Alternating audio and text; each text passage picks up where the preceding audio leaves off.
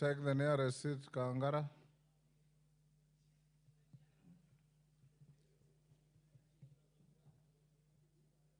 Honorable members, allow me to recognize a delegation from the United States Congress.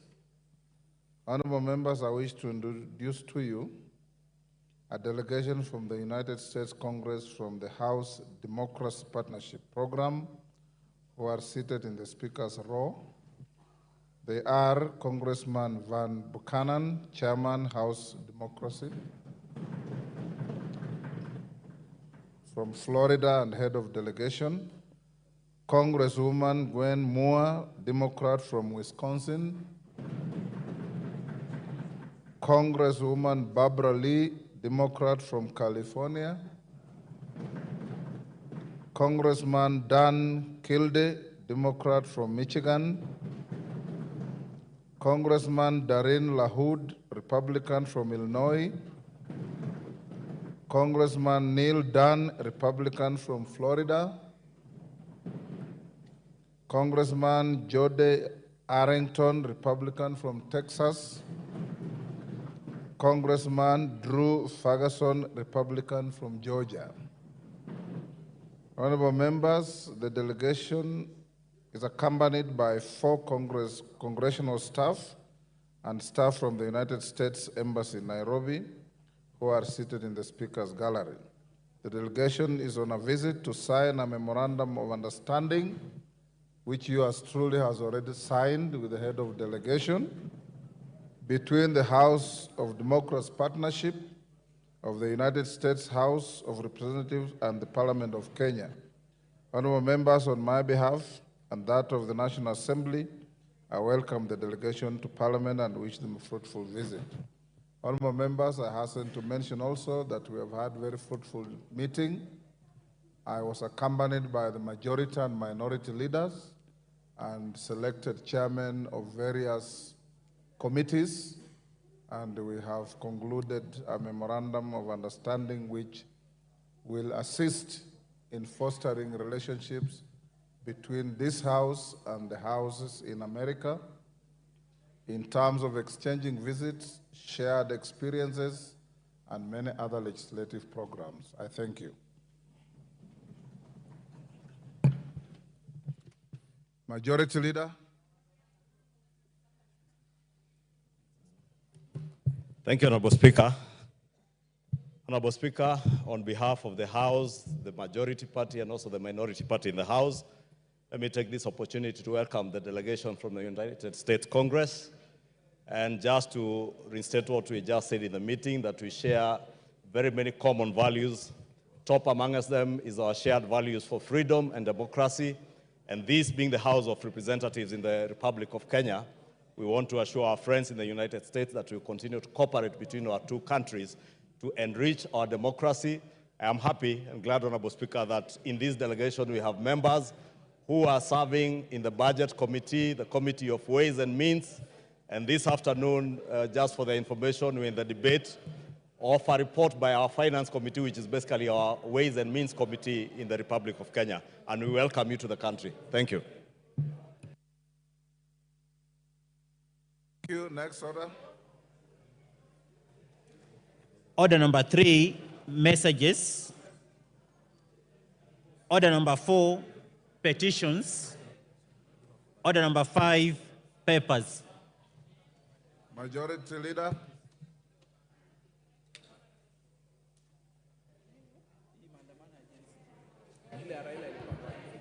Thank you. Honorable Speaker, I beg to lay the following papers on the table of the House today, Wednesday, June 19th, 2024, afternoon sitting. The World Trade Organization Agreement on Fisheries Subsidies from the Ministry of Investment, Trade and Industry. Number 2, reports of the Auditor General and financial statement for the year ended 30th June 2023 and the certificates therein in respect of number A, Kemilil Sugar Company Limited, B, Bomet University College, C, University of Kibianga, D, Kaimosi Friends University, E, Turkana University College, F, Ijara Technical and Vocational Training, G, Kenya Universities and College Central Placement Services. Thank you, Honorable Speaker, and I lay. Thank you. Next. Order number 6, notices of motion. The Honorable Amos Mwango. Mwango, give him the mic.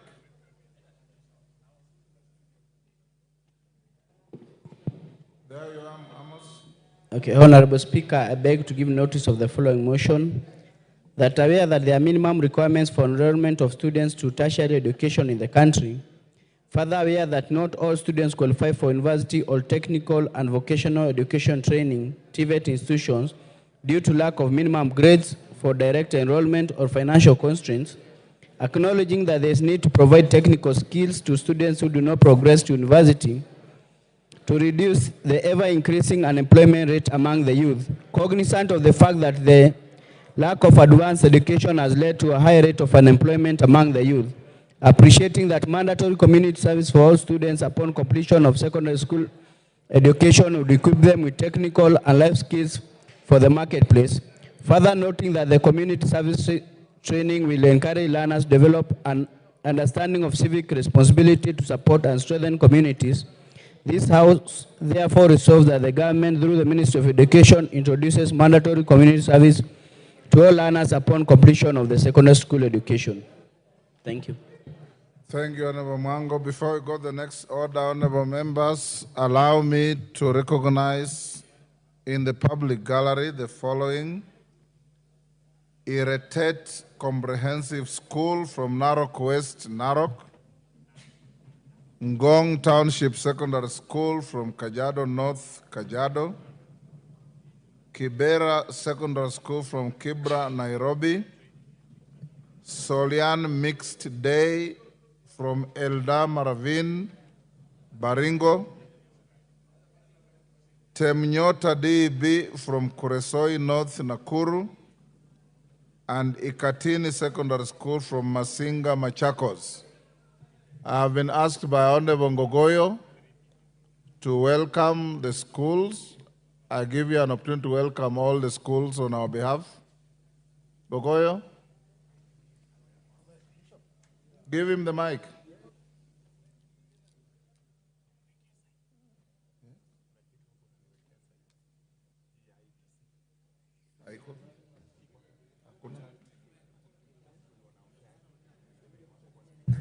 Thank you. Thank you, Mr. Speaker. I rise, Mr. Speaker, with your permission to congratulate the students that have found their way here, and specifically, Mr. Speaker, from Narok, from Baringo, the ones from Nairobi, and the ones from Kajiado, and those from Kajiado are specifically from my village, Mr. Speaker. I wish to welcome to this August House, request them to work very hard, because I once visited this house like them, and because of hard work and because of determination, I have also found myself here as a member of parliament to represent them. Mr. Speaker, I wish them well in their studies, those that are sitting for their exams this year. Those who are not sitting for the exam, we wish them well in their education, and we hope one day they will find their way here to represent the country or to serve this country in very many other ways. Thank you very much. And those from Ngong, from my village, I really welcome them. Thank you very much. Thank you. And on behalf of the House and myself, we welcome all the schools to the House of Parliament. Next. Next. Order number 7, questions and statements. Honorable David Gikaria.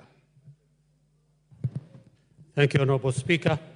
Honorable Speaker, pursuant to provisions of Standing Order number 44-2C, I rise to request for a statement from the Chairperson of Departmental Committee on Administration and Internal Security regarding the death of one Sadat Kilonzo in Nakuru Town constituency.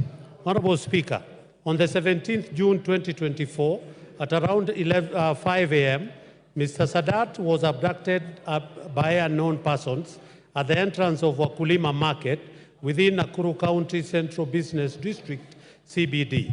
Sadly, his body was discovered later that morning near Menengai High School, approximately 500 meters from where he was abducted. Honorable Speaker, his motorcycle was also found later that day at Ronda Police Station. It is unclear on how the body and the motorcycle ended up in different locations. The matter was reported to DCIO headquarters in Nakuru headquarters, Nakuru County, under OB number 4/17/6/2024 for further investigation. Honorable Speaker, while the government has made enough efforts to safeguard the lives of citizens and to ensure the security of residents in Nakuru Town East constituency, the recent adaptation and tragic loss of life highlights the need to address security issues of the area in order to effectively safeguard the lives of the residents. Honorable Speaker, it is against this background that I seek a statement from the chairperson of the Departmental Committee on Administration and Internal Security on the following. 1, what is the status of investigation into the circumstances that led to the death of Mr. Sadat Kilonzo, as reported under OB number 14/17/6/2024, and what measures has been put in place to prevent such incidences in the future. 2, clarify how the motorcycle of the deceased person was found at Ronda Police Station, which is over 5 kilometers from where the body was found. 3, explain why the CCTV footage from places of abduction and where the body was located is yet to be made public to assist in identifying the culprit. And lastly, Honorable Speaker, what measures are in place to address insecurity in Nakuru Town East constituency? I thank you, Honorable Speaker. Thank you, Honorable Gikaria. Tongoyo, that is to your committee. Give Honorable Tongoyo the mic.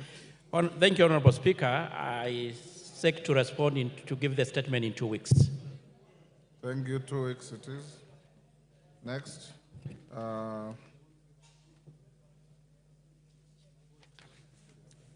Honorable Pukose, are you ready with the statement? Is the Honorable questioner here? Member for, yes, Nyaribari Chache.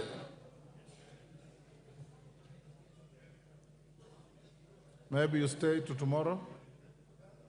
Thank you, Honorable Speaker. This was asked by Honorable Sahir, member for Nyaribare. Yes, I don't see him in the house. And since he's not in the house, I request that that I respond tomorrow when he's in. Tomorrow afternoon. But I'm ready with the response. He will explain why he's not here. Thank you. Okay. Next. Order number 8, the Kenya Roads Board Amendment Bill, National Assembly Bill number 18 of 2024, first reading. A bill for an act of Parliament to amend the Kenya Roads Board Act 1999. Order number 9, the Public Finance Management Amendment number 2 Bill, National Assembly Bill number 26 of 2024, first reading. A bill for an act of Parliament to amend the Public Finance Management and for connected purposes. Order number 10, the Finance Bill, National Assembly Bill number 30 of 2024, second reading. Members, we now go back to the Finance Bill. My record shows the member for Mavoko had concluded his contributions. So now, Parashina Sakimba.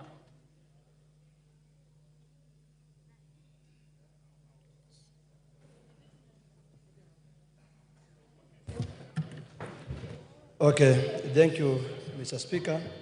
You've disappeared. Honorable Speaker, in light of the approved budget for the financial year 2024-2025, which is amounted to 4 trillion, that is supposed to be raised by this Finance Bill 2024, I would like to bring to the attention that given the financial year 2023, the Finance Bill 2023 that was passed here, still to the Kenyan image and to the public, that it is still overburden to the Kenyan people. If at all we were Treasury, we are looking on ways of raising. Yes. Honorable Korea, Chairman of the committee, give him the mic.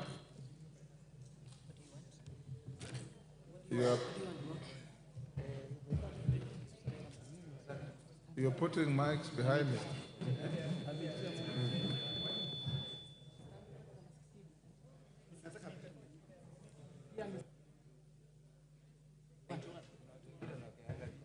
There is one, okay, there you are.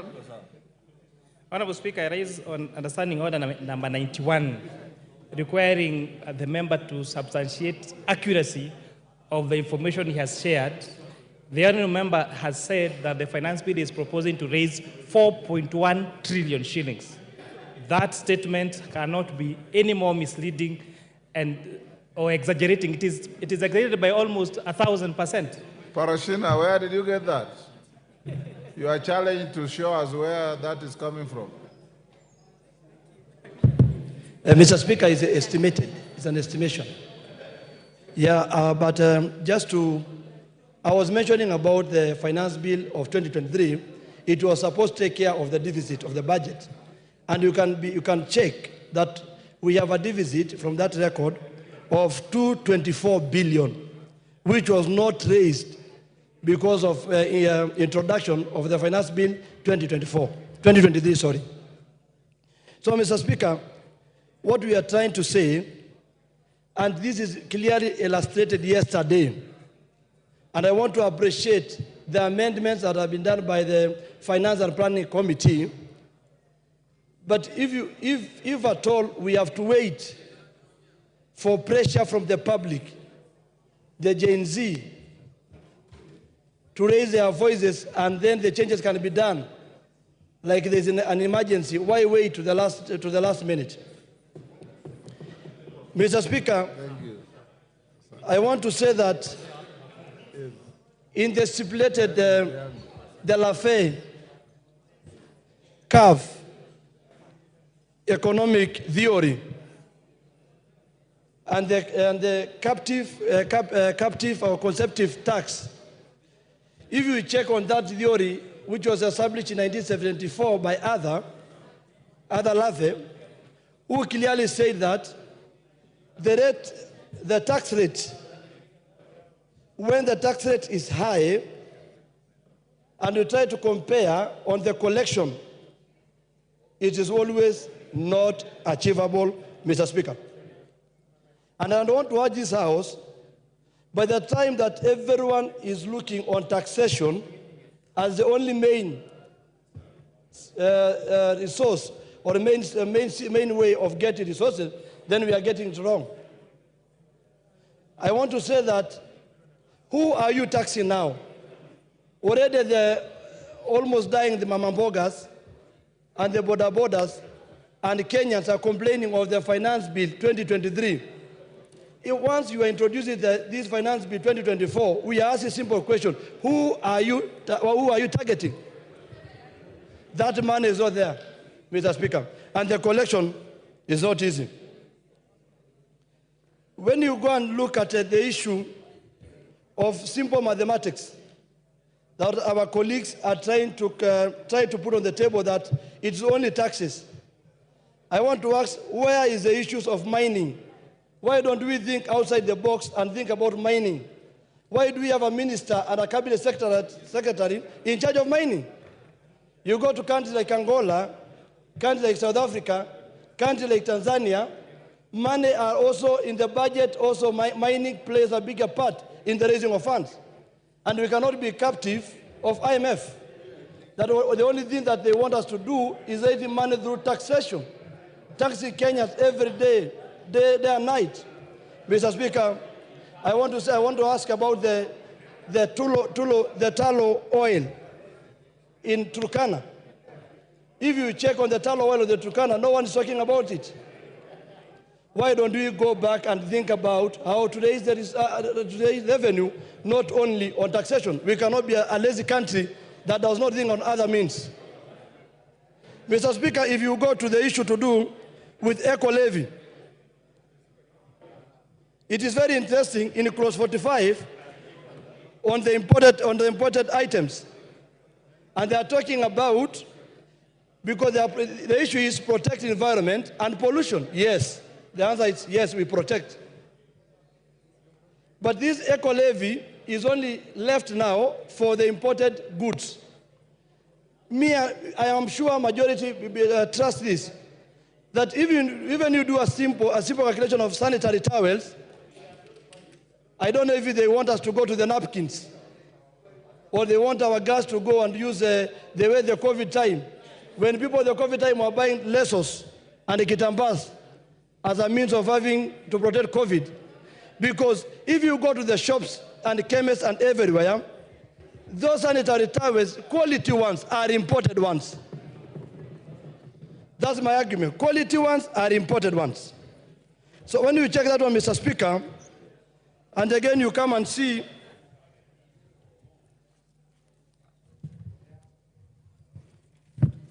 if you go to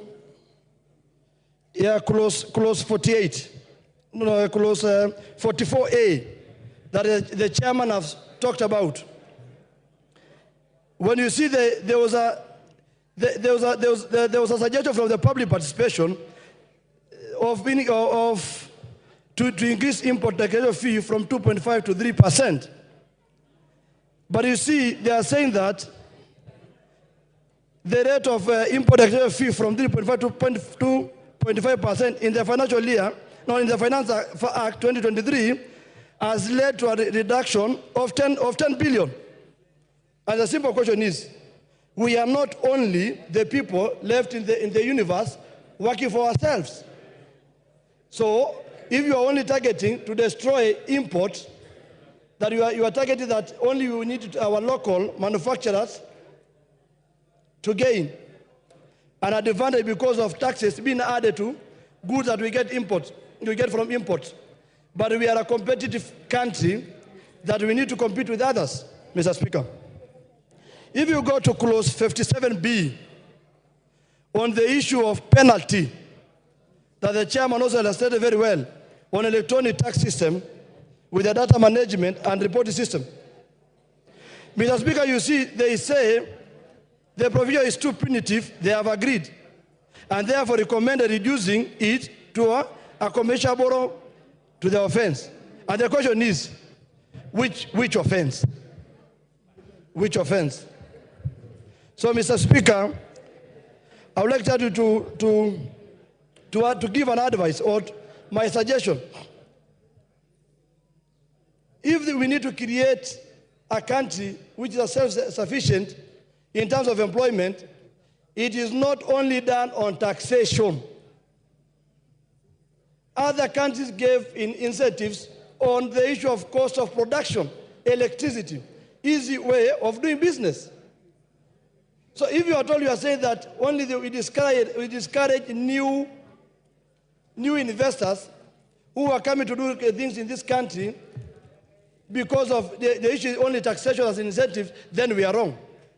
We need to go back and understand on the products that are like pharmaceutical, agricultural products, agricultural equipment need to be checked very well. And that's why I'm saying, Mr. Speaker, that today we are in a level that we need to understand that it's a high time we call a cat, and we don't call a dog a cat. If this bill is punitive, let it be taken back to the public who demonstrated yesterday, who are still asking for answers and questions. And why are you saying you have deleted some and you are not giving them an opportunity to see? Mr. Speaker, like I said before, can we ask ourselves outside, because we are living in this country, if you go to Mamamboga, if you go to everyone is complaining, that we have pushed the Kenyan people to the corner.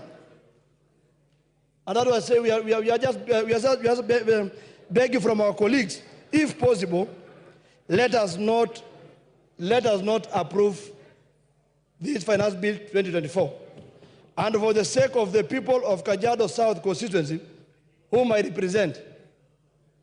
If you put in hashtag, they might also be called villagers. And I'm also from a boy from the village.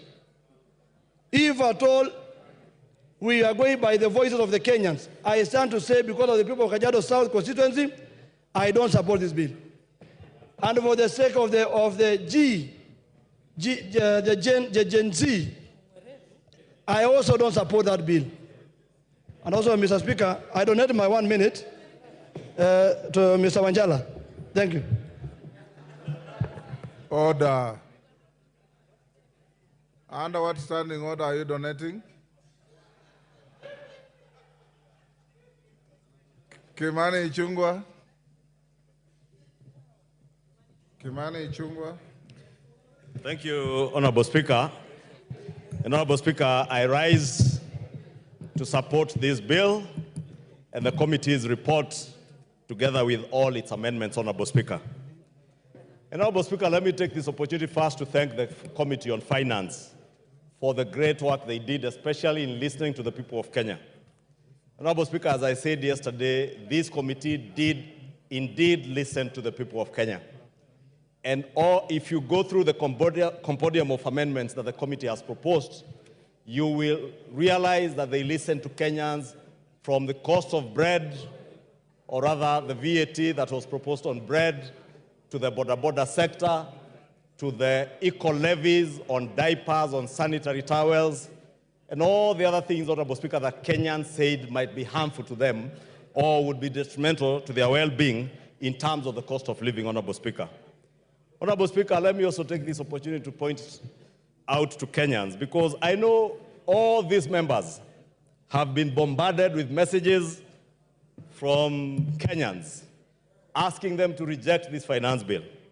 Honorable Speaker, I saw yesterday when it became clear and apparent that there were measures that have been taken having listened to Kenyans, a number of them started saying, please do not edit, reject.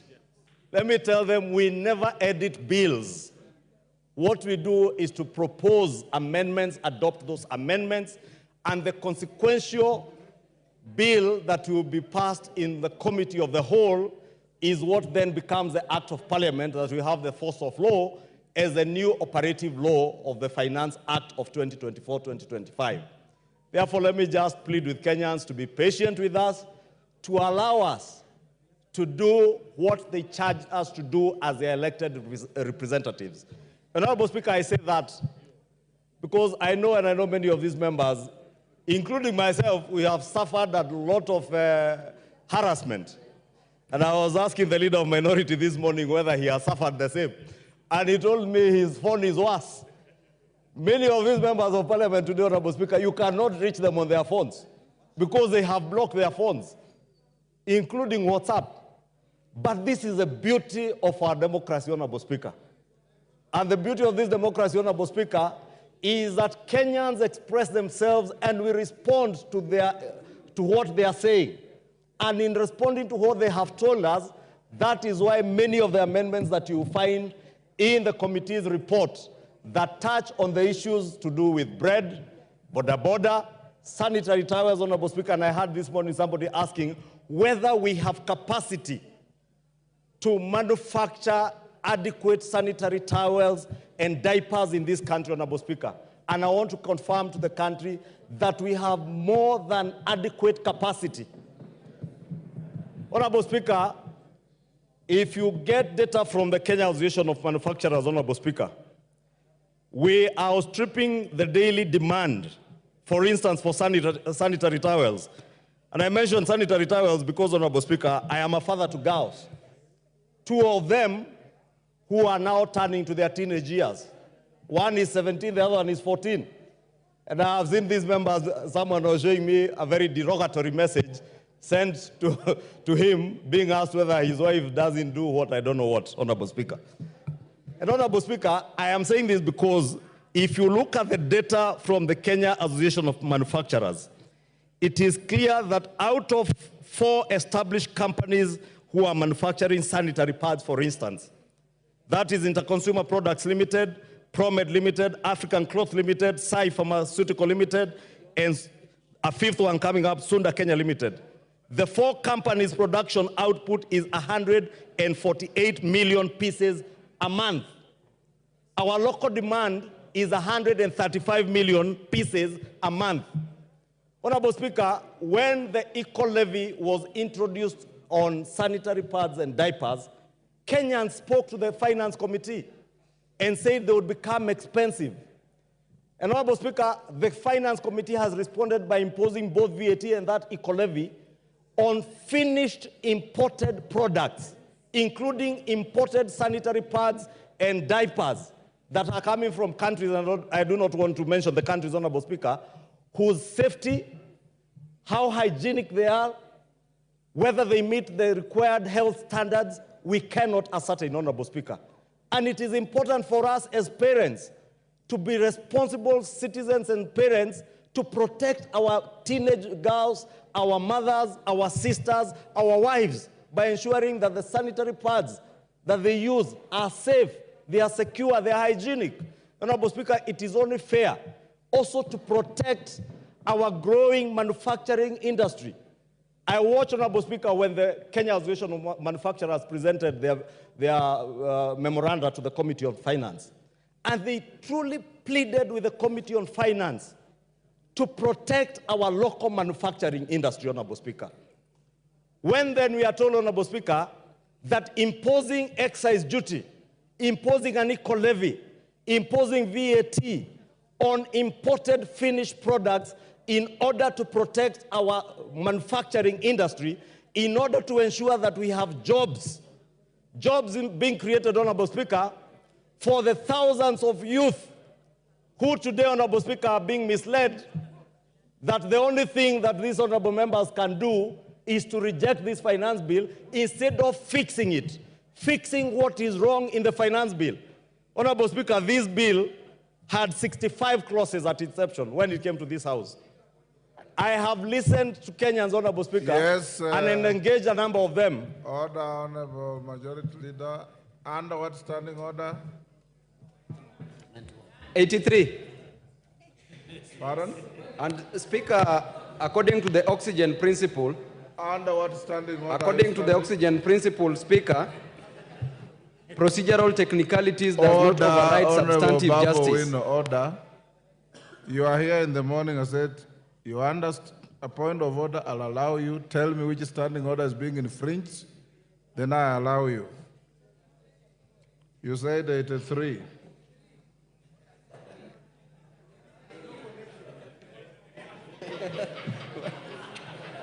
You're out of order. Mr. Speaker. Go on, Majority Leader. Honorable Speaker, thank you, Honorable Speaker. Honorable Speaker, I was asking. Order, Babu Wino, you should know what you want to say, my son. Because you stood up and said, standing order 83. It doesn't apply. Then somebody whispers to you 91, you say 91.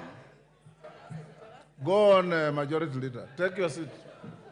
Honorable Speaker, I was asking, what is so wrong with us protecting our manufacturing sector in this country, Honorable Speaker?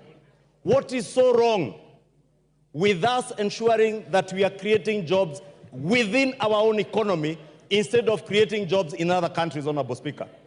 Because when we say that we do not levy excise duty on imported finished products, whether they are finished and fully assembled border borders or motorcycles, Honorable Speaker, we are creating and exporting jobs out of this country into those economies where we want to import those finished products from. Therefore, Honorable Speaker, I want to speak to the young people in the streets.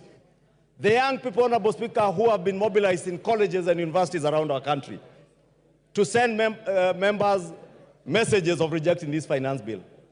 This finance bill is about protecting yourselves as our children. It is about creating jobs for you as our children. It is about ensuring that the future of our economy is secure, Honorable Speaker. Honorable Speaker, we will only secure the economy for future generations if we make sure that we nurture the growing manufacturing sector in our economy, Honorable Speaker, vis-a-vis in exporting jobs to other countries, Honorable Speaker. Honorable Speaker, the finance, every year that we pass a finance act in this House, it has a 3 or 2-fold objective, Honorable Speaker. Top amongst them, other than revenue, is also to ensure, Honorable Speaker, that we create jobs within our economy for us to be able to expand our tax base. So that, Honorable Speaker, those of us who feel overburdened, especially the working class in this country, because we are paying taxes and very many other non-taxpayers or Kenyans who are not paying taxes are depending on us to ensure that we're able to create jobs, create more income earners who can pay taxes so that we share the burden of taxation more evenly and more fairly, Honorable Speaker. And that is part of the prime objective of this Finance Act of 2024, to ensure that we raise revenue, we protect our manufacturing sector, Honorable Speaker, we create jobs, and more importantly, Honorable Speaker, we deliver services to the people of Kenya, Honorable Speaker. I am glad, as the President said yesterday, Honorable Speaker, that the conversation in this country now has changed. We are no longer debating in this House, Honorable Speaker, these interjections, I find them unnecessary. I think Babu Owino thinks we are outside Central Police Station. Thank you so much, Honorable Speaker. Honorable Speaker, we cannot sit here. What standing order are you on? 91. 91. Honorable Speaker, why is it that it's only my standing orders that you are confirming, Honorable Speaker? The rest you are giving. Baba, everybody has been subjected to the same treatment. What I want to say is very important and urgent, Honorable Speaker. Yes. Yes, what is out of order? Thank you, Honorable Speaker. Honorable Speaker, I've heard the submissions made by Honorable Ichung'wah, and I want to say that at first I thought that they were important and detailed, but I've just realized that the important parts are not detailed and the detailed parts are not important. He's talking about manufacturing. Honorable Speaker, I want to educate Honorable What Ichung'wah. is out of order? This you is know where now I'm you are coming to. pursuing a contrary argument. This is where I'm coming to, Honorable Speaker, on matters economics, because Honorable Ichung'wah is claiming that if we increase taxes for imports,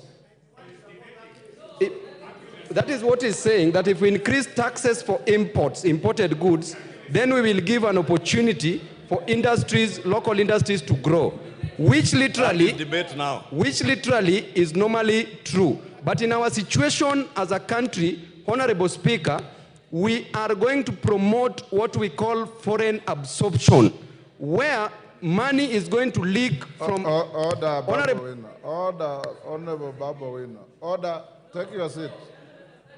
Order, Honorable Baba Owino. When you take your seat. You are pursuing a very healthy argument, but it's very far from a point of order. When you are given an opportunity, pursue that argument and convince your colleagues.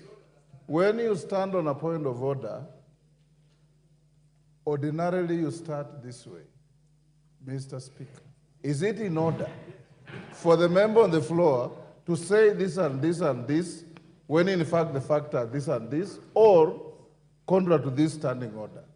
You've shot up on my permission, and you're pursuing a very healthy argument on the bill that has no relationship with what the member on the floor was saying, because that is your argument, that's his argument.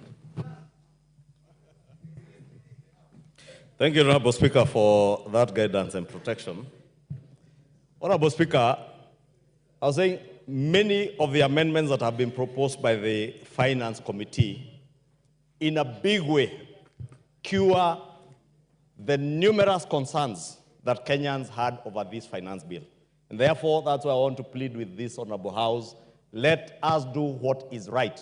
I know there are those who are tempted to do that which is popular. It is very popular to join street demonstrations, to be seen as a hero rescuing people from police stations when they are arrested out of whatever they are arrested on in the streets.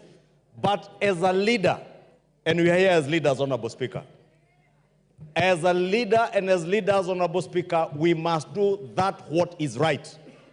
And Honorable Speaker, when this administration came to power about 2 years ago, our fiscal deficit as a percentage of GDP was at 6.7%.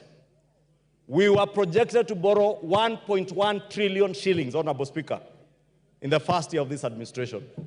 That today, Honorable Speaker, with the budget that this House adopted 2 or 3 weeks ago, has gone down from 6.7 to 3.4%.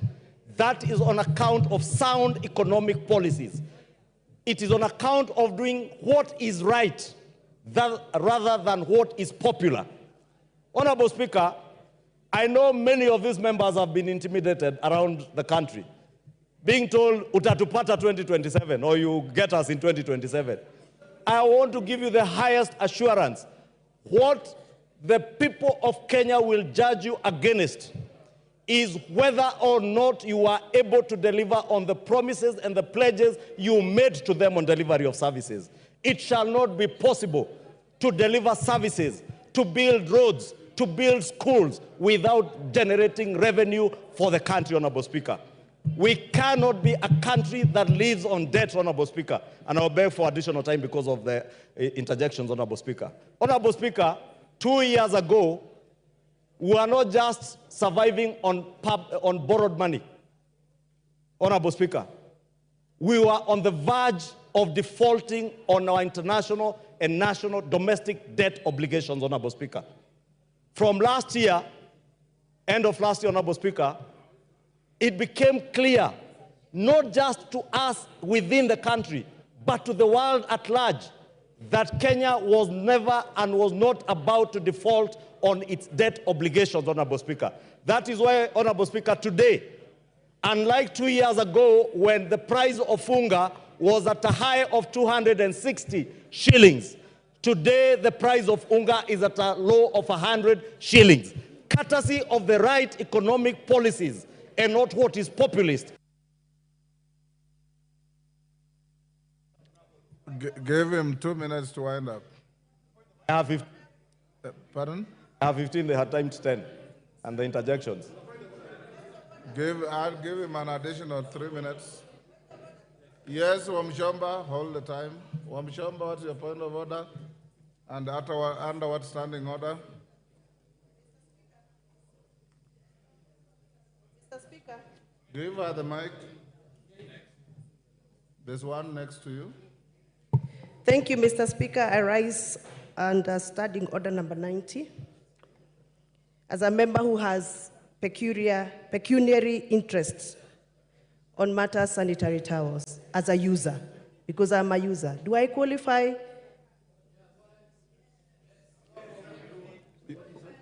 Can you repeat that you are? I am standing on the strength of standing order number 90. Yes. As a member who wishes to speak on this matter of sanitary towels as a user. That's yourself? Yes. You are out of order. Take your seat. If you had in the morning the Honorable Tenda Molo, although he did the right thing wrongly, when you challenge somebody, take your seat, under Standing Order 91, you're challenging the member on the floor who has pecuniary interests, not on the basis of your own pecuniary interest. Go ahead. Thank you, Honorable Speaker. Honorable Speaker, I was saying 2 years ago, unga, when we speak about the cost of living, unga was at a high of 260 shillings. Today, unga is at a low of about 100 shillings, Honorable Speaker. Honorable Speaker, our exchange rate, the Kenya shilling to the dollar, almost a year ago, it was at a high of 162 shillings. Today, it is at a low of 128 and still going down, Honorable Speaker. Courtesy of the right economic policies, courtesy of pursuing what is right rather than what is popular, Honorable Speaker. Honorable Speaker, in the past, we have suffered what was described as state capture, Honorable Speaker. This bill, Honorable Speaker, in a big way addresses the question of state capture. Honorable Speaker, there are companies in this country that have survived largely on what is called tax expenditure and manipulating the system around tax expenditure, Honorable Speaker, especially around the question of VAT refunds.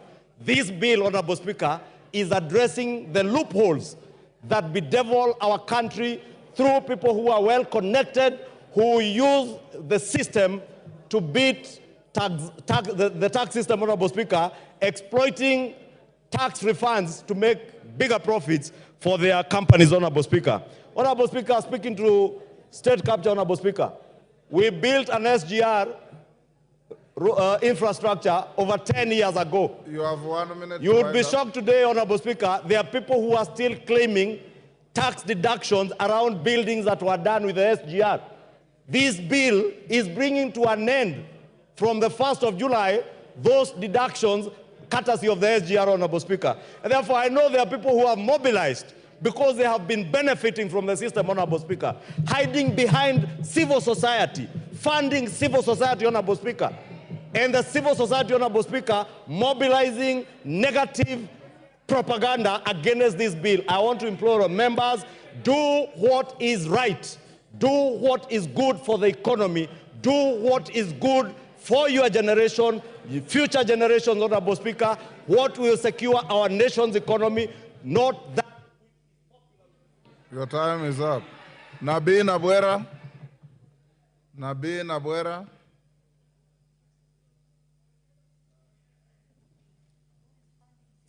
Thank you, Mr. Speaker. I want to raise a number of issues. Yes, Millie Odhiambo, what is the problem? The women are also here. I can see them.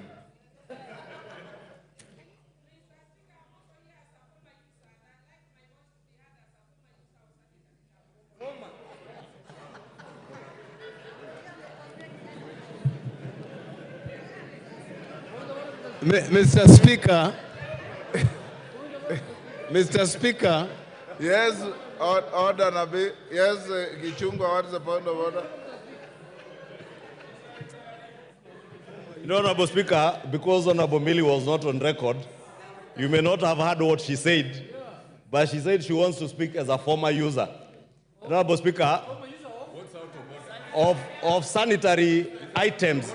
What I did not understand whether it was sanitary towels or diapers. Maybe she can clarify whether it was sanitary towels or diapers. Nabi, order. Yes. Yes, Honorable Junet, what is out of order? Hold Nabi's time. Mr. Speaker, you've heard clearly what the majority leader has said. He is asking under what category of women do Millie Odhiambo fall? Because she's claiming that she's a former user of sanitary pads. And in the finance bill, we are discussing sanitary pads, and we want to reduce the taxes. Is she going to benefit from that? Is she opposing or supporting, Mr. Speaker? Order, Millie. You don't need rocket science to understand what you said. I understood you clearly, and we don't want to engage in debate. Nabi Nabwera, continue. Thank you, Mr. Speaker. Mr. Speaker, today, I've had a lot of time to reflect on whether this country, we want to move it forward, we want to have it stagnant, or we want even to become repugnant. I'm saying this, Mr. Speaker, because any progressive country, any progressive system, we should have started by looking at our 2023-2024 Act, Finance Act, and asked ourselves the question, has it served us well? Number two, we should have asked us, we intended to collect a certain amount of money. Did it help us collect that money? Number three, what has been the business performance for the period that 2023-2024 covered. And finally, Mr. Speaker, we should ask ourselves, has the current Finance Act helped us to mobilize savings? What is our saving ratio as a country? Mr. Speaker, as I look at that and evaluate the 2023-2024 Finance Act, I return a performance ratio of 44%. With that kind of performance ratio, you cannot come up with another act, a bill to repeal that act, which increases the number of taxes, the amount of taxes to the public. Because you have failed to collect over 300 billion. Mr. Speaker, whereas the chairman of the Finance Committee presented to us a report here, which looked progressive, unfortunately, it fell short of curing the problems in this bill. What are the problems in this bill? Mr. Speaker, if you look at Schedule 4 and Schedule 3, then you return a no acceptance to this bill. One, if you look at the 10% duty on Kilinga, you are only improving the status of one business person. When you look at the duty on billet, you are improving the status of the same person. You cannot create a law that only ensures that one particular individual or one particular entity of business thrives at the expense of the others. Mr. Speaker, whereas one would want to forgive the drafters of this bill for imagining that if you removed tax or if you remove the sanitary towels that are locally manufactured, then you have cured the problem, is lying. I've talked to my own daughters in the house. They tell me the sanitary towels they use are all imported. So in other words, when you see the young girls going to the streets and asking us whether wasinyeshe, they mean it. Because you are making their life unbearable. Mr. Speaker, I want to pick on an issue here. And this issue is based on Schedule 4. If you look at all the taxes under Schedule 4, on telephone, on all those things there, they are meant to help improve businesses. Now, if we are levying taxes on them, and already the business community is underperforming, how do we intend to raise money? If this country cannot mobilize savings, then we rather shut up and close it. I'm asking the drafters of this bill, and Chairman, with due respect, if you wanted to help us as a country with all those changes you made, they were fundamental, then the bill loses its original form. Then you should have withdrawn the bill and given us another bill. Mr. Speaker, I oppose. Dorothy Ikiara. Dorothy Ikiara. Thank you, Mr. Speaker. Mr. Speaker, on the outset, I say I support this bill. And Mr. Speaker, I was seated here in the House and I participated actively in passing the budget and appropriation bill when it was presented before this House. Honorable Speaker, we did come up with a lot of issues because, Honorable Speaker, we promised Kenyans on very many pledges when we were being elected. And inside this House today, Honorable Speaker, each and every member did give pledges. And we know what that means, Honorable Speaker. We promised the electorates good roads. We promised them medicine in the hospital.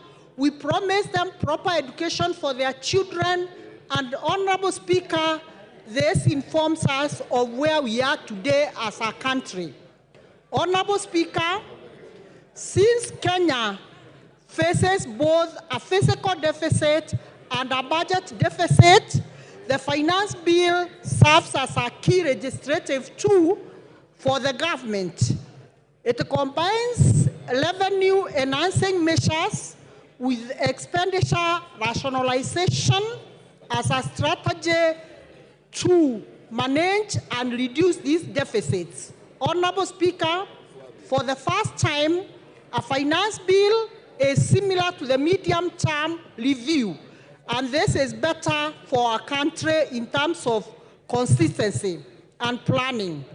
This finance bill today that we are looking at, Honorable Speaker, is people-centered.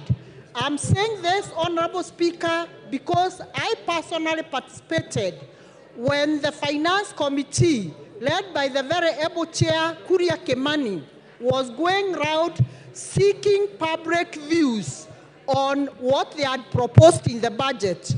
Honorable Speaker, and it is for this reason that after the recent passive rate to the citizens of this country, they did come up with a laughter of changes that are all in favor of the citizens of this country. Honorable Speaker, aside from the key highlights which the Finance Committee addressed, some of these proposals that they had proposed initially have now been dropped. Key is 16% VAT on bread. Honorable Speaker, they resent to the members of public and it is not there anymore. VAT on transportation of bulky things like sugarcane, they resent to the citizens and they removed. No increase in the mobile money transfer. Honorable Speaker, yesterday as I was passing through one of the streets in Nairobi, I had members, I had the people who are shouting, the citizens of this country who are severely misled that mobile money transfer will not be removed. Honorable Speaker, I want to say the committee resent to the citizens, and this is one of the things that was removed, Honorable Speaker. Excess duty on vegetable oil, edible oil, is no longer there, Honorable Speaker. Then, Honorable Speaker, as the majority leader has alluded to, what this bill has tried to do, Honorable Speaker, it is to promote the local manufacturers. Honorable Speaker, it is very clear that moving forward, the local manufacturers, like the locally assembled bikes, they will be assembled duty-free as opposed to the imported ones.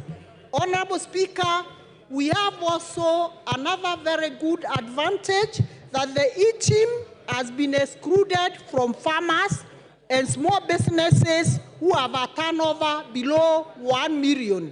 And Honorable Speaker, this is a clear manifestation that this government is a bottom-up government as we had promised the electorates. Honorable Speaker, I want also to unveil the key achievements, Honorable Speaker, in this bill, especially for the employed Kenyans, Honorable Speaker, where the allowable pension has been extended from being taxed from 20,000 to 30,000. This is an achievement for our workers and the salaried people, Honorable Speaker. Honorable Speaker, out of what this bill has addressed, and very importantly, Honorable Speaker, we are at a time when our country is struggling with cancer, Honorable Speaker. And this time, the Finance Bill 2024 has reduced the cost of cancer drugs and exempted them from value-added tax, that is VAT. And this initiative, Honorable Speaker, is designed to alleviate financial pressure on patients. and enhance access to medicine, cancer medicine, Honorable Speaker. And we are doing this when the country is struggling with increased cancer cases. I want to pinpoint a place like Meru County where cancer is on the rise, Honorable Speaker. And this bill, having removed cancer tablets, cancer medicine, and VAT-free, Honorable Speaker, this is a great achievement for cancer patients in this country. Honorable Speaker, we also want to underscore the achievement of employment of teachers. The education sector has been given a very huge budget, and out of this budget, Honorable Speaker, we are proud that all the teachers who are employed as interns, 46,000 of them will be turned to permanent and pensionable, Honorable Speaker, so that they can be able to bridge the gap in our education sector. Honorable Speaker, we know too well investment in human capital is the one single investment that every progressive country must make. Honorable Speaker, education is very key in ensuring that we become globally competitive amongst our equals, Honorable Speaker. And employment of the 46,000 teachers, coupled with the 56,000 teachers who are employed last year, Honorable Speaker, this makes the greatest achievement that this Kenya Kwanza government has achieved in ensuring that in a span of 2 years, we have employed 102,000 permanent and pensionable teachers. On top of that, Honorable Speaker, there is another cohort of the 20,000 who will equally be employed on temporary or internship, Honorable Speaker. And Honorable Speaker, this is an achievement that we must all laud and welcome, because our youth, whom we promised jobs during that time of campaign, they are getting jobs and being absorbed in various areas. Honorable Speaker, I want also to say this Financial Bill 2022 includes provision to support individuals with also chronic diseases. Honorable Speaker, by establishing the emergency kitty, the SHIP, chronic and critical illness fund under the new social health insurance, this fund will cover treatment. Honorable Speaker, it is evident that a majority of people who suffer from chronic diseases, they go through a very difficult moment. And this Bill 2024 has been able to cure this. Therefore, Honorable Speaker, I strongly support this Finance Bill 2024, and I support. Thank you, Honorable Speaker. Thank you, Dorothy. Millie Odhiambo. Thank you, Mr. Speaker, for giving me this opportunity. Mr. Speaker, I wish to start by saying that one of my favorite books is Good Girls Never Get the Corner Office. Mr. Speaker, this is in response to what you are telling me earlier in the morning, when you are urging me to be a good example to the girls, the younger ones who are doing their first term. Mr. Speaker, if they are good girls, they'll never get corner office. Be as bad as Millie Odhiambo, you will be the mother of this house. I am a bad girl, and as a bad girl, I'm here serving my 4th term. So do not be cheated like the African culture, where you are told have decorum, dress nicely, be kind, be nice. I'm telling you, you will go nowhere. Be a bad girl like me and you'll get somewhere. Mr. Speaker, having said that, I wish to declare my interest under the Standing Orders number 90, which Wamushomba stood on, because I don't want to be declared disorderly. And that is because when you have a pecuniary or personal interest, you declare. And Mr. Speaker, I want to declare my interest as a former user of sanitary towels, and as Dynasty as a former user of diapers, and as a future user of diapers. Because as a woman, once you get menopausal, you will have leaks and you will use diapers. And Mr. Speaker, I want to say It's not all women, so Rosa should not be worried, but there are women who get leaks. And I want to say that there are people, because we don't want to have shame over menopausal issues, we don't want shame over period. And Mr. Speaker, I am saying this because I've been sitting here today listening patiently to the men talking about sanitary towels that is in the finance bill. And they are speaking with authority. If we wanted to save money, the way the finance committee has done, and want to tax anything else, go and tax men innerwears. Go and tax men innerwears. Don't speak on our issues as women. Let us be the one to speak about sanitary towels. We are the ones who know what works for us, and you are saying we want to encourage the local manufacturing. While you are waiting to enable our local manufacturing agencies to create those sanitary towels, will we tell our periods to stop? Our periods will not stop while you are manufacturing.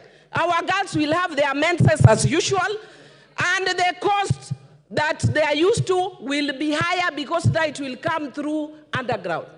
What I am saying is, Mr. Speaker, I do not support the finance bill. And I'll give you the reasons why I don't support it. One, I don't support it because it's devoid of a strong policy underpinning. Number two, I don't support it because it's not premised on a better model, but on a beta model. The KK government told us that their things are premised on BETA, but increasingly we are seeing it premised on BITTER, beta model. That's why I'll not support it. And Mr. Speaker, the other reason I will not support it, it's because it encourages opulence. Look at how much money I have. Look at the price of my watch. It's a 5 million watch, and I'll explain why, Mr. Speaker. So do not be in a hurry to ask me to explain. I'm going to explain. Mr. Speaker, number one, the one I've talked about, the tax system that is devoid of a strong policy underpinning or premised on a flawed policy underpinning. I will give you the example of the eco-levy that seeks to strike a balance between the economy and ecology but fails miserably to do that.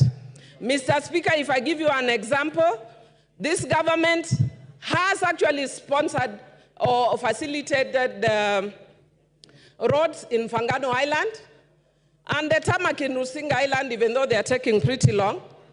And I want to tell you, Mr. Speaker, that if you are to use this model, the taxing model that they are saying, then it means that a contractor who is doing those roads and earning billions on those roads, Mr. Speaker, when they destroy the environment, the fishermen from Rembaringiti, Rusinga, Mfangano, and Sukuru Island, who will be making at most 1,000, will be asked to repair that person's damage through tax, forgetting the PPP principle.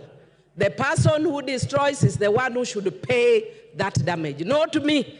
The fisherman of Omena making 1,000, you're expecting me to pay the tax of a person who is earning billions doing that road. I do not support this tax. Mr. Speaker, I can give you another example. Mr. Speaker, the second example I'm going to give is on the issue of the smartphones again. And I want to thank Honorable Rachel Nyamai, who actually said that one of the ladies that she's sponsoring her education, when she talked to her, the lady told her, I'm here doing TikTok. And we do not actually seem to understand how that relates to this tax. Now I'll tell how it relates to this tax. Mr. Speaker, if you are taxing digital content, Mr. Speaker, this girl has gone to town. I can tell you after this, Rachel Nyamai, myself, and others will be on TikTok. The girls will be imitating us on TikTok. And they will be making money imitating us on TikTok. And then under this tax, you are telling them we are taxing you, TikTok. Why? They are doing that because there are no jobs. They have become innovative and look for their own jobs. And after they have got to their own jobs, an industry that has not solidified, like teaching, like law, We want to kill that industry that is helping our young people. That is why the Gen Zs were on the streets. And Mr. Speaker, I'm so thrilled that I was shown a photo of a young girl who looks like me, and some people were saying, Millie, we can see you are here now, you can retire. And I wish she was in my constituency, I would have retired tomorrow. And Mr. Speaker, yesterday, my own niece, who I am the one who was raised since she was in primary school, she's lived in my house. I was with her. And I tried all means to try and divert her attention from what was going. How she managed to sneak in, and this morning she's telling me, and Mr. Speaker, before I got to what she was telling me, I told her, can I give you a lift to town? She told me, no, Auntie, I cannot be associated with members of parliament. Your generation, you have messed this country. We have to fix it. Gen Z. If we do not take Tuesday, Super Tuesday, as a wake-up call as a country, I don't know what else will take up as a wake-up call as a country. And I want to tell the president, who I served with in the same committee in parliament, who was my classmate in the university, fire those guys that you have hired who are giving you economic advice. They are not helping you at all. How do you even imagine bringing something like taxing bread, even if it is as a joke? That is a joke carried too far. That is a joke carried too far. You can crack those jokes elsewhere. You can find a situation where the young people have banned the country based on your joke. Try those jokes elsewhere. Because Kenyans are suffering. Kenyans are tired of being taxed. And if we cannot listen to the Kenyans who are tired of being taxed, we have no business being in this house. We must listen to the Kenyans. And I want to say that you have done well in trying to deal with some of those issues. But there are still very many that are still here, Mr. Speaker. Because we have a short time, I may not mention all of them. But I want to say, like, for instance, the eco-levy. We are talking about trying to be environmentally friendly. Yet the things that we are taxing, we are not doing exactly that, Mr. Speaker. And we are taking away jobs of young people by the tax. Look at the increase in fuel. We are taking with the right hand. We are saying we are removing the tax with the right hand and adding with the left hand. Mr. Speaker, I had a lot to say about this, but I can see my time is almost up. And what I can see on my side, they want to add me. But I want to say that because of time I may not speak, but I just want to urge the president, fire the guys who are around you, listen to Kenyans. I was speaking to some of my colleagues here. Thank goodness I've been here for a long time. I was speaking, Mr. Speaker, if you could humor me by just giving me 1 minute, and I'll conclude. Conclude. Thank you. I appreciate. Mr. Speaker, I was speaking to some of my colleagues here, and I will not mention their names. About 3 weeks ago, they know because I talked to them yesterday, and I was telling them, your ground is getting terrible. And they told Time up. Pukose Robert. Your time is up, Millie. Take your seat. Order, Angela. Mr. Speaker, I'm standing under Standing Order 97-3, as read together with 1. Honorable Bowen had requested that, this is a very important bill that the Kenyans are watching, and they want to hear what their members of parliament are saying about this, and whether they have listened to their issues that they have raised about this bill. So will I be in order to ask that we reduce the time to 5 minutes, no, even up to tomorrow, to 5 minutes, so that each member, we are 349 members. If each of us was to take 10 minutes, it would take us up to 2 weeks from now. Yeah, 3 months. Surely, we should be fair so that everybody can make a contribution to it. I have not contributed, and I've been here since morning. Yeah? Yes. So I start with me to have 5 minutes. Order, honorable members. earlier on in the morning, member for Marakwet, is it East? Bowen Kangoko raised the same issue. Now it's popping out again. Are we comfortable with 10 minutes or we reduce to 5 minutes?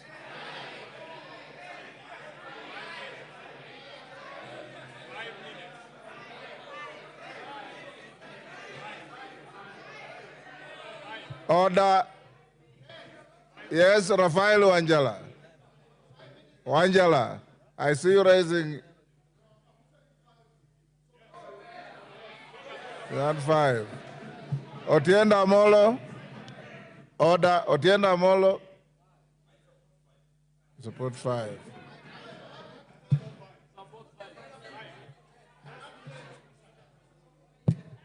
Order, honorable members. I will put the question. Will those who want the time to be reduced to 5 minutes say aye? Aye. Will those who want to retain 10 minutes say nay? Nay. The ayes have it. Okay, because order, honorable members, and I think order. I think it's only fair and just because my screen is bursting with requests. So in 5 minutes, you know, my teacher used to tell me, if you can't make your point in 2 minutes, you are unlikely to make it in 30 minutes. Thank you. Yes, thank you, Honorable Speaker. Honorable Speaker, I stand to support this finance bill with amendments. Having listened to the people whom we represent, having complained about VAT on bread, having complained about the 2.5% tax on the vehicles, having listened to them that we want to create jobs for our people. Honorable Speaker, I want to thank the committee, and I want to tell the public that the committee is made up of members from both the opposition and the government side, or the minority and the majority. So this bill was not made by Parliament. It was done by the executive and it's been brought to the House. Your members of Parliament have listened to what you wanted to be amended. And therefore, we want to pass it with those amendments, and that is the essence of the public participation. This bill was brought to the public participation and it goes through the process. Honorable Speaker, when you listen to people outside there saying, reject the bill, this bill is also important because it has to raise part of the revenue to finance what the public requires from the government. And because it has to finance that, as we speak today, we've raised the money for counties to 400 billion. This bill is going to raise 346 billion. That 346 billion will be added with what is being collected in taxes to make it 400 billion so that the counties can have money to offer services. This is going to meet the budget deficit from what the government is collecting. So it is what the government continues to collect. And we need the public to understand that when a finance bill is done, it is a bill that will come into effect to support what the budget requires for the government to deliver. And therefore, we cannot say reject it in total, but you can also suggest what amendments should be done.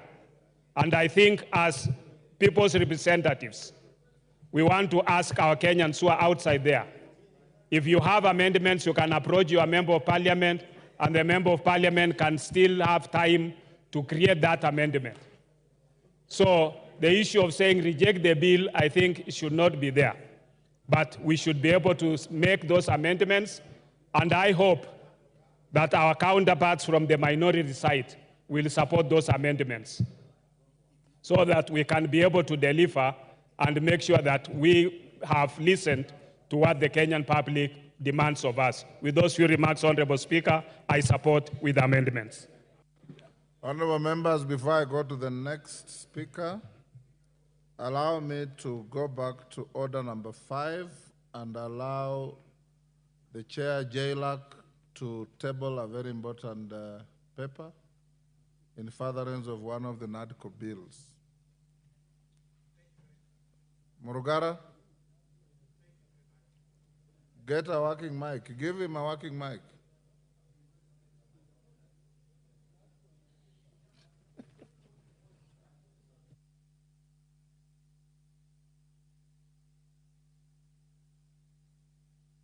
Back by seat.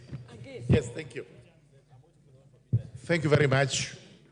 My young son here must be advised that he should not make use of his father's seat. Honorable Speaker, I beg to lay the following paper on the table of the House today, Wednesday, 19th June 2024. Report of the Departmental Committee on Justice and Legal Affairs on its consideration of the Senate amendments to the Independent Electoral and the Boundaries Commission Amendment Bill, National Assembly Bill number 10 of 2024. Thank you very much, Mr. Speaker. Thank you. We go back to the bill. Makali Mulu.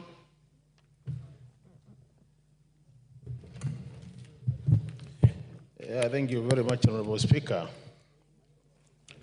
Honorable Speaker, I want to confirm that I've taken time to read through the bill itself and the report, which is 389 pages. Honorable Speaker, the idea of using 5 minutes is good, but I think it also discourages some of us who take time to read some of these reports. But I want to see this. Reading through the report, a lot of individuals and institutions did present their comments to the Finance and Planning Committee. And I want to appreciate them because based on the experience of last year, where the same number gave their comments and they were never taken on board, this time I thought they would not be able to appear. So we must appreciate. I also want to thank the committee for creating time to listen to them, and they made some efforts to factor in their comments, Honorable Speaker.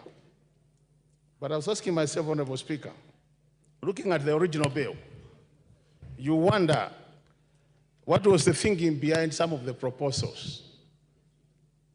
And that's why I want to thank the committee because they have been able to undo some of them. But because I don't have a lot of time, I'll focus on what the report is saying and what I think from where I stand, that things have been made worse instead of being made better. Honorable Speaker, let me start with the proposal to increase the import declaration fee. If you look at the presentation by edible oil companies, Honorable Speaker, and the presentation by Kenya Association of Manufacturers, as well as the presentation by the Kenya National Commerce and Industry, Chamber of Commerce and Industry, they were proposing that, Honorable Speaker, the import declaration fee be maintained as it is, because by increasing that fee, you'll actually be increasing the cost of production. The reason being most of our factories and industries depend on imported inputs to produce their outputs. So as a result of that, the solution was that you either maintain the fee as it is so that you don't increase the cost of production. What does the committee propose?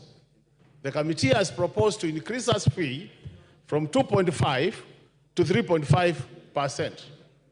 Meaning automatically, Honorable Speaker, by doing that, you increase the cost of imports which are coming to this country as inputs, and as a result of that, you increase the cost of production. When you increase the cost of production, automatically, Honorable Speaker, that cost will be transferred to the consumer. That will make our goods uncompetitive in terms of price. And that's why you see, Honorable Speaker, in this country, despite us talking about import protection, people are buying things which have been brought from other countries and buying at a cheaper price than we are producing them. So these, to me, are the critical issues. The second item, Honorable Speaker, is the Rural Development Levy. The edible oil companies did propose that it is now at 1.5. And they propose that we maintain it as it is, and by doing that, we'll have saved the cost of the oil by about 72 shillings per litre. What has happened? We have increased that levy from the proposal of the committee, because now we're talking about the report, from 1.5 to 2.5, Honorable Speaker. So, Honorable Speaker, if you look at that, what have we done?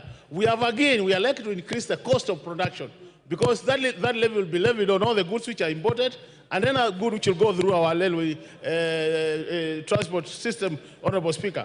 So again, instead of helping our manufacturing sector, we are making it worse. To make things worse, Honorable Speaker, if you look at this report, the last clause is a proposed new clause to increase fuel maintenance levy by 9 shillings, Honorable Speaker, by 7 shillings. Anytime you touch fuel in this country, Honorable Speaker, you touch the whole sector, you touch the whole economy, and by doing that, Honorable Speaker, you increase the cost of production, and this will directly affect the Wajikos, the Mwendes of this country, and I can tell you for sure, Honorable Speaker, this now bill, the proposed amendments, are going to make this bill more worse, and it's a very good candidate for voting no at the point of voting. With those remarks, Honorable Speaker, I want to submit and say that. Time up, Kangoko Bowen.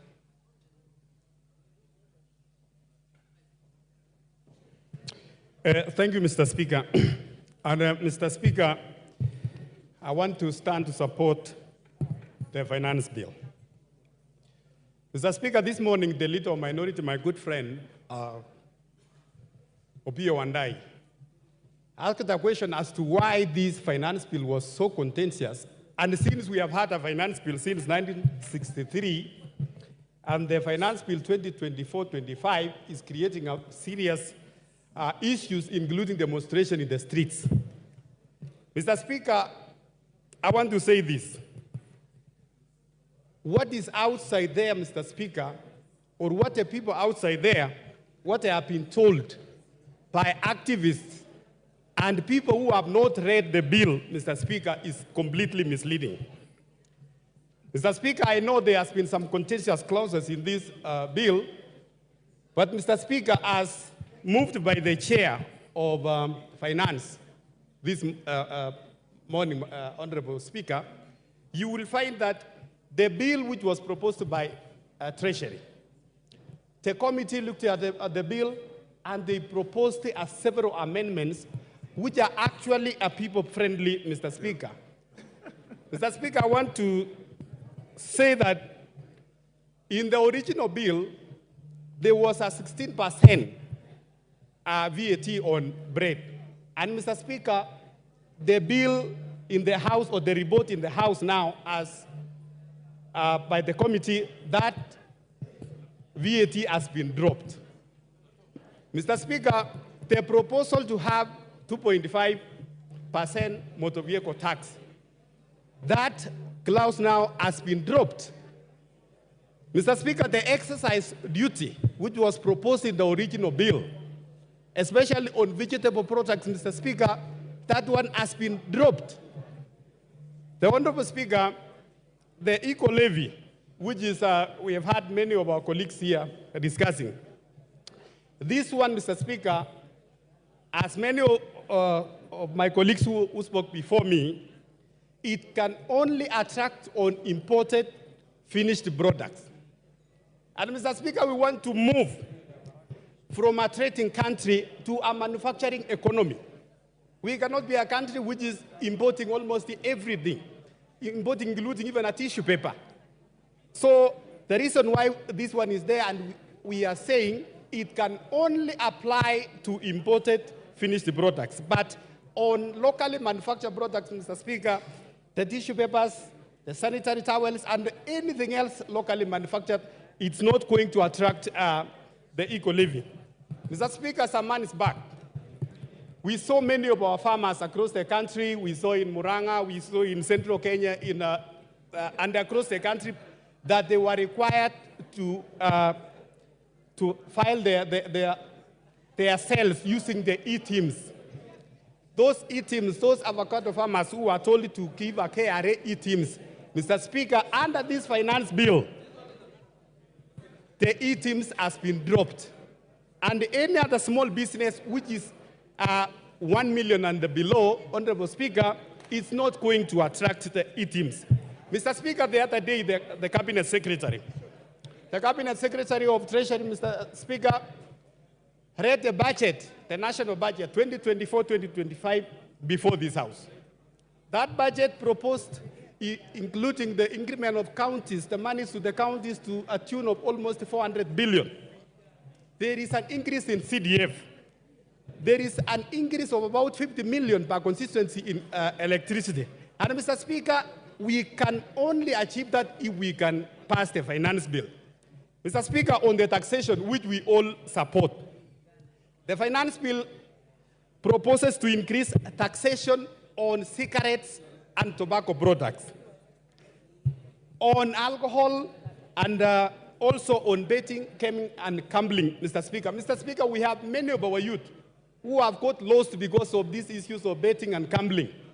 The proposal to increase tax, Mr. Speaker, is to make sure that in that space we control our young people and also we direct them to a very good cause in this country. So, Mr. Speaker, I want to say also on the issue of alcohol. We have seen many of our young people, they have got lost and drunk with the cheap alcohol. With the increase in tax, it's going to address the... Time up. Otienda Molo.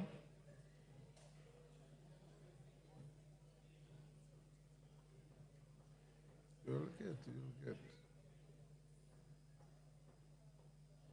Give him the mic. Thank you, Mr. Speaker. Mr. Speaker, on the outset, I oppose this bill. And even having listened to the chairman on the raft of proposed amendments, to that I say too little, too late. Mr. Speaker, first of all, I think I have myself recorded 120 reasons for rejection of this bill.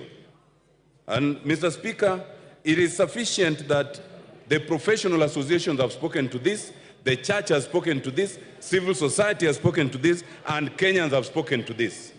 There are legal reasons for rejecting this bill. There are financial and economic reasons, Mr. Speaker. There are humanitarian reasons. But more fundamentally, it is a moral question. This regime has lost the capacity for shame and does not even regard Kenyans. Mr. Speaker, I was tempted to attack some of these entities, the church, some ambassadors, because they are the ones who are the forefront for supporting this regime. But I will forgive them. I will only tell them, it is good you have realized the error of your ways. This regime, Mr. Speaker, needs to understand the etymology of governance. The whole idea of governance is that the people voluntarily relinquish some of their rights and liberties for the government to protect them. But in this case, we have a government that does not want to protect its citizens, it actually wants to decimate them. We must reject that idea. Mr. Speaker, it is important to understand that a budget is made for the people. And traditionally, it is the people who must be listened to. We have a draft bill whose origins is essentially the Bretton Woods institution, the IMF, and secondarily, the World Bank. Mr. Speaker, the Bretton Woods institutions were never made to further the interests of developing countries. The Bretton Woods institutions were established in 1944 essentially to protect the war-ravaged countries, which essentially were all the developed countries. Therefore, when they come and they give us prescriptions, those are prescriptions that must be taken with a pinch of salt. In the 1980s and the 1990s, they gave us what was called the Structural Adjustment Programs. It is only when Kenya, like other countries, rejected those subs that we started going somewhere. Now we are in a situation where the Bretton Woods institutions have come back in full swing in the face of the executive. It must be rejected. Mr. Speaker, it is important to understand that this bill does not protect and is not the interest of Kenyans. And some people are fear-mongering, saying that if we reject the bill, then we'll be in a crisis. We will not be in any crisis. Like last year, Mr. Speaker, when the High Court stayed the 2023 bill, the 2022 bill continued until finally, the bill was cleared. And therefore, Mr. Speaker, the 2023 bill, which is already draconian enough, but is less draconian than this one, let us reject this bill. The 2023 bill will continue, and let us have a bipartisan approach to budget making so that we can sit down and agree on the basic minimum that must be included in that budget. Mr. Speaker, I reject and I oppose. Thank you very much.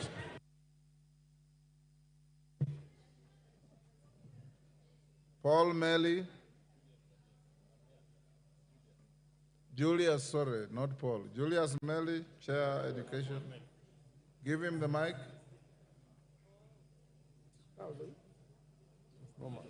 Thank you, Mr. Speaker. Mr. Speaker, from the onset, I rise to support this bill. Mr. Speaker, this bill is quite progressive, and I want to ask members who have opted not to read the report, and I think as part of the parliamentary procedures, Mr. Speaker, you gave your guidance that every other bill that is tabled in the House procedurally goes to the committee, and the committee did its work very diligently, led by Honorable Kimani Kuria. They went down and met the public. They met the stakeholders. They met all the Kenyans who actually gave their suggestions to this particular bill. Honorable Speaker, as we debate this particular bill, we need to know that as the bill stands now, Honorable Kuria and members of the budget of planning committee, that is a committee, have made a raft of proposals on amendments that are very progressive, very important, and in fact, certain issues that are being discussed by members in this floor are not part of what the committee recommended. The committee recommended a number of things. That one, taxation of certain nature. For example, let me just give an example of the deletion of certain clauses.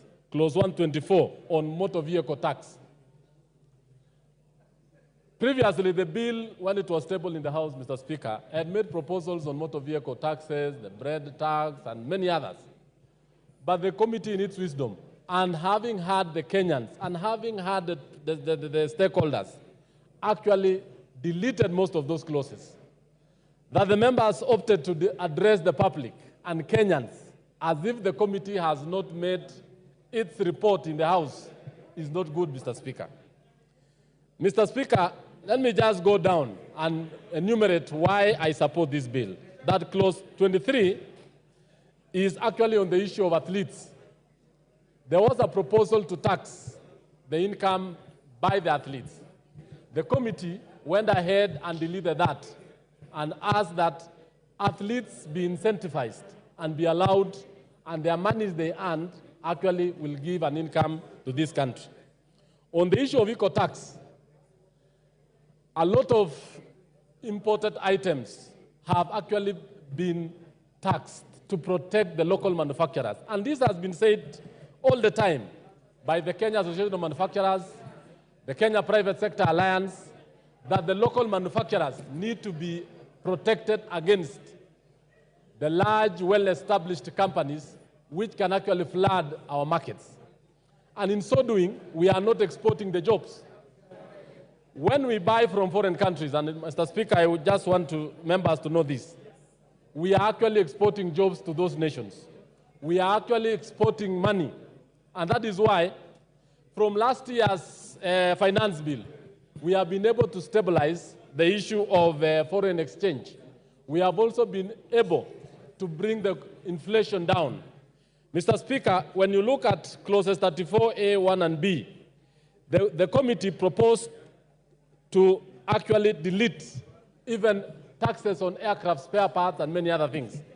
This is actually the reason why Kenya is a hub in this region, where most of the countries in the region always do their maintenance and servicing of their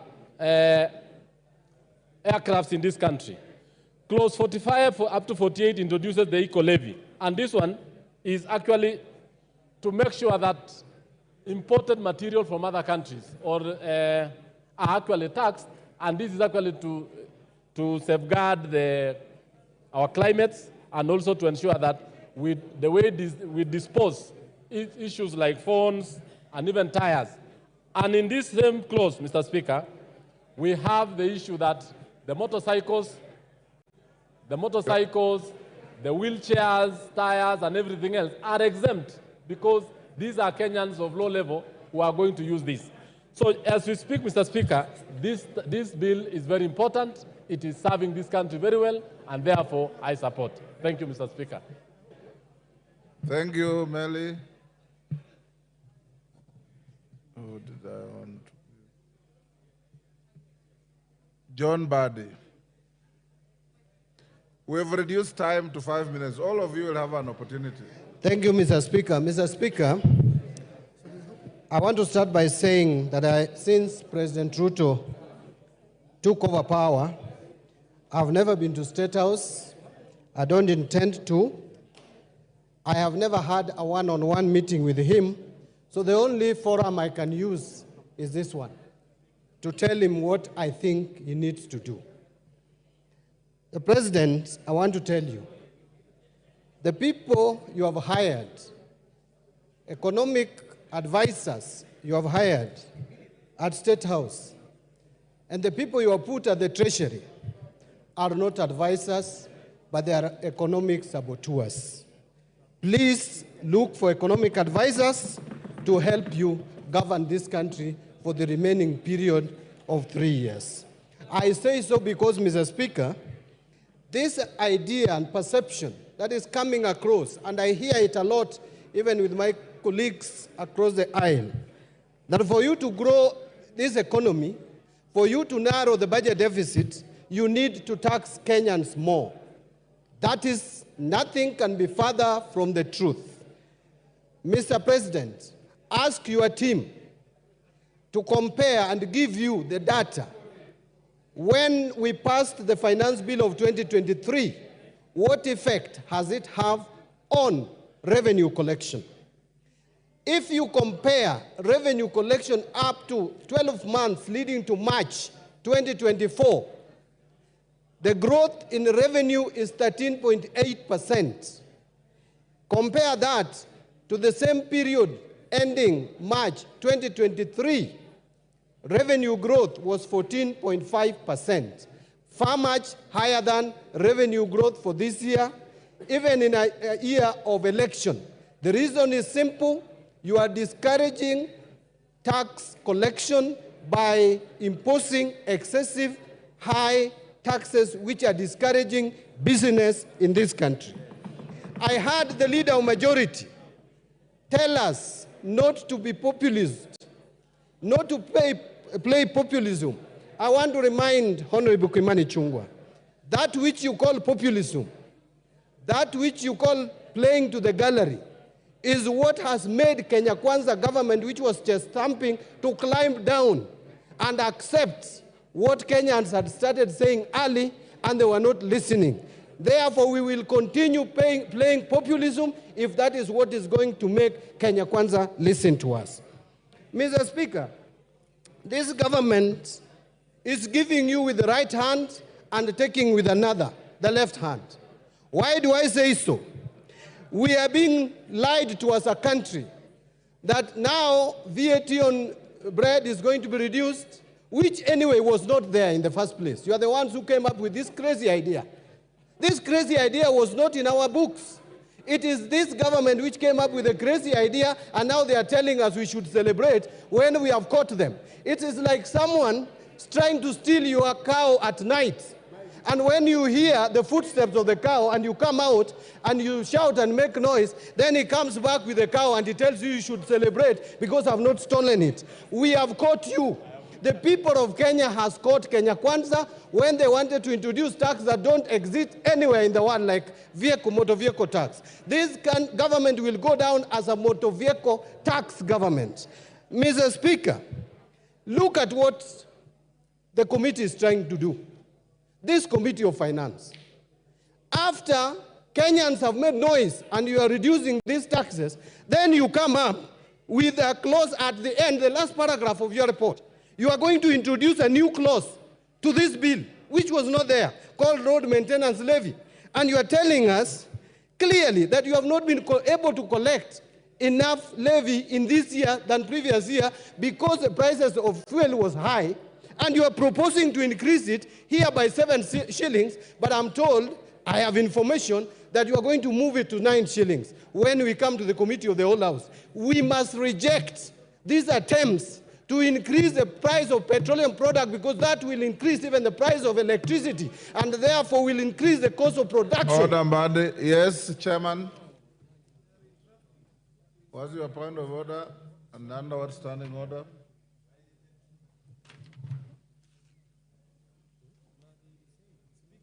Give him the mic. Honorable Speaker, I raise under standing order number 91. Is it in order for my very learned colleague and senior in the profession to mislead He's this not House? learned, he's educated. Okay. My senior accountant. Gender Molo, you should defend the profession. Is it in order, Honorable Speaker, for CPA Bandi, an experienced accountant and a very experienced lawmaker, to say and to inform this House that the report on the finance and national planning is amending the road maintenance levy to increase fuel prices? He should know better that an increase in the fuel prices is contained under regulations on the Kenya Roads Board Act. And therefore, introduction of increase of fuel cannot be done on a finance bill. It is just a matter of simple logic that such an experienced legislator should know, Honorable Speaker. Yes, Badi, finish up. Badi, finish up. Give Mandi the mic. The mic. Mr. Speaker, I'm shocked that the chair of Finance and Planning Committee does not even understand this report. Let us go to page 3, is it 397 or 377? There is the last paragraph, Mr. Speaker, and I want to read it if you allow me. New clause 66. New clause 66, road maintenance levy. The committee notes that the road maintenance levy is charged on all petroleum. Don't want to read all that. It says, additionally, the committee to help raise sufficient funds to maintain and repair roads across the country, the committee recommends an increase of the levy pursuant to Section 3 of the Road Maintenance Levy Fund Act from 18 shillings to 25 shillings per litre on all petroleum products. Mr. Speaker, new clause means what? You are going to put a new clause. Order. You know, Mr. Speaker, yes, Kimani. I came to Parliament. Order. Nothing personal, Mbadi. Honorable You are a Speaker, senior. Honorable Speaker, this matter was first raised by the Cabinet Secretary for National Treasury. Wait, no, for Cabinet Secretary for Transport. He has been challenged. Hold on. The committee extensively deliberated on this matter. And it's a matter of fact of law that you cannot bring an amendment to increase fuel through the Kenya Roads Management Act. And therefore, Honorable Speaker, so when the committee will be proposing amendments during the committee of the whole House, we have already submitted our report that this cannot be done on this finance bill, and that is a fact. So, in as much as Honorable Speaker, our friends here, on one hand, they are saying they want to discuss the finance bill, the proposals as they are. On the other hand, they are saying they want to discuss the report. I think they should also declare whether they want to discuss the finance bill with the report as it is. Order. Next, Murumba Chikati. Order. You have an opportunity to amend this bill at the committee of the whole. So hold your horses and Murumba Chikati. Badi's time is over. Your time is over. Murumba Chikati. He sent us. Yes. Thank you, Mr. Speaker. Mr. Speaker, while supporting this bill, let me also try and look at the needs that are facing our country across the sectors. Mr. Speaker, one of the biggest challenges and why I support this bill. Yes, order, Chikati. What is out of order, women rep for Migori? Mr. Speaker, Under what standing order? You will get it. I'm a first time. I don't know the standing order well, but you need to know that there are women in the House. Mr. Speaker, kindly balance. If you can't see us, we can walk around. You'll be seeing that there are some female figures in the House. Are you alleging that Milo Odhiambo is not a woman?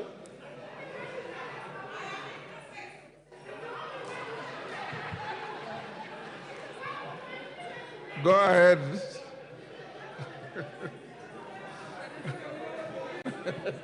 Yeah?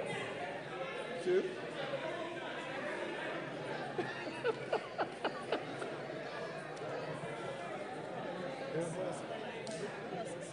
Mr. Speaker, can I continue? Thank you.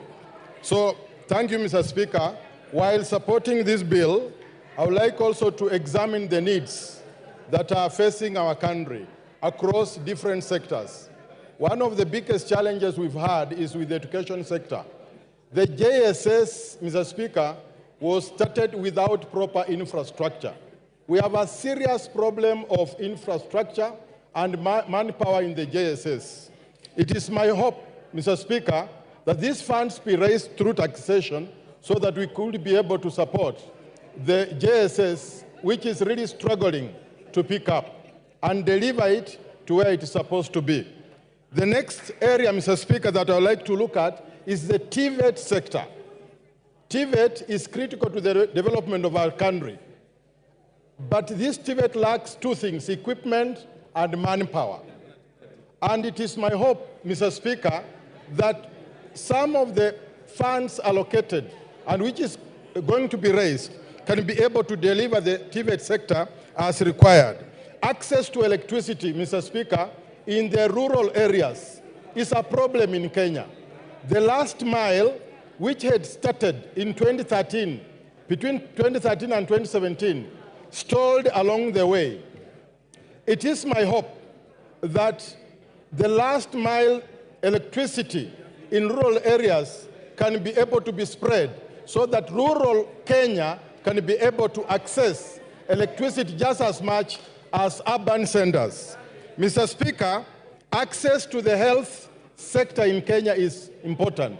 And therefore, part of this bill proposes to raise money for the social insurance fund, which is critical to access to health in our country.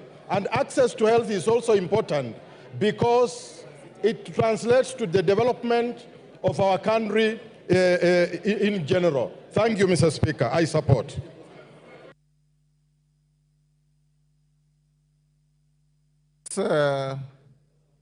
Chikati, you finished? Yes. What's your point of order? Sorry, I was consulting with the chairman.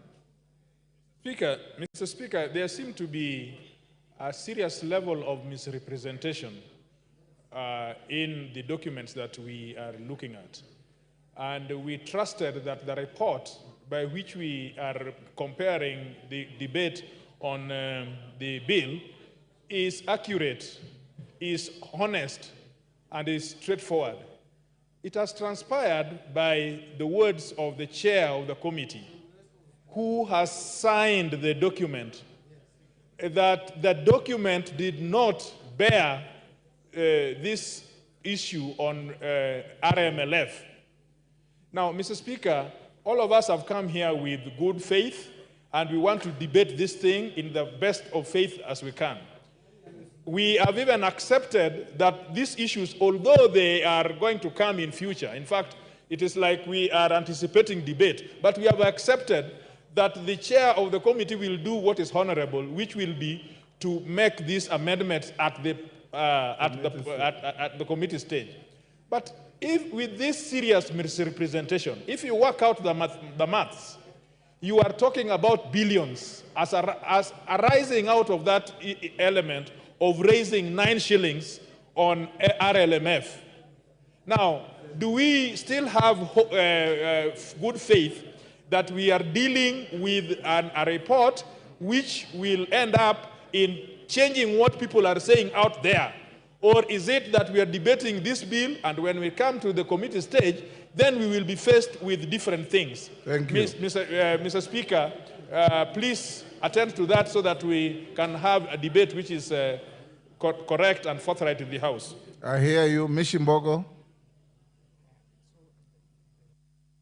For the point, Kanyuang, I hear you. Mishimbogo. Asante sana Mheshimiwa Spika. Mheshimiwa Spika, kwanza niwapatie kongole wa Kenya kwa kusimama kidete na kuweka kilio cha haki katika mswada huu wa fedha. Na niweze kusema kama ulivyosema, tunazungumzia ripoti na tunazungumzia pia huu mswada wenyewe. Na katika ripoti imezungumzia haswa ya kwamba wataweka kifungu 66 waweze kuongeza pesa ile ambayo itakuwa inatoka katika mafuta kutoka shilingi 18 mpaka shilingi 25. Na tunasisitiza hapa ya kwamba jambo hilo halitafanyika, na tukifika Committee of All House jambo hilo lisiweko, kwa sababu iwapo itaongezwa basi itakuwa yale yote ambayo yamerekebishwa ni bure, kwa sababu ukiongeza mafuta umeongeza uchukuzi, umeongeza mambo ya kutengeza bidhaa, umeongeza kila kitu, yale yote itakuwa ni bure. Jambo la pili, Mheshimiwa Spika, hata sisi kama Wakenya iwapo tunataka kukimu bajeti yetu, haiwezi kuwa njia ni moja tu ya kuweka ushuru kwa Wakenya ambao ni walalahoi na wamefuka ukutani. Lazima tubadilishe mbinu, lazima tuwe na mbinu mbadala ya kufufua viwanda, ya kujenga viwanja na kutafuta njia ya kupata mapato ya taifa letu la Kenya kupitia rasilimali nyingi ambazo tunazo katika taifa la Kenya. Mheshimiwa Spika, niweze kusema pia haya mambo ya mazingira, kuongeza kodi ya mazingira, na tumezungumzia ya kwamba sodo na nepi kuwa zinapatikana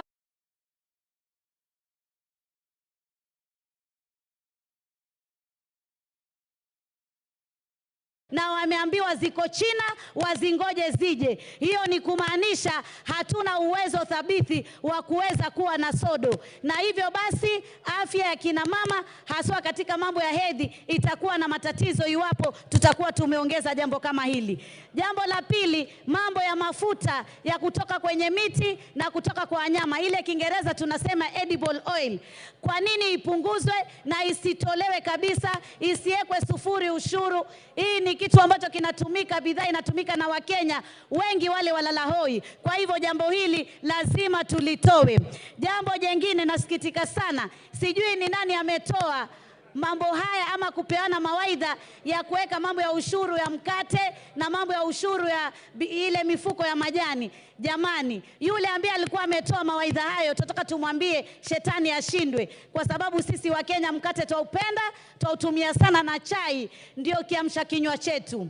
Nataka niseme pia Mheshimiwa Spika, hata ukiangalia katika huu mswada kuna mambo mengine ambayo yamejificha ambayo yanatuathiri sana, kama vile imezungumzia stove zile za kupika.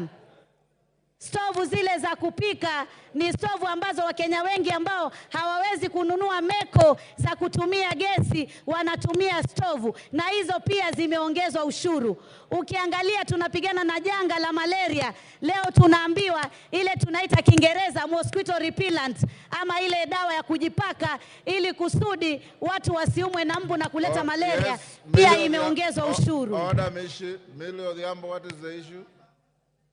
Under what standing order? Mr. Speaker, under standing order 1.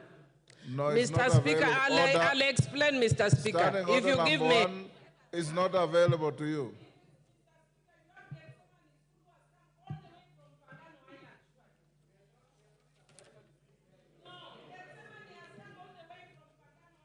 Millie, I have the school here and I'm going to acknowledge them, if that is what you want to raise. And it's out of order for you to shoot into the debate on finance bill to mention a school from Mfangano.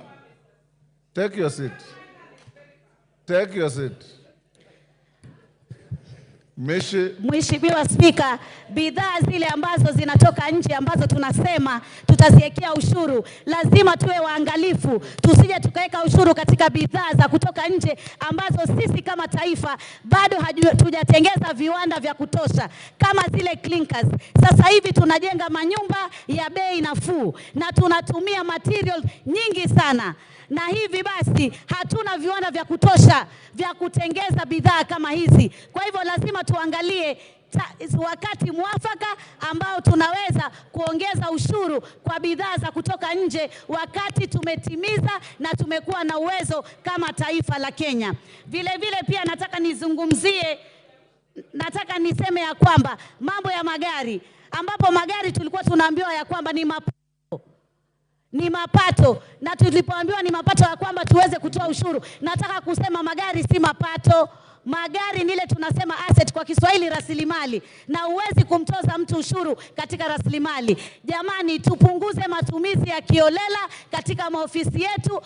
Ofisi ya naibu wa rais inataka kufanyiwa marekebisho mabilioni ya mapesa. Ukiangalia bei ya kununua hiyo ofisi na bei ya marekebisho ni tofauti sana. Lazima tuangalie ufujaji wa pesa tuweze kusaidia taifa la Kenya, lakini tusitegemee mambo ya ushuru peke yake tukaona tunaweza kukimu bajeti yetu. Nataka niseme sisi kama Wakenya tuendelee kusimama kidete, tusingoje wanasiasa tunapoona mambo yanatukwaza, haswa haya ya kiuchumi. Tusimame sisi wenyewe kidete tuweze kusikia sauti zetu zikizungumziwa.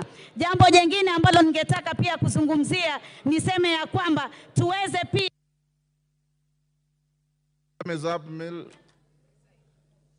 Honorable members, before I give the next member, I want to acknowledge in the public gallery Gethsemane Gardens Academy from Suba North, Homa Bay. On behalf of the House and myself, I welcome the students and their teachers to the House of Parliament. Thank you. Wanjiku Muya.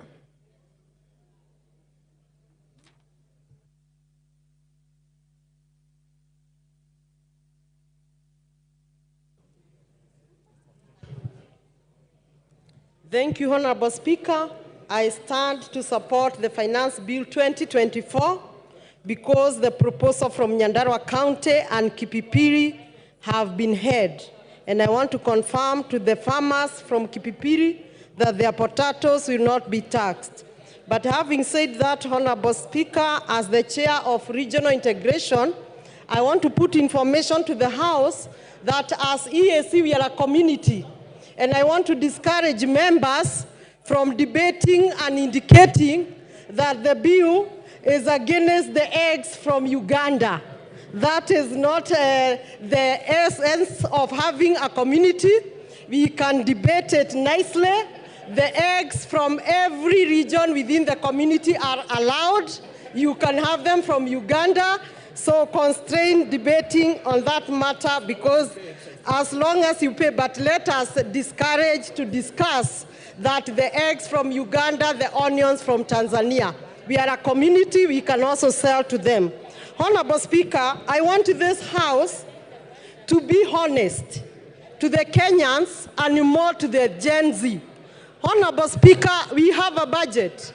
And because many members have debated on the issues that were raised by Kenyans, and I want to congratulate the committee by the very able chair, Honorable Kuria, because they had the proposal of Kenyans on vehicle, on agriculture, on all those things that have been debated. I want to restrain myself from debating on the same and seek that this House become honest for once to the Kenyans.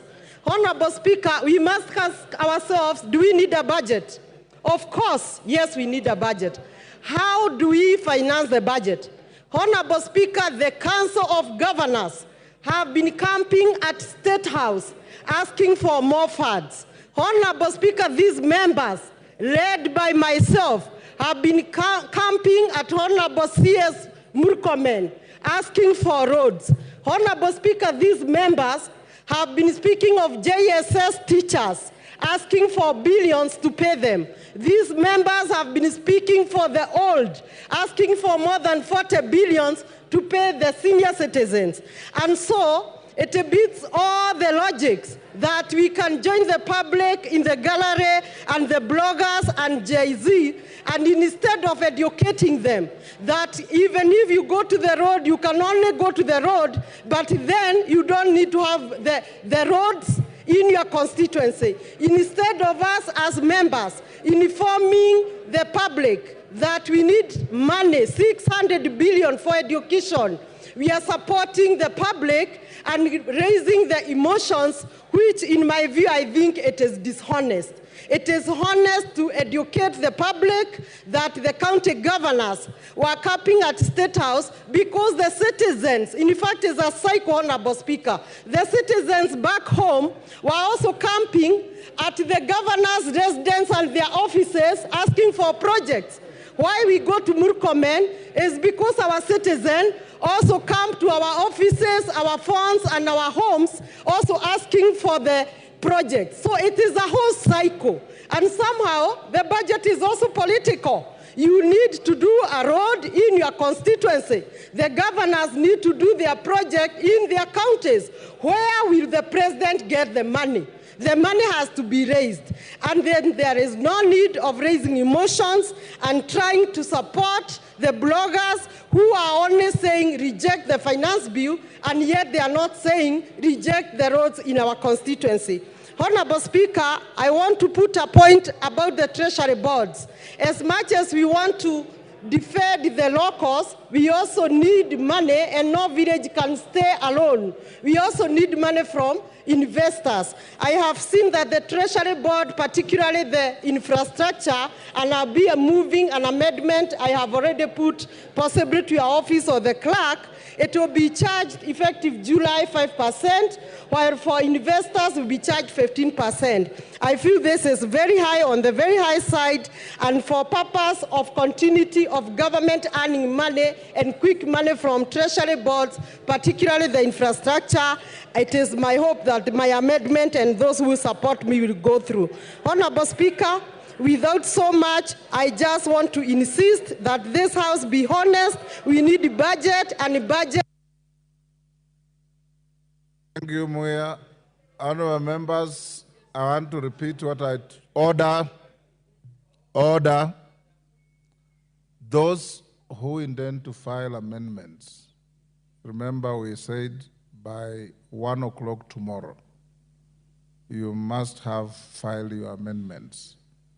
Beyond that, they will be rejected.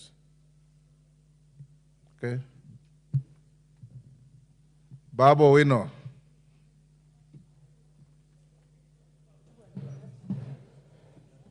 Thank you. Thank you, Mr. Speaker. Mr. Speaker, I rise to oppose the bill, the Finance Bill 2425, based on the following grounds. That number one, Mr. Speaker, there was anger that was expressed yesterday on the streets coming from Kenyans, and to be specific, the Gen Z, the Generation Z revolution that started yesterday reminds me, Mr. Speaker, of number one, the revolution that took place in China, the Chinese Revolution, that was also known as the Peasant Revolution or the Mamamboga Revolution, that occurred in the year 1949, which was headed by a gentleman called Chairman Mao Zedong, together with Deng Xiaoping. Mr. Speaker, the revolution that started yesterday also reminds me of the Russian Revolution, which was the Bolshevik Revolution that took place in 1917 under the leadership of Vladimir Lenin and Joseph Stalin. It further reminds me, Mr. Speaker, of the Bourbon Restoration in France, the French Revolution that took place in the year 1789, that was headed by Maximilien Robespierre together with Napoleon Bonaparte, the military genius. Mr. Speaker, that revolution advocated for three things. Number one, equality and fraternity. Can you just shut up as I pump knowledge in your empty mind? Kagombe. Baba, will you not take your seat? Yes, give Kagombe the... Thank you, Mr. Speaker. Mr. Speaker, the member for Embakasi East, what is out of order? Is beating drums of war. It is very unfortunate to use this forum, Mr. Speaker. Standing order, Kagombe. The relevance of what the member of Parliament is speaking about is not relevant to the bill that we are discussing here. What he's doing is taking an opportunity to use this floor to beat drums of war in this country. We are at a very bad moment at the moment, at this time, and we cannot allow that to happen on this floor, on the floor of this House, Mr. Speaker. Go on. Mr. Speaker, you know I don't like responding to fools. Order. The Bible says in the Can book you of, withdraw that? It's There in are the no book, fools in this house. In the book of Proverbs 26, the Bible says, Mr. Speaker, that never respond to a fool because the... Order, Baba Wino. Order, Baba Wino. In this house, order members, whether a member represents fishermen from the shores of the lake or the sea, whether a member represents herdsmen, whether a member is a professor, you are all honorable members of this house. And there are no fools in this house. And I want to warn you, Baba Wino, respect begets respect. Respect your colleagues, they will respect you. There are no fools here. Can you withdraw and apologize? Mr. Speaker, a fool is somebody who does not understand something. Order. Order. Order, Baba If I Wino. think that somebody is a fool, why should... Order. Order, Baba Wino. You withdraw and apologize, or I truncate the mic and give the floor to somebody else. Give him the mic.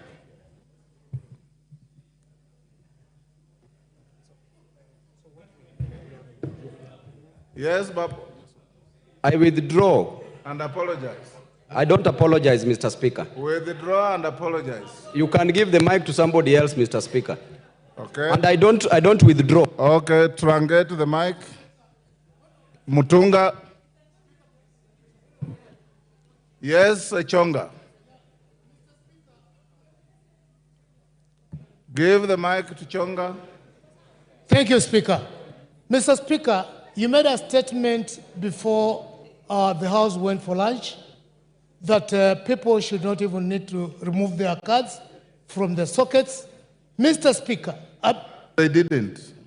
I went there, Mr. Speaker, after lunch I was number 7.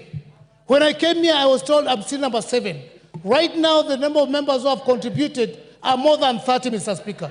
So I wanted to know whether indeed you are still going with the list, or maybe you have changed the rules so that those who may not have a chance to speak can do something else. Honorable Chonga, utaongea, hakuna shida. Honorable members, as you debate this, I want to repeat this. You know, there are people with various levels of education, various levels of knowledge, various levels of wealth, and many other things. Humility costs nothing. Respect costs nothing.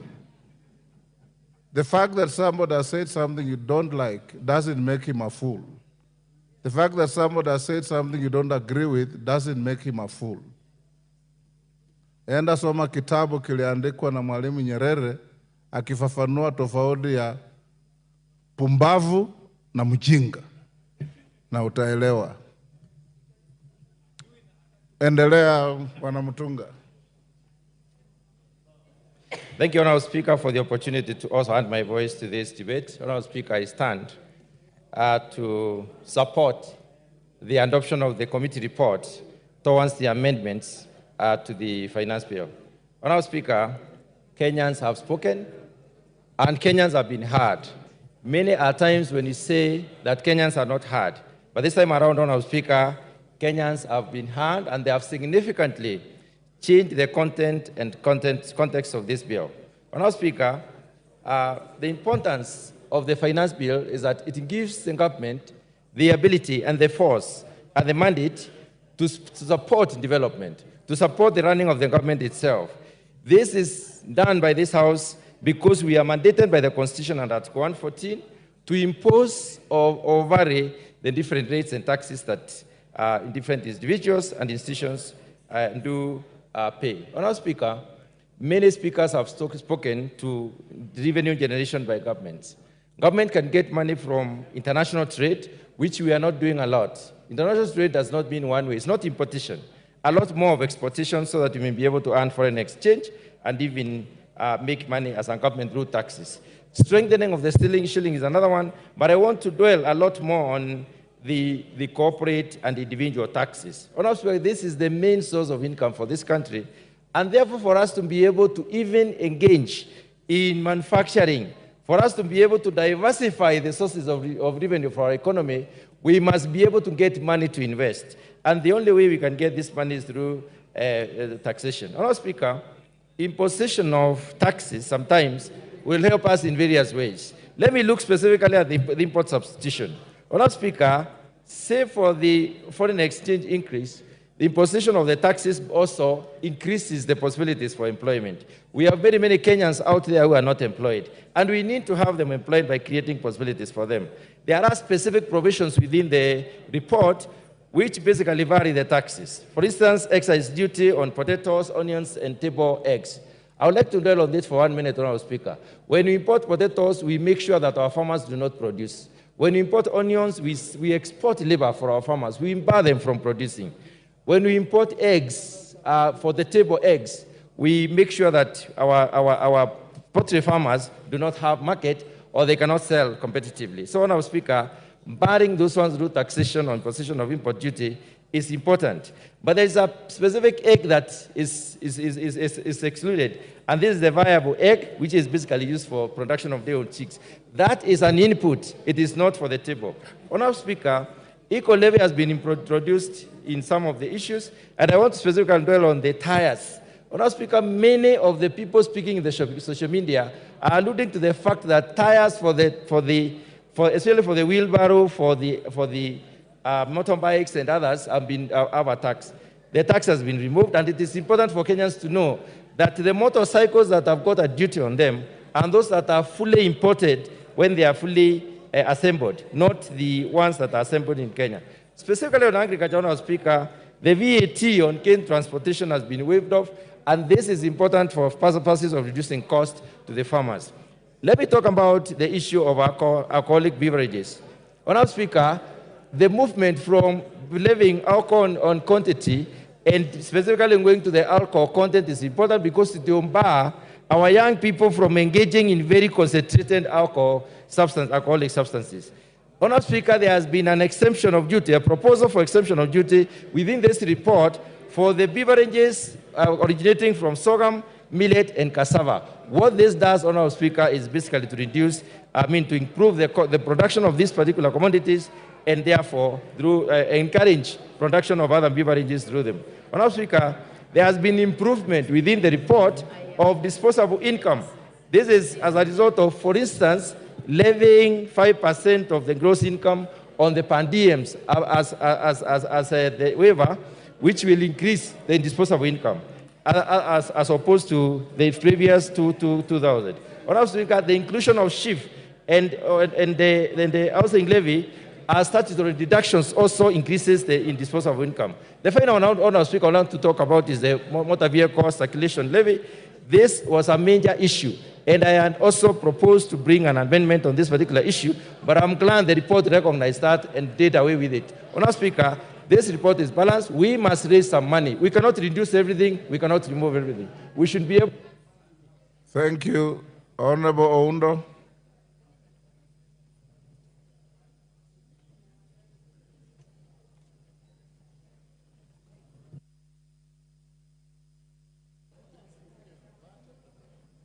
Thank you, Honorable Speaker. It has been a long wait, but it's worth it for the people of Funyula and the people of Samia. Honorable Speaker, on the onset, a finance bill is meant to cure two issues: to make proposals for revenue raising for that particular financial year, and to make administrative changes to existing financial or revenue raising measures and taxes of that kind of a nature. Honorable Speaker, as I stand here today, I join the Kenyans all over the country who have been very unequivocal that they reject this particular bill. And they reject it emphatically, and they have got very valid reasons to reject it, Honorable Speaker. I'm here to represent the people of Funyula because there's an established principle, no taxation without representation. So, Honorable Speaker, I'm here on behalf of the people, and I state what the people of Kenya have told me. Honorable Speaker, just perusing through the draconian measures contained in this bill, Honorable Speaker, clearly indicates that drafters of the bill are sadists, are impervious to the suffering of the people of Kenya, and I call upon the cabal and the coteria that presented this bill to go and soul search and find out, are they part of the Kenyan people or they are part of the oppressors? Honorable Speaker, in all fairness, how would you impose an income tax on an asset? How? I mean, a car is an asset. It's not an income generating activity. How do you impose income tax on an asset? Honorable Speaker, how do you impose income tax on the very basic things? Bread, sanitary pads, whatever they call it. In our days, they used to call them napkins. Nowadays, they are called pampers. During our days when we were parents, they were called napkins. How do you impose VAT and increase the cost of all those things in such a draconian manner in hard times, Honorable Speaker? Honorable Speaker, they will pontificate that they have made changes to the bill, that the benevolence of the Almighty, whether the Almighty God or whatever, has instructed them to make changes to the bill. Honorable Speaker, and I still hold my position that a committee report does not navigate or does not negate a bill. It's just a committee report. It can either be carried or it can be failed. So I want to tell Kenyans wherever you are, this is a red herring, this is a gimmick, do not fall onto it. Be relentless in your push, be relentless on harassing your MPs to make sure they protect the rights and interests of the Kenyans, Honorable Speaker. Honorable Speaker, as we stand here, we have passed two finance bills under this regime. We have passed this second one, we passed the first one, this is the second one, under this regime. They keep on gloating that we have reduced the fiscal deficit. That from 6 point something to 3 point something, Honorable Speaker. And I want Kenyans to understand this. Any reduction in fiscal deficit must be commensurate with improvement in GDP growth rate. Honorable Speaker, the GDP growth of Kenya has stagnated at 5%. And the World Bank estimates this year indicates likewise it will remain the same at 5%. So the so-called fiscal reduction of fiscal deficit is a paper story, has no impact at all on the ground. Honorable Speaker, we need to be very careful. This is a country of close to 50 million Kenyans, and all Kenyans must be treated equally without discrimination. Honorable Speaker, imposing a tax or some kind of raw material, clinker, so that you benefit, you improve the economic value of a particular player in the industry is unconstitutional and is extremely unfair. As I conclude, Honorable Speaker, I really want to send a message to the President. And if he has read the book of Chinua Achebe, Okonkwo was told, this boy has called you father, don't kill him. He went ahead and killed him because he has been told by customs to kill him. IMF, Brinted Wood, and the USA is telling you to kill Kenyans, but the Kenyans are crying, the blood of Kenyans will remain in your hands. Thank you, Honorable Speaker. I oppose. Naomi Wako. I have the mics. Thank you, Honorable Speaker, for allowing me to add my voice to this very important debate on Finance Bill 2024-2025. And from the onset, I confirm that I support and also congratulate the committee led by Kimani as he has done very well together with his committee, and also having gone through the report. I congratulate the committee because they have put into consideration the many concerns that Kenyans have brought through public participation. As I say that, Honorable Speaker, it is unfortunate that our young people have been on the streets for the last few days, and some of them have gone through challenges because of that. Others have been injured, and that is just because somebody somewhere is spreading lies, talking a lot of lies to the nation and misleading the nation. It is unfortunate that today we are here debating on finance bill and also telling Kenyans how that finance bill will help us to facilitate the budget that we passed last week. Honorable Speaker, I have been visiting some of the ministries, and anytime you go to the Ministry of Transport, you go to Health, and you go to different ministries, you find our honorable members, colleagues, waiting to be served and demanding for projects to be taken to their constituencies. And unfortunately today, they are here fighting the methods of financing our budget and supporting the budgets they have been pushing for. When some of us are here in the House and debating and trying to push the agenda for the government, they are moving from one place to the other, looking for opportunities to do businesses in the ministries and with the Kenyans, and today they are here fighting and misleading Kenyans. Honorable Speaker, the most important thing that we can do today, it is to help our government to be self-reliant. And by doing that, we will be able to reduce the dependence on foreign assistance, the finances that we receive from there. When we took over this government, it is quite clear that the economy was very bad. But today, we are not there. Honorable Speaker, I support this finance bill because for the first time, you remember very well that pastoralists lost their livestock, 80% of our livestock. And for the first time, 1 billion has been put in the budget, which this finance bill will support. For the first time, the school feeding program has been well catered for. For the first time, the teachers, 20,000 teachers will be added, and again, after employing 50,000 teachers. Honorable Speaker, the government is quite focused, and that is why, and listening to the people, we have that listening here. The government has been listening through public participation, and that is why today we are saying 16% VAT on bread has been removed. VAT on transport, on sugar, and has been removed.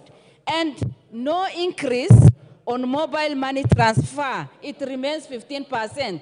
And these are some of the things that activists keep cheating people and spreading lies and making our young people to go on the street. My advice to people is, let us support this and see the fruits, because by passing false information to people, we will not help them. But by passing this, then we'll be able to support our budget and facilitate different ministries so that we can bring the transformation that we want. I fully support, and let us make sure that Kenya is self-reliant. Thank you, Honorable Speaker.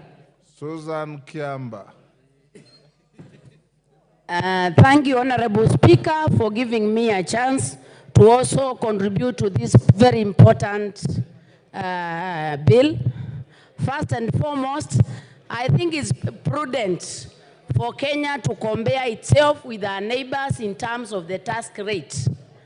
But I think it is evident that as we compare ourselves with other peoples in the region who are taxing their people much more than us, we have to look at the local context where our Kenyans are. Kenyans now are economically at their knees, very vulnerable. And anybody attempting to add anything on top of the suffering Kenyans, it will not actually do justice. So I think it is very dishonest for us to compare ourselves or to get input from international financiers and imagine that Kenya is in the same situation. It's important to realize that since COVID-19, the economy of Kenya has not picked up. And having to tax Kenyans higher than that is making them not only vulnerable, but actually not being in a position to survive. Secondly, this debt we have been talking about, everybody says we are taxing them because we have to pay our debt. And I say, right, we have to pay our debt. But this debt has been acquired over a period of 61 years. You cannot acquire debt in 61 years and you want to do away with the debt in 2 years. That means overburdening the people. We have to be strategic in dealing with the debt. We are not dying tomorrow as Kenyans. We need to pay the debt in a manner that enables our people to continue to grow. So when I hear this passion of wanting to tax Kenyans so that we pay a debt, we need to recognize that this debt is very old. And we need to be strategic and then deal with the debt for the next 5-7 years. And that way will allow our Kenyans to survive. Thirdly, Honorable Speaker, it is very shocking, even since Finance Bill 2023, we are borrowing money to do reproductive activities. We say we are poor, we need money. But the little money we get, we go and put in housing. We go and put in health care. While I accept these valuable things, but you cannot have the few coins you have, instead of putting them in something productive, you put the small coins in a dead hole. When you build a house, when will it generate income so that we collect taxes? I think we need to sit down and have a finance bill that is strategic, enabling, and can take Kenya forward. We cannot have a finance bill where the little money we have, we are actually putting them in a hole. When we go and build everybody a house, it is a good thing, but is it right for us now? The small money we have, we must put it in a reproductive activity. And I do not see anything like that in this finance bill. Honorable Speaker, I think when we did Finance Bill 2023, Kenyans had very many problems. The Finance Bill 23, we have not even seen the fruits. People are still in burden. They are still overburdened. We've never seen the fruits. I think it is prudent. I think it is prudent to wait for the interventions we did, to wait and see where the kind of fruits we are getting, so that the finance bills are progressive, building from each other. We should not just be very passionate of collecting taxes without enabling the Kenyans to grow. Let's look like some of the investment. One of the very strategic projects in Finance Bill 2023 was the Hustler Fund. Where are we in Hustler Fund? Nowhere. Getting money, putting in horse, and then you ask Kenyans to give more money. From where? You cannot milk a cow that is eating nothing. Amen. We need the Kenyan citizen to be fed with something to promote the economy so as to milk. How do you milk a dead cow? The Kenyan citizen is dead. We need interventions that enable the Kenyan person to thrive. So I think it doesn't make any sense to think of taxing the Kenyan when they are actually a dead cow. Order, Kiamba, there's a point Honorable of order. Speaker. Order, there's a point of order. Yes, Wanjiku Muya. What is your point of order and what standing order? Give her the mic. Honorable Speaker, I'm standing on point of order number 91. Is the member in order to state to the House and mislead the nation that there is no hustler fund? Can she substantiate? And secondly, for the member to say that there is no fruits and she is even earning the salary herself. And CDF. Kiamba, your time is up. Your time is up. John Paul Mwirigi.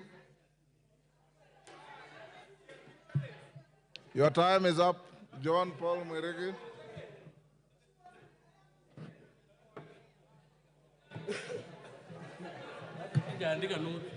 Check. Okay, thank you very much, Madam Speaker. Madam Speaker, I rise also to contribute on this motion, on this bill, Madam Speaker. Madam Speaker, the Kenyan citizens, Madam Speaker, sent us to this house, Madam Speaker, to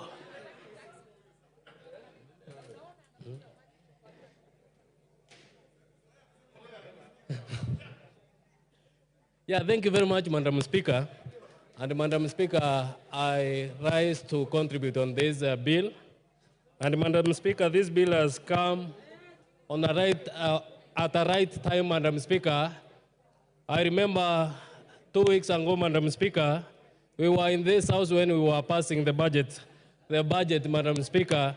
And this finance bill, Madam Speaker, is targeting, Madam Speaker, to fund the budget which we passed in this house, Madam Speaker.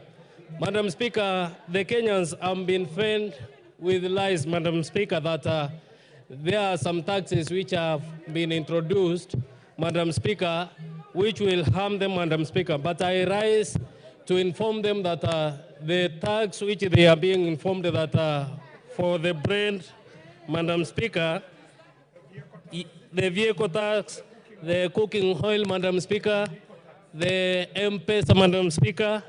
Yesterday, Madam Speaker, we stood and said that the Kenyans have sent us, Madam Speaker, and all of these were dropped, Madam Speaker. Madam Speaker, this finance bill, Madam Speaker, is targeting to improve the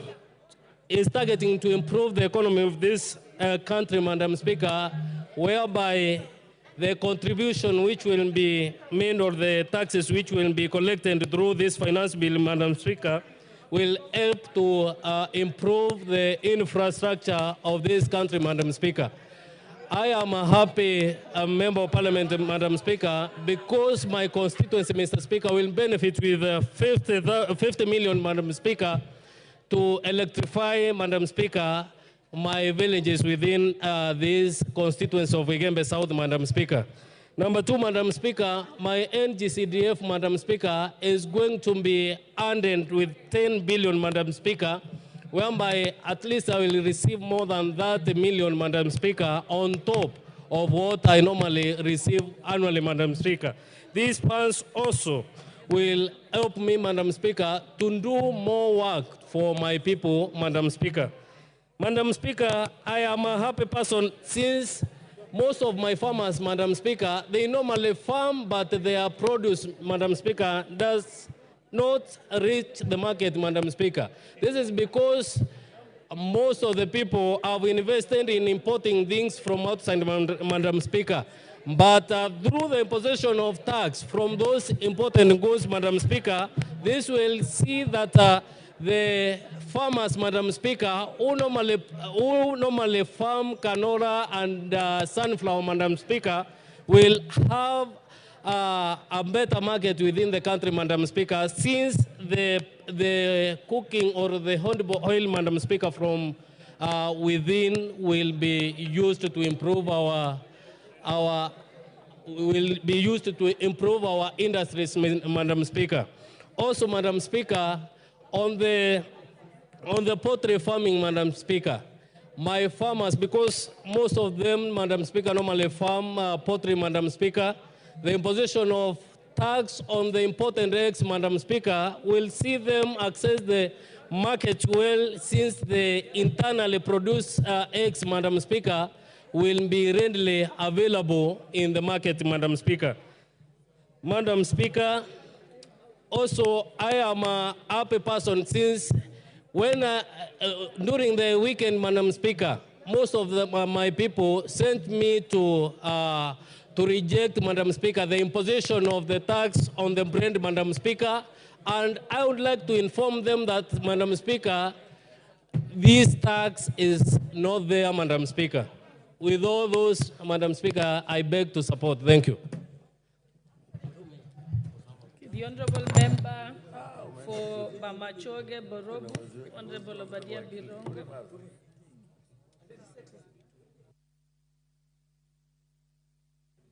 Thank you, Madam Speaker, for affording me the opportunity to address this House.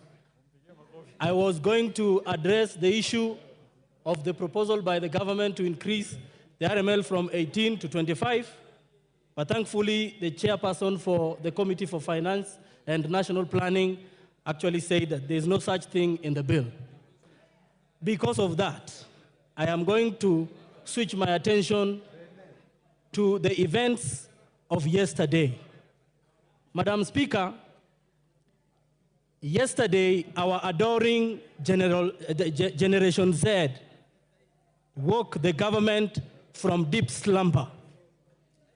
Our very audacious Generation Z decided that they are going to make their voices heard.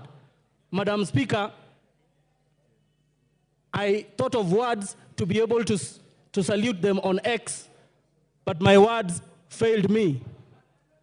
Madam Speaker, I was wondering, since I didn't do them justice on X yesterday, and this is the point at which I want to ask for the attention of every member here, because this generation is our future.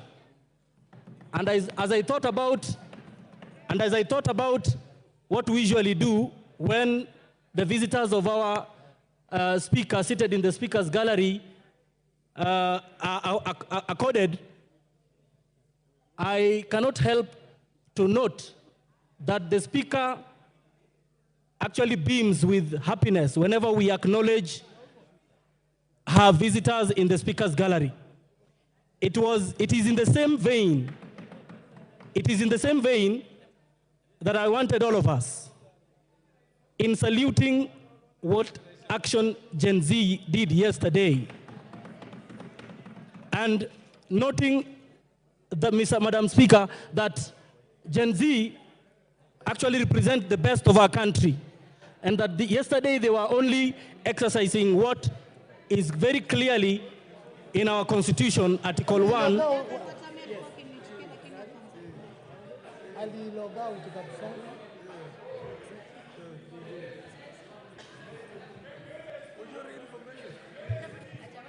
Yes, you may proceed, because I hear it's your maiden speech. So. Now, thank you so much.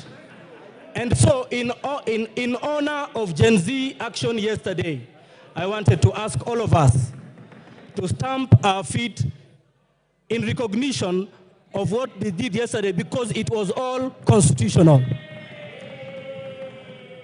Thank you, Madam Speaker. I thank you. The Honorable Member for Githunguri.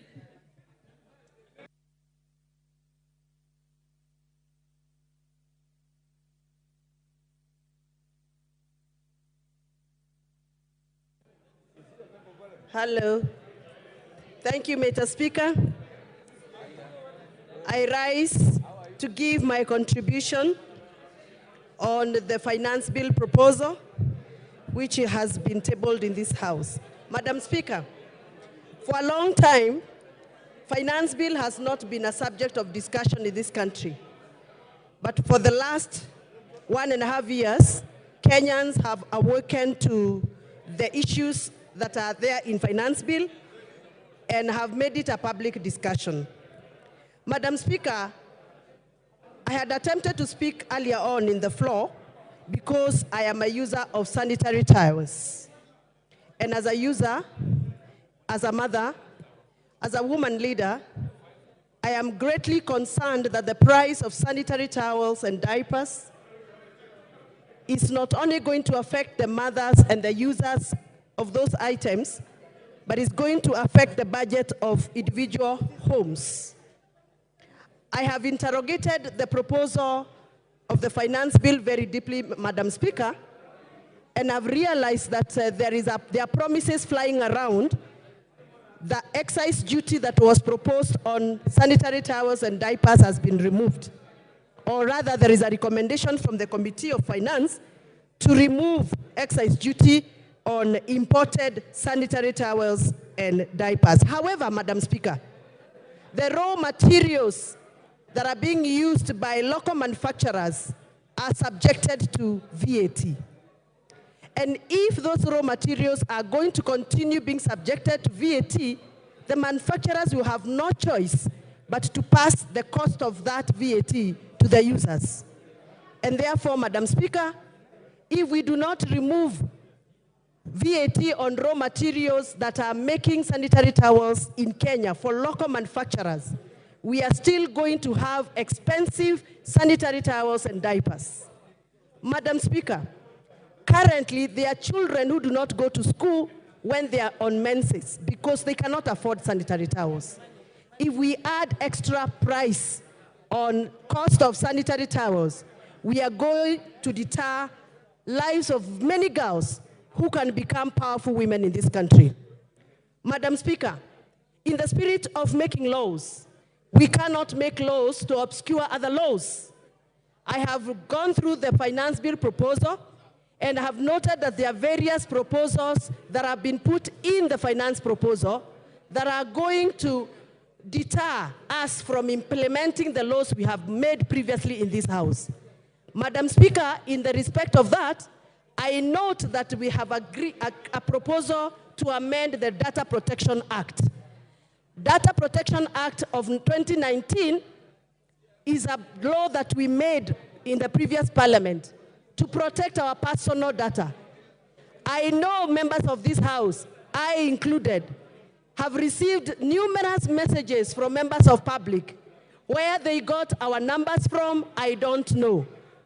Whereas we cannot blame them because maybe they are operating from a situation of pressure. It is against the law to share members' numbers. As they do that, Madam Speaker, we are protected by the law. What about if we allow us to amend that law and allow anybody to access our personal data, including financial data? And therefore, Madam Speaker, I am of the opinion that we must be very careful so that you don't make laws that are going to make other laws not operational. Madam Speaker, I represent farmers. And I would have been very excited to hear that just like we have given VAT exemption to the transportation of sugarcane, which I am happy about, we also provide the same provision for the farmers who transport milk, who transport avocados, who transport macadamia, tea leaves, and coffee. Madam Speaker, I understand that we want to make sure that we lower the cost of operation for sugar millers so that they can lower the cost of final product to us, which is sugar that we consume in our tea. But we also consume milk, and we also want to lower the cost of production of milk so that we can have affordable a cup of tea. And therefore, I would request this House to consider to also provide and extend the same treatment to my farmers in Githunguri. With those very many remarks that I have made and I have observed, I am still not convinced that I should support. The Honorable Member for Homa Bay.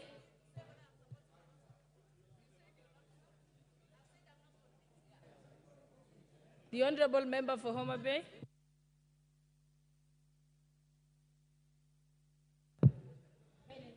Thank you so much, Madam Speaker, for giving me this opportunity to also debate and make contributions on this finance bill.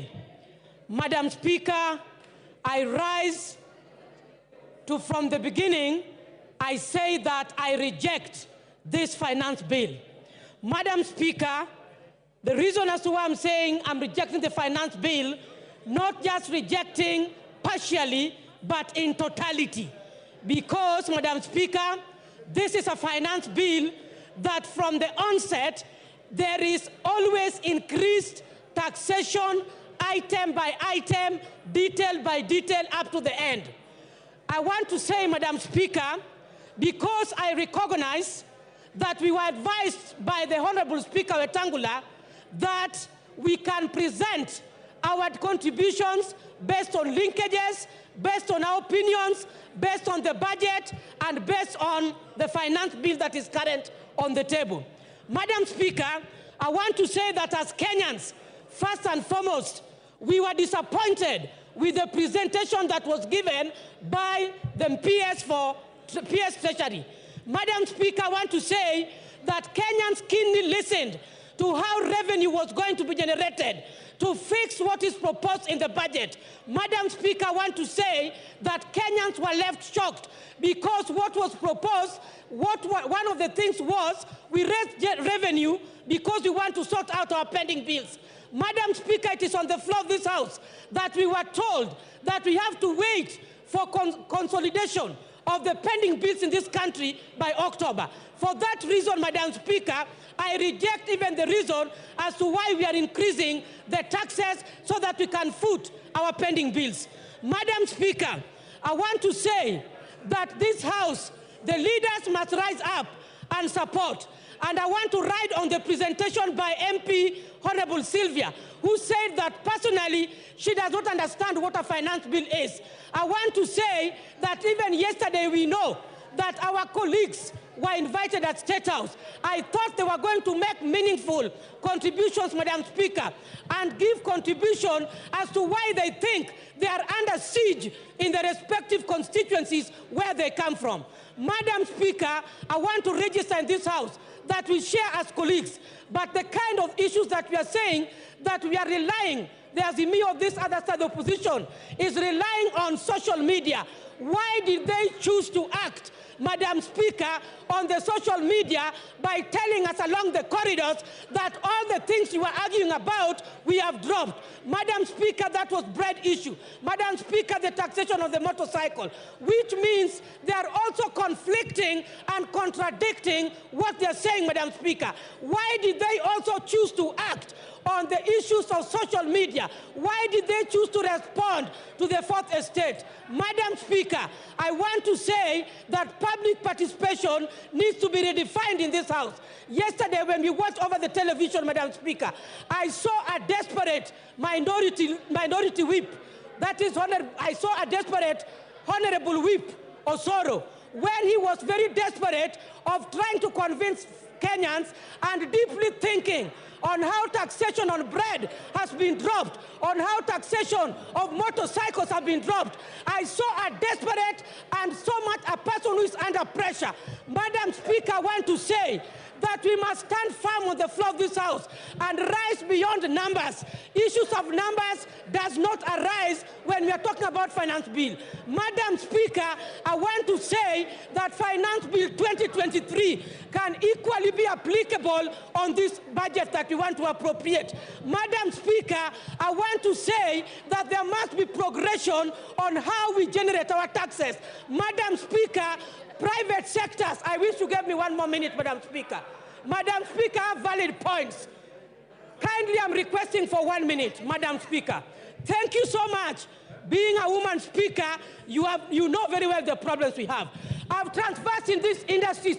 Private sectors are key. If they migrate from this country, we must take care of their interests. When we talk about zero rating, we go to standard rating. We are talking of exempt. The final sufferers are consumers. President Yoweri Museveni said that Kenyans must learn to produce and manufacture their raw materials. Where is this in finance bill?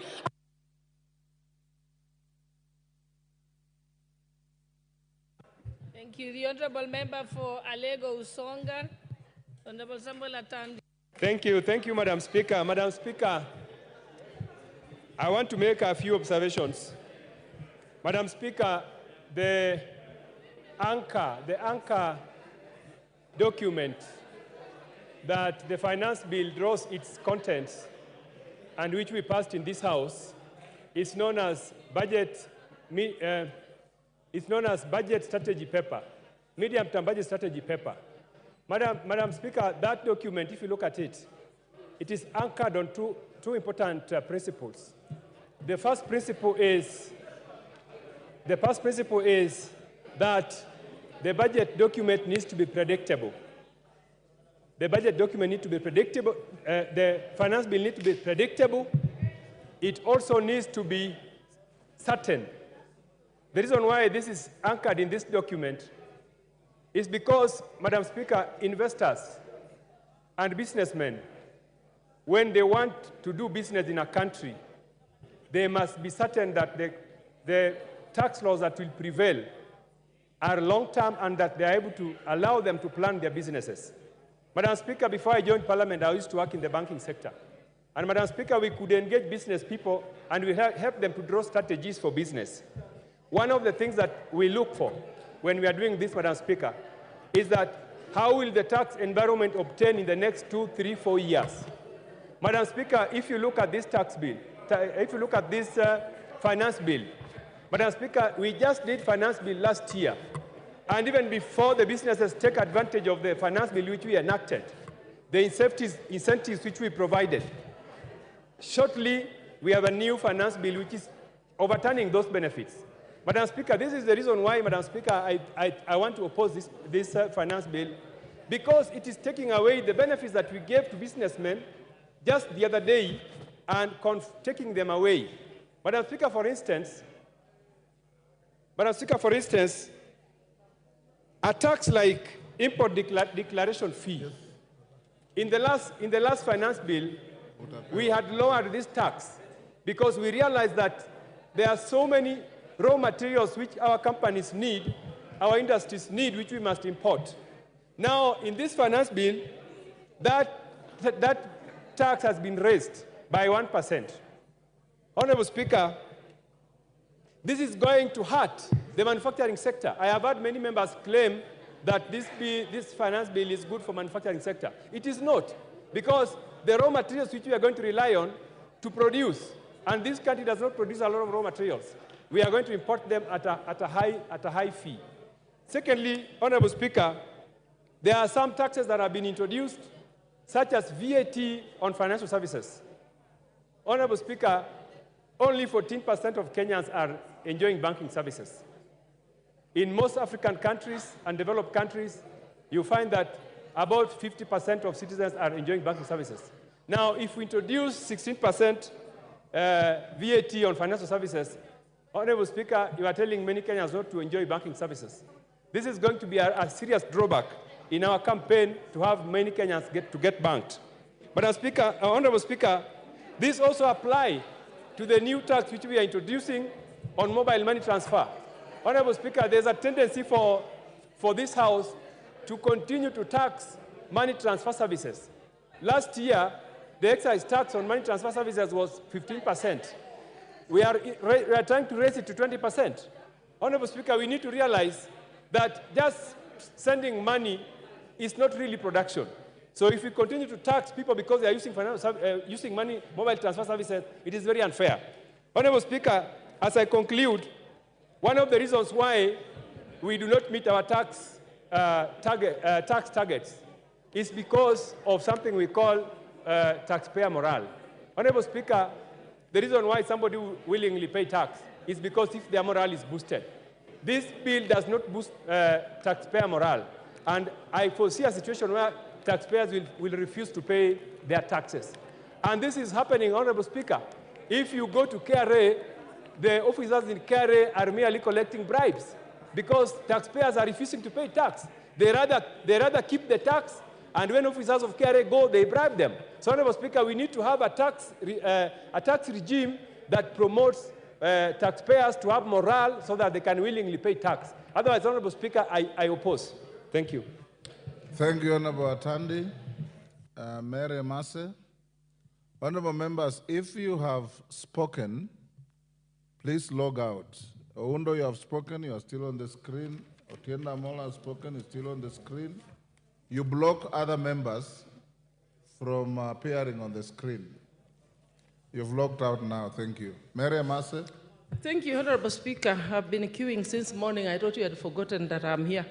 Honorable Speaker, from the onset, I want to appreciate the chairman of the Finance Committee, Kimani Kuria, and his entire team for a meticulous job. The manner in which you have handled the making of the finance bill is indeed commendable. Having said that, Honorable Speaker, Article 221 of the Constitution and Section 39(2) of the Public Finance Management Act, Cap 4 and 2, and the Standing Order 235, subsection 5, provided for the execution of the estimates of revenue and expenditure, and underline revenue. Honorable Speaker, this process is not complete until the passage of the Appropriations Bill. And the passage of the Appropriations Bill is not possible without the execution of the Finance Bill. And therefore, Honorable Speaker, it's against that backdrop that we are discussing the Finance Bill, which speaks to the revenue-raising measures, without which we shall have no budget. What we adopted are just estimates. So, Honorable Speaker, I want to commend the Finance Committee because they followed the due process. Once the proposals on the Finance Bill were submitted to this House and committed to the Finance Committee, they had to subject the Finance Bill proposals from National Treasury to public participation. And therefore, to hear colleagues allege that why has government now decided to bring amendments this late, or to demystify the notion that the Finance Committee were pressurized. Honorable Speaker, the Finance Committee had to listen to Kenyans, get the views of the Kenyans before recommending amendments to the Finance Bill. Honorable Speaker, we are here as representatives of the people. We are the watchdog. We are the ones to oversight the executive. That is why when the executive proposes anything, it cannot just be passed. There is a committee that does the scrutiny, the review, they have to discuss, they have to do public participation, then make recommendations to amend and bring to this House for all of us to adopt. They do that on our behalf. So, Honorable Speaker, I know it's been a difficult time, not just for Kuria and his team, but the entire House. We have received threats, blackmail, attacks on social media. Reject the bill. Reject the bill. And I want to ask one question here, Honorable Speaker. Allow me use an analogy of a bag of banana or a bag of potatoes.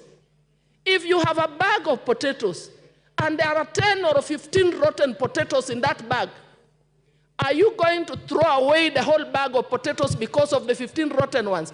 Or you are going to remove the 15 rotten ones and throw them away and carry the rest of the bag to the kitchen and prepare a delicious meal? Honorable Speaker, I am here to represent the people of Teso South. They have given me the mandate to represent them. They have needs. So I will support the bill as amended. The committee has removed 2.5 tax on motor vehicles. The committee has removed 16% on edible oil. The committee has removed some of the most contentious proposals that Kenyans did not agree with. They are proposing to remove, and we will be passing them during the time. Hold on, Irene Mayaka, what is the problem? Thank you, Honorable Speaker. Honorable Speaker, this is something that I've just noted from my senior, who I respect a lot, and other members. We are not talking about the bill as amended. The bill has not yet been amended. It is the report that is introducing amendments to the bill. So we need to be very clear on that particular fact so that we do not mislead Kenyans. She's actually not out of order because I heard her say the committee has proposed. But what did she say? No, no order. Yeah.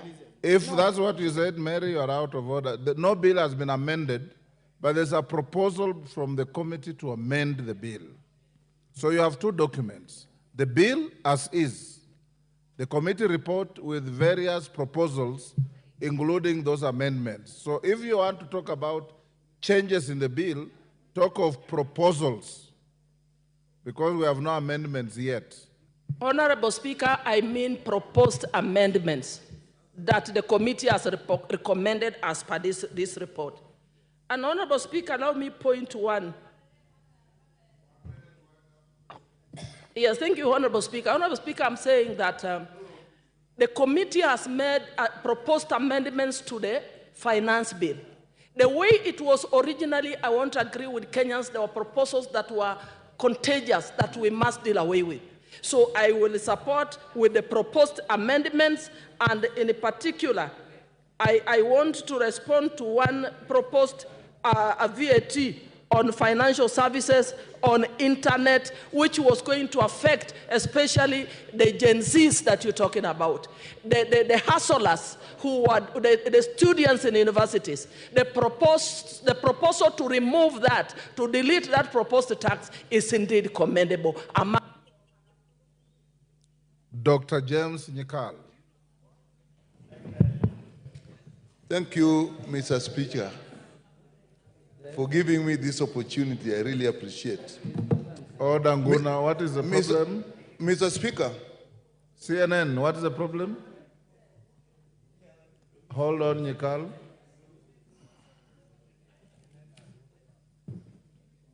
Yes, CNN. Mr. Speaker, sir. Yes. I've been here since 9:30. And from the screen, it is clear I'm the one who is supposed to speak after Mary Emase. But anyway, let me be Take your patient. seat. I hope I'll be the next. Take your seat. The discretion remains the chair, but let me also tell you, if there's a member who sits here longer than any other, it's Dr. Nyikal. BBC will. He sits here from the beginning. The speaker finds him here. The speaker leaves him here. Thank you, Mr. Speaker. Mr. Speaker, I rise to oppose the Finance Bill 2024. Mr. Speaker, this has been the most canvassed bill since I came to this parliament. It has been canvassed, and the committee has met with professional organizations, it has met with churches, it has met with civil society, it has met with students, and all of them are unanimous that they don't like the bill as it is, and have proposed that we reject the bill. And Mr. Speaker, you have seen even yesterday, in just anticipation that the bill will be discussed, the demonstration, the picketing that was in this town. And Mr. Speaker, this time the people who are picketing, if you looked at them, are very well-educated people. If you listen to what they're saying, people may be thinking that they were mobilized through social media and so on. But those people have read this bill, and they know what is the bill. I dare say some of them may have read this bill better than us. And Mr. Speaker, the reason people are up against, the people of Kenya are up against this bill is we had a bill last year which actually people are suffering from. Now we bring another finance bill. They are still suffering, and they have looked through this one and they do not see hope. We represent the people of this country. And why is it that they're reacting like that? Mr. Speaker, if you look at this bill and the clauses that they didn't like, I'll come to the report later. Look at the motor vehicle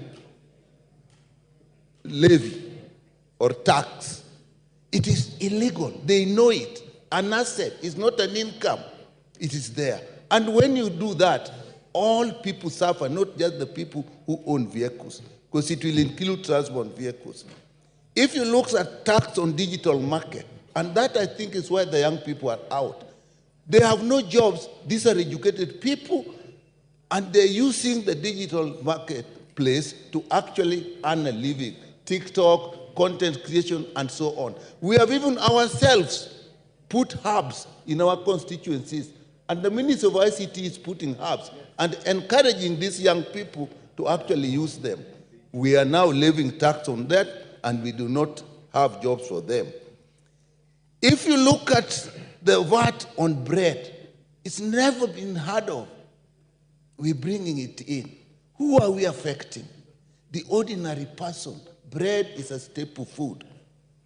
Mr. Speaker, if you look at VAT on vegetable oil, when some months back, we had a big problem with the price of oil. Again, we are now putting tax back. When the prices are just starting to come down, we are putting it. If you put money on mobile phones, everybody uses a mobile phone, even children who are going to school. Mr. Speaker. So people feel that the government, as we have now, is against the people. And that is why we are having this problem. Look at the eco levy in clause 45 and 48. What is it touching? Diapers, pads, tires of motor vehicles, bicycles, motorbikes, and so on. Again, touching the ordinary people. I know that the 150 that we put now, we are saying it is basically just going to be on imported products where it is used. So people have rioted because they don't like this thing. If you look at the fuel levy, which was not even in there, but now it has been brought in, we are proposing about 7 shillings on top of what is happening now. You do that, everybody is actually touched. The housing levy, we amend the bill that was actually assuring the people who have contributed the money to actually make it open to everybody.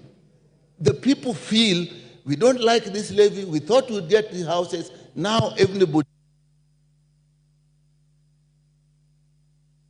Jos Lelemengit.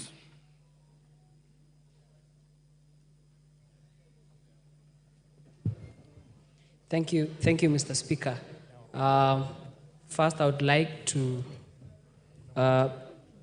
be in agreement and also join hands with the other colleagues in supporting this bill.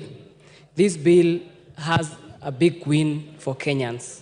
Generally, it seeks additional revenue that is necessary to alleviate poverty and to deliver public services like roads, electricity, on health. These are all services to improve on and better lives of people, Mr. Speaker. Additionally, Mr. Speaker, this bill seeks to increase the disposable incomes for millions of Kenyans that are employed. And I want to say this, Mr. Speaker.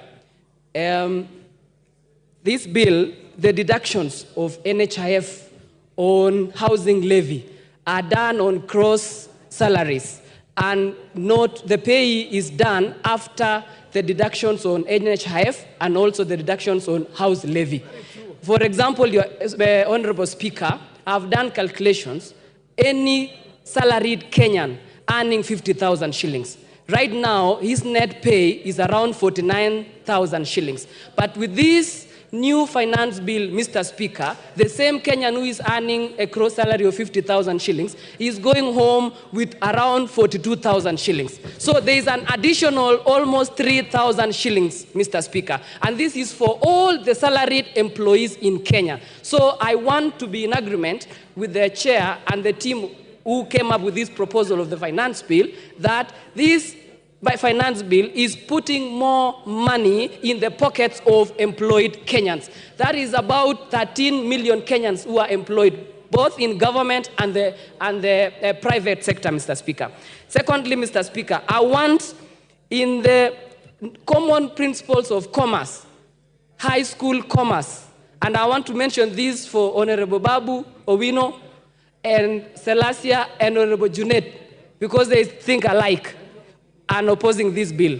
It dictates that you have to put tax levies on importation so that we can give room to the local industries to spur in those economic growth. Yes, Honorable Selassie, what's the problem?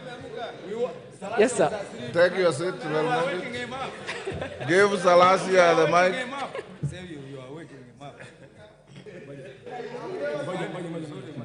Give him, there you are, give him the mic. Okay, I'm here, right? I've never stood on the point of order, but let me try to speak on point of order. That one is point of order number 91. Okay. I'm so much disappointed with Honorable Elmengid by saying that Standing Order 31 deals with adjournment of the House. 91, yes. So it can't be the one on which you are standing. Yes, Mr. Speaker, I'm standing on point of order. Yes. Order number 91, yes. I'm getting used to these things, Mr. Speaker, sir. Yes. So I'm so much surprised that out of all these members of parliament, that the engineer Elmengid is mentioning my name and asking me that I'm opposing the bill without even me listening to me giving facts the way I want to give my facts in the next 5 minutes to come. Immediately the speaker is going to mention my name. Thank you, Mr. Okay. Lelmengi, to be fair to Salasia, he has not spoken on this bill yet. Thank you, Mr. Speaker. You know, I was waking up Salasia. I saw him, he was asleep. Okay. And again, Mr. Speaker, I've seen several members opposing this bill, and particularly on the assembled motorcycles that are imported. Those are the motorcycles that 3% of the levies have been put on the imported motorcycles. But the locally assembled and locally manufactured, there's no tax levies on those motorcycles. This will spur the economic growth and also enable these companies, will give room these companies to employ more youth in assembling these motorcycles within this country. Again, Mr. Speaker, I would love to buy diapers for my babies from the locally produced ones in Kenya. There is no problem for Honorable Junet creating a company like Junet Diapers Company Limited. I would be happy to buy those diapers from his factory. So I want to encourage every member who is opposing this bill I want to urge all members opposing this bill to also join hands with us so that we can accept the amendments and the proposed bill that we have for 2024-2025 financial year. Finally, Mr. Speaker, the only problem that we are fighting in this country and in this finance bill is the negative connotations and statements propagated by the opposition. Numbers don't lie. For the last 1 year, Mr. Speaker, on the economy, inflation has dropped from 9% to around 5%. The dollar, Mr. Speaker, in relation to Kenyan shilling, has dropped from 165 shilling to 130, up thereabout. Farmers are happy, Mr. Speaker, for the subsidized fertilizer. And finally, Mr. Speaker, the teachers who are interns for the last 1.5 years will get a chance to be employed permanent and pensionable, which is a big win for our institutions back home, the high schools, the day schools that don't have teachers. So, Mr. Speaker. Thank you. Thank you. Yes, what's your point of order? There's nobody on the floor. Umulher?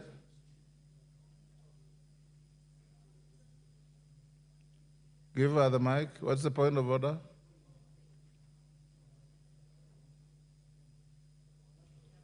Mr. Speaker, I wanted to interject him, but he's not on the floor. He's not on the floor, so it is spent. Thank you. Okay. I give the floor to Elachi.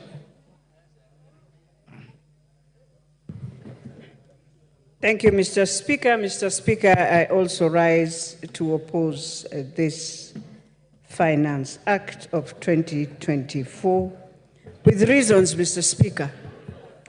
And I'll start, Mr. Speaker. When government came into place, Mr. Speaker, we started by removing subsidies and saying that this will assist Kenyans now to move on as a country. Mr. Speaker, we came in, we decided to ensure that the first finance bill, we had so many issues. We thought this second finance bill, Mr. Speaker, will be a finance bill that brings Kenyans together. And today, what the government has done to us, the Economic Council decided to put Kenya again into crossroads to make us fight for nothing, and then after that, then you come and now start saying we shall be having amendments. Yet this is something we would have just thought from the beginning, Mr. Speaker, that we don't need a country to go on to a cry and then now come again and tell them that there is an incentive that now we are giving. Mr. Speaker, when you look at the report comes in, and this is an IMF finance bill. This is what they did to Ghana. Mr. Speaker, you remember very well when Kibaki came into government, he was a finance minister, but he decided to be a liberal economist. He decided to look east. It is so sad that while my president thinks he will build any road in this country, that he will do any infrastructure in this country, with IMF on his neck, this will not happen on this term. Not on this term. He will be there to do the deficits of what they are telling him, but in terms of building Kenya, we shall see the worst that we have never seen. Mr. Speaker, the bill then comes in and tells us you want to restore policy on debt, sustainability, whatever. But then you forget that you are the same person who is saying you need everything on items. Fine, you have said you have reduced it for Mama Mboga, I don't know for who. But you are forgetting the same person who can do business beyond 2 million is the same person you have just returned into the challenges we are saying. Try to build an economic base for Kenyans to have this thing we are calling that there is economic growth. Then you come and tell me you have now reduced to the local manufacturers. Who are the deaf kids and the who's and who's? One person monopolizing this country, that he's the only one who can bring clinker, he's the only one who can do cement, he's the only one, yet you want to say, today we cannot bring back Portland, today we cannot do this. It is wrong. We only have one man who does pasta in this country. So when you say now you are increasing because people are exporting in spaghettis, they're importing in spaghettis, we only have one local manufacturer who does pasta, who decides at every given time how he raises his prices. So how do you deal with those people? Tell us the numbers of manufacturers we have, Order, so that Kenyans can know, order, Mr. Speaker. Yes, Nyakundi, what's your point of order? Give him the mic. Thank you, Mr. Speaker. I'm standing on point of order number 91. Is it in order for the honorable member to say that the president is dictated by IMF on the finance bill, while the president has the mind of his own? It is this house that dictates the finance bill and the orders that we make. Thank you, Mr. Speaker. If you had the mind, we would have gone to the president after we have finished this. So, Mr. Speaker, what we are saying that it is time as Kenyans, we want to take back our power from the World Bank, from IMF, and we are begging so hard that the president must go back and look at the East so that we can finish our roads. You went to the US, you told us you are bringing a road that is headed to Mombasa. Order, Elachi. The World Bank does not vote in this house. It is you who will vote in this house. Mr. Speaker. Yes, Rindikiri.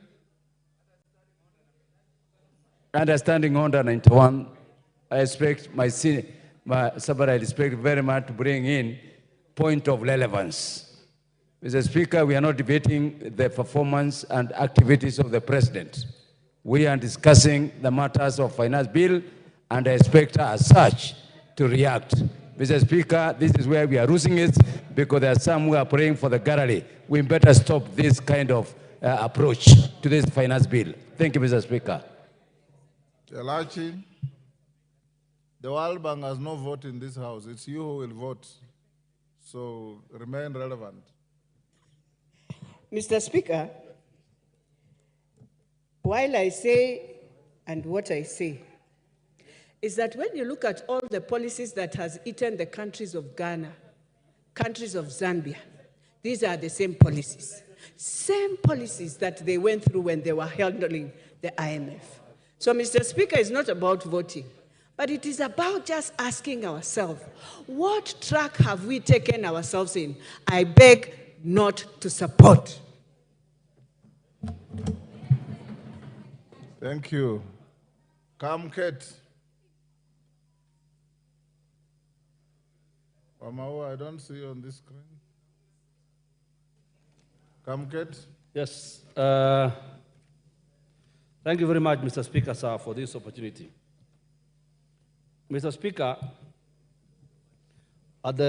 from the outset, I want to say that I stand to support the bill. And in supporting this bill, Mr. Speaker, I want to say that I fully associate myself with the views and the recommendations of the Committee on Finance and National Planning. The committee, Mr. Speaker, has done a wonderful job in analyzing the bill and in listening to Kenyans. When this bill was published for the first time, Mr. Speaker, I got concerned as every other Kenyan. But I got, Mr. Speaker, I got the confidence, Mr. Speaker, because I know, Mr. Speaker, that Kenya is a working democracy. That the process of legislative, the passing of legislation is a process, Mr. Speaker. That the bill would go to the Committee on Finance and National Planning, that the bill would be subjected to public participation, and that the views of Kenyans, Mr. Speaker, would be collected, and that the committee would come up with the proper recommendations, having listened to the people of Kenya. And the committee has done that, Mr. Speaker. This committee, Mr. Speaker, represents Parliament. The Committee on Finance and National Planning is a committee that is made up of members across the aisle. It is not a committee, Mr. Speaker, of members of one side of the House. And their report, therefore, the report which has no dissenting view, represents the views of this Parliament. And I want to say, Mr. Speaker, I want to thank the members, all of them, from both sides of the House, that they have done a good job. I want to, Mr. Speaker, the Treasury is made up of Kenyans, and they are mandated, Mr. Speaker, at every financial year to come up with revenue-raising measures to support the budget. And they are free, Mr. Speaker, to be innovative. Those officers at the Treasury, Mr. Speaker, are free to come up with wild ideas. But that is why Parliament is here. Because the officers at the Treasury, I do not see why the hysteria. Why there was hysteria? Why would a member of Parliament be joining, Mr. Speaker, members of the public in demonstrating in the streets when his opportunity is here? When the opportunity is here now, and then when they are given the chance, Mr. Speaker, they come and speak about revolutions that are non-existent. This is the time to talk about, to debate this bill and to look at the recommendations of the committee as they have made. Mr. Speaker, the governments exist to levy taxes, Mr. Speaker. And it is Parliament's responsibility to check on the executive. And that's exactly what we are doing. Mr. Speaker, you know, when the orange button comes up, Mr. Speaker, and the points are coming, I do not know what, we begin to panic. Mr. Speaker, let me just say this, Mr. Speaker. This morning, I listened to the leader of minority opposing the bill. But I looked at him, Mr. Speaker, and I could see his opposition to the bill was nothing but hollow, dishonest, and shallow. Because, Mr. Speaker, if the public have given their views, Mr. Speaker, and I challenge, Mr. Speaker,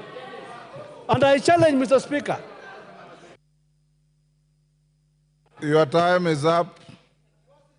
Your order. Member for Malindi. Asante sana Mheshimiwa Spika. Mwanzo ningechukua fursa hii Mheshimiwa Spika kuweza kuwashukuru wa Kenya.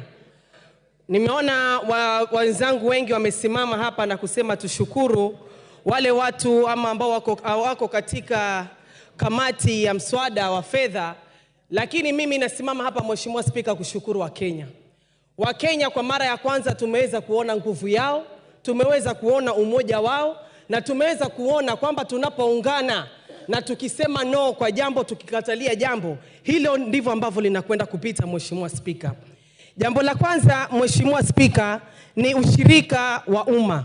Mwanzo nimesimama hapa na pinga vikali huu mswada wa fedha ambao umeweza kuwakilishwa hapa mbele yetu Mheshimiwa Spika.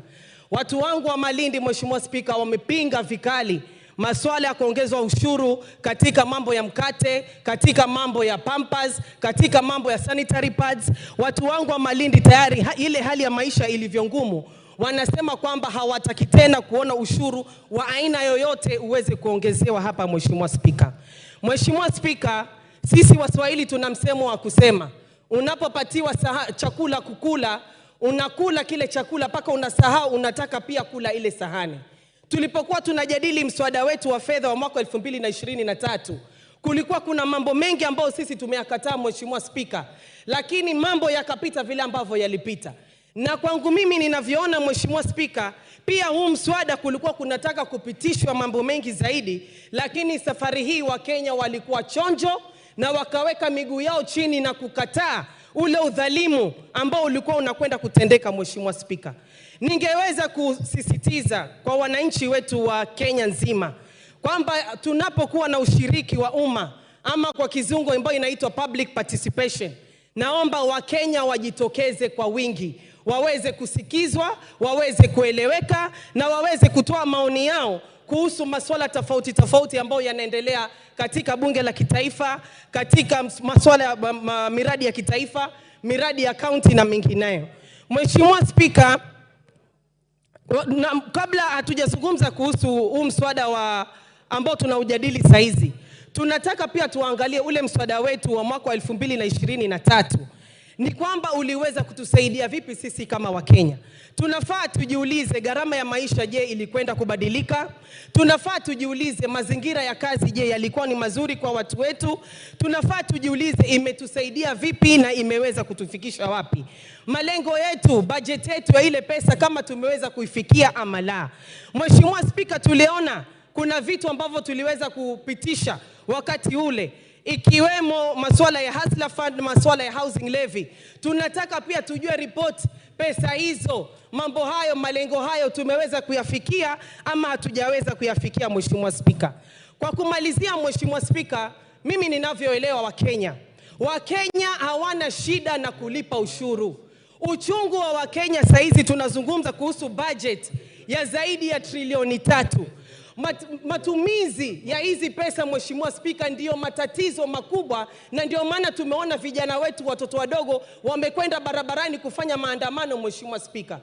Matatizo ambayo tuko nayo sasa hivi Mheshimiwa Spika na ufisadi. Na pale ambapo tunazungumza kuhusu ufisadi, kwa sababu pesa zote hizi zinatoka kwa Wakenya, bajeti yote hii sasa hizi inatoka kwa Wakenya. Tunapoona ufisadi ambao unaendelea Mheshimiwa Spika, mawaziri wanakuja hapa, mawaziri wao ambao wana ufisadi wanaachiliwa Mheshimiwa Spika. Hii ndio inazidi kutia machungu kwa Wakenya kule Mheshimiwa Spika. Tunaona wale ambao wameshikana kule kwa upande wa serikali Mheshimiwa Spika, wanaenda katika mkutano mtu ambaye mshahara wake ni sawasawa na wangu na natoa karibu milioni 30, na kuna kijana mwenye ambaye hana kazi na hana hata shilingi. So tunataka matumizi ya hizi pesa pia ziwe ziko sawasawa, Mheshimiwa Spika, na kwamba ufisadi uweze kumalizika hapa ndani ya Kenya, Mheshimiwa Spika. Mimi nataka niseme napinga vikali huu mswada wa fedha wa mwaka 2024, Mheshimiwa Spika. Asante sana. Rendekere.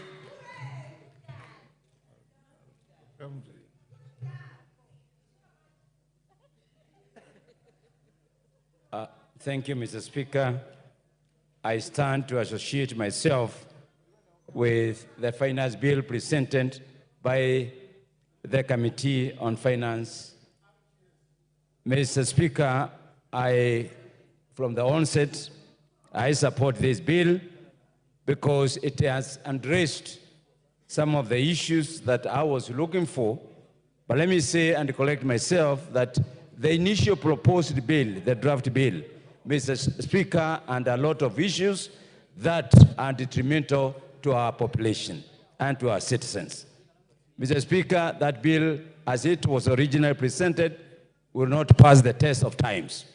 But Mr. Speaker, I've listened towards the chairman of the committee as presented, and I associate myself with those proposals that he has presented.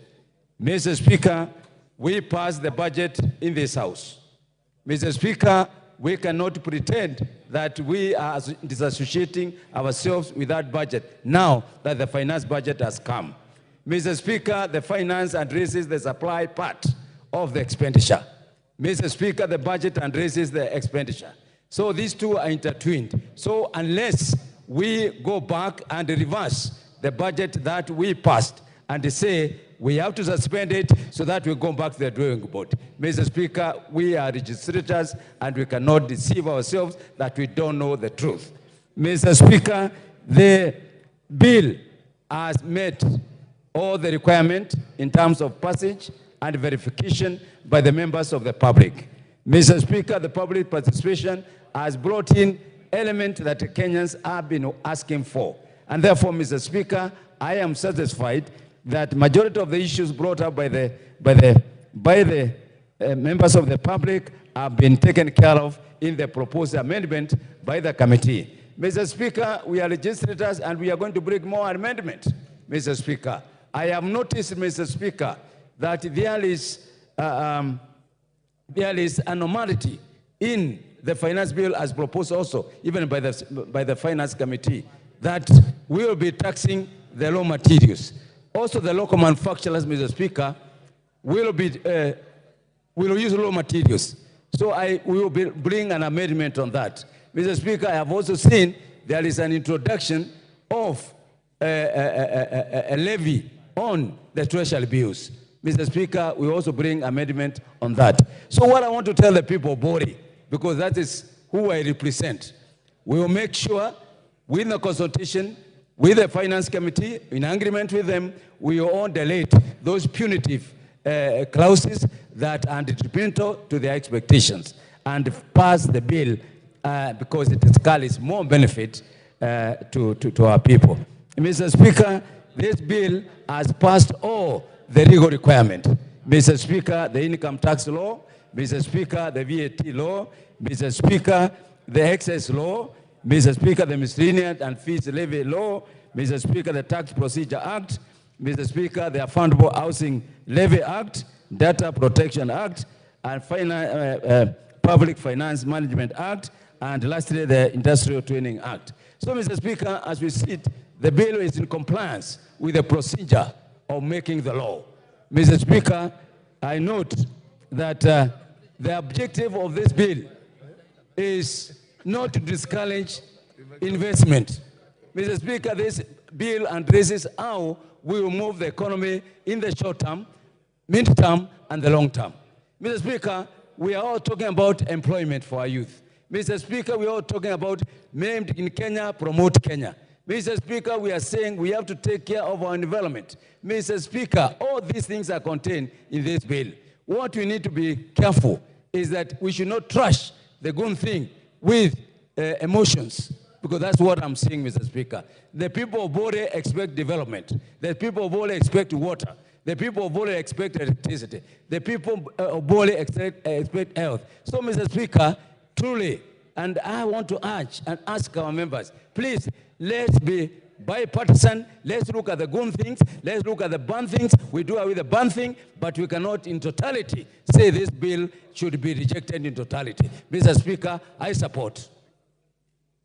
Jackson Kosgei. Thank you, Mr. Speaker. First of all, and on the onset, I support the bill. It has been said by historians that there are two things, I beg your pardon, that has made regimes comes up or rise up and fall. One is the policy on fiscal planning of a nation, such as the one we are interrogating through this bill. Mr. Speaker, the second one is the national bride, where the citizens of a country is proud to support and sustain their own country. While I commend the committee for the work, the good job done, the resilience they had in taking the processes through legally and by law, and also by listening to the citizenry of this country, I wish to persuade us in this House to appreciate the fact that we have a cardinal role in developing the budget of this country by interrogating all the processes, and we have a duty to produce a policy that will support this nation. It appears that the debate today, and as we continue, is gravitating around the finance bill as was presented, and we seem to play down the proposed amendment by our esteemed committee members. They have given us their version after receiving the contribution by the public. Mr. Speaker, I wish to conclude my remarks as I support this bill by commenting on the light note on a comment that was made by one honorable member that it was a bit unnecessary and misleading comparison, because we are speaking not only to this August House, but we are speaking to Kenyans listening outside there, to compare the 19th century dictatorial monarchs with our vibrant democracy, which is giving us an opportunity of changing government whenever we want in every 5 years. It is unnecessary to speak to Kenyans that we have an alternative in terms like revolution, destroying a country. I think we have a room, vibrant democracy in the world, not Africa alone. And I wish to urge us that let us debate without personalizing, but think about this country and its progress. With that, Mr. Speaker, I support the bill. Thank you. Mawade.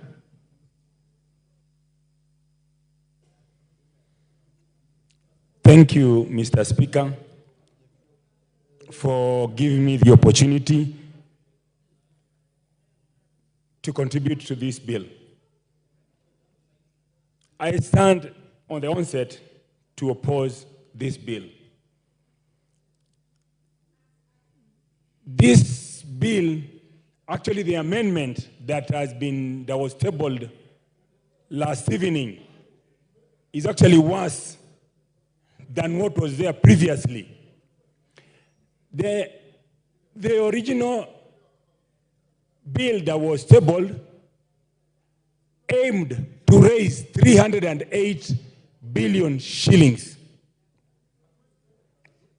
The new one that has been that was tabled last night targets to raise 386 billion shillings. I know a few sweet items were removed, like removing the taxes on bread. There were no taxes on bread. We have never had taxes on bread. So when you say you are removing taxes on bread, you are just withdrawing your amendment, or rather your proposed amendment to the bill. There is no favor that we are doing to Kenyans. This bill, as it was previously, and it's amended as it is amended now, is very, very punitive to mwananchi. The new bill introduces the new amendment that was tabled last evening, introduces a fuel levy of 9 shillings per liter. When you increase the cost of fuel, all the items that are transported using motor vehicles, rollies, etc., the cost will go up. So the cost of living to the common mwananchi will go up.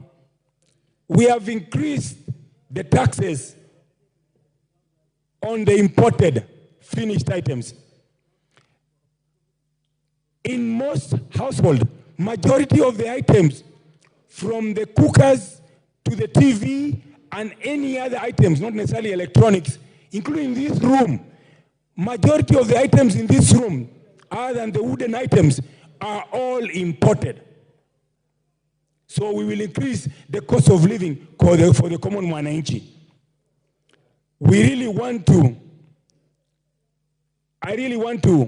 I've had a few people congratulate the finance committee. I want to congratulate the Gen Z for coming out in large numbers and expressing themselves. What was sad is seeing that they were arrested. They have freedom to assemble. They have freedom of expression. They should be allowed to express themselves, not necessarily be arrested. But to the Gen Zs, the Gen X, and the Millennium, you are yet to register as voters. You need to register as voters so that you can have the correct people that will listen and side with mwananchi. Anybody who does not side with mwananchi, you know what to do come 2027. And for the Gen X who actually participated yesterday, and the Millenniums and the Gen Z, the work is not done. The most important work happens tomorrow. Tomorrow is when we are voting as a house. You must put pressure. Continue to put pressure. Do not let off the item on the gas. And you must sit there with a pen and a paper. And anybody who votes to put a noose around your neck, you must write down their name and pick and say, who you? That one, 2027, home. That one, 2027, home. Anybody who votes to finish you here. Anybody who votes to put a noose on your neck tomorrow and finish the Kenyans, you must have a list and pick. You know, that one, 2027, home. That one, because we must have a people, we must have a parliament that supports and stands with the common mwananchi. And I stand to oppose. Asante. Mary Wamaua.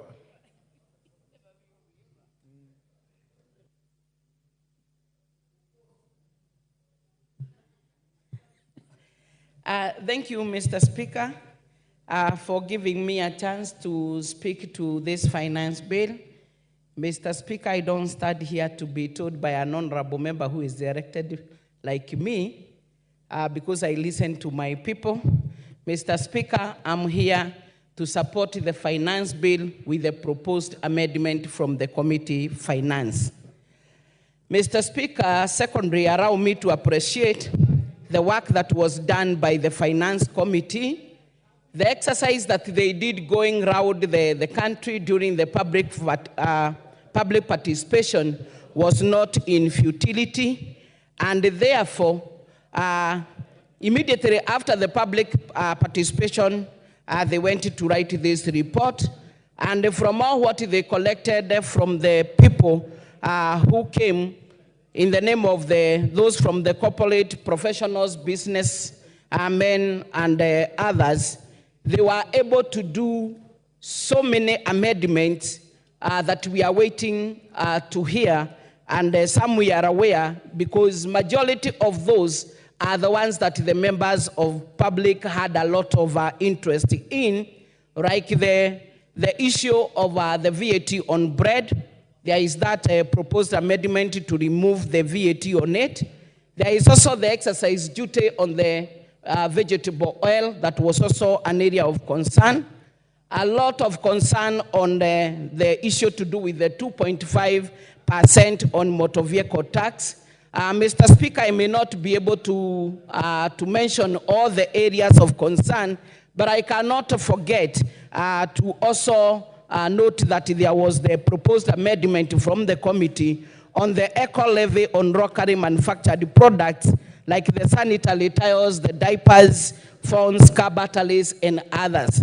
Mr. Speaker, looking at the proposed amendment that the committee came up with, it is trying to answer to the cry of some of the areas that our member are talking about.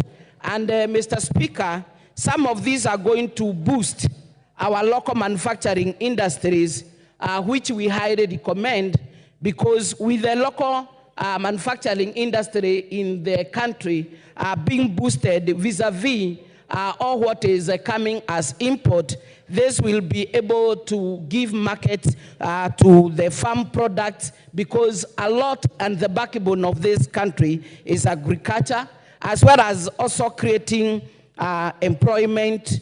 And also, this one will also offer our agencies in the inspection and supervision of the produced products. Mr. Speaker, I do not want to say that is from what I got from one of the members that this is too retro, too late. Because, Mr. Speaker, this is a house whose work is to make laws and to amend other that are existing. And Mr. Speaker, as honorable members, if at all we are good on advising our people accordingly, as their representative, we are able to tell them that this is the time that we are going to look at the crowds of the finance bill, crowds by crowds, and it is also the said time that we can be able to bring amendment instead of inciting our people to demonstrate on the street, making some to sleep in the cells and others to get hurt as a result of the same. In the same, it shows that we do not believe on the responsibility that is given to this house to amend any law. Whatever Treasury proposed, it is for the committee, whatever it did, and our time now has come to make sure that any crowds that you think you need to do an amendment, you raise it so that we discuss it here, and by the end of it, whatever finance bill we produce will be answering to the areas of concern to our people. Mr. Speaker, as much as you see some saying that they are opposing, if at all we go by whatever they are saying, they'll be the first one again to rise to question on the salaries, on development of projects that are running, and other areas. So members, as we talk, let us not be populist. Wamaua, your time is up.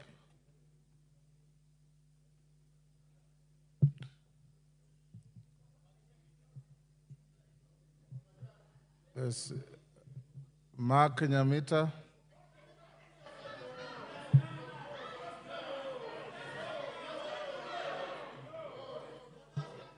Order, you are all equal. No, Mr. Speaker, this guy has just come down.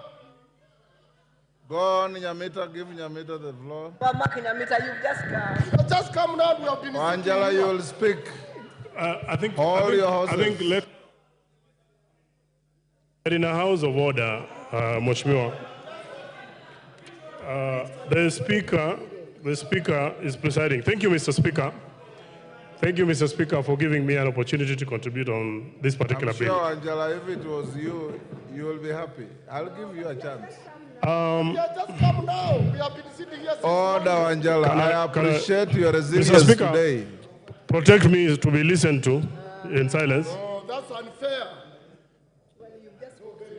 Thank you, Mr. Speaker.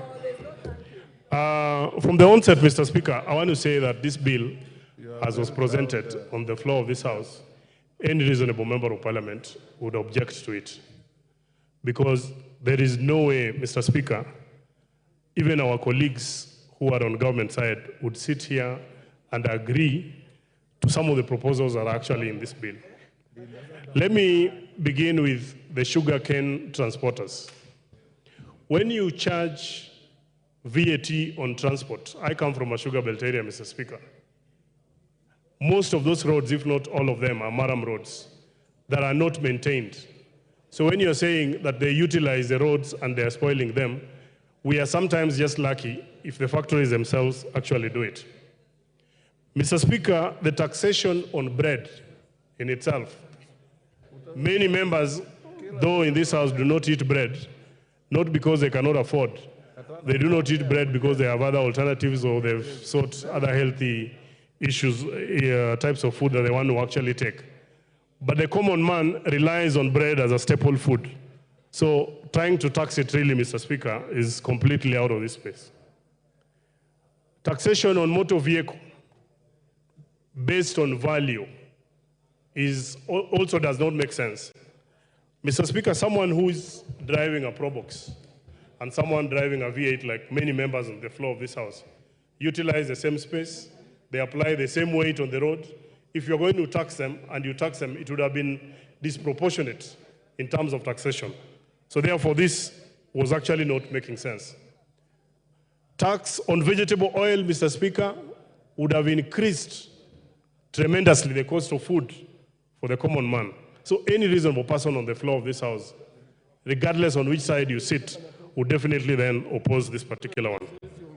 The eco levy, though being very progressive, Mr. Speaker, I do not think the way it had been put in this particular bill made a lot of sense. We need to only tax eco levy on finished products that are actually being brought into the country. I am happy that many members agree and will oppose the threshold for VAT registration. In my constituency, Mr. Speaker, over the last about 1 month, I have had to bring young people together to try and give them CDF projects. Some of them are registering organizations for the first time. Compelling them to register so that you tax them was not leaving them with any money because the amount of money that we put into our projects, Mr. Speaker, is extremely very little. Having said that, Mr. Speaker, I just want to urge my colleagues that the best thing for us, that it is this House, the 13th Parliament, that must stand to be counted. We have a more enlightened public, and I want to commend the committee because of the extensive public participation. I have seen in their report that they actually had to add a few more days for people to give their views. How I wish, Mr. Speaker, that in the next bill and maybe all the other bills, we can even extend it not only to the members of the committee, but to the whole House so that members can even caucus on specific bills that require a lot of input from the people. But then what I want to say is that anyone who believes that this bill is not right must then come to the floor of the House, including myself, to propose and support the amendments that are going to leave the bill more responsive to the needs of the people.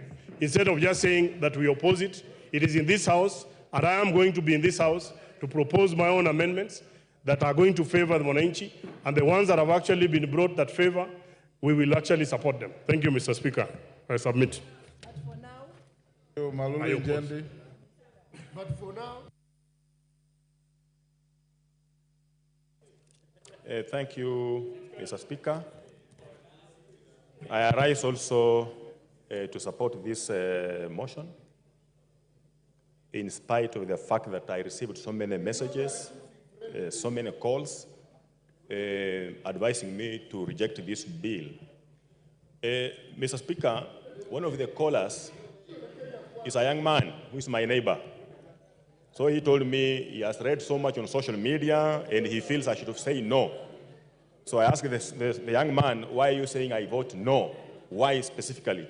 So he told me like the price of bread has increased from 45 to around 90 shillings. So I told him which type of bread is this. Then he was talking of 400 grams bread. So I just told him straight, go to the shop and find out what it is presently.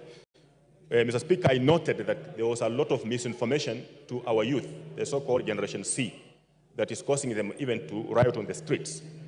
Mr. Speaker, why I support this particularly is because of the direction this country is now taking.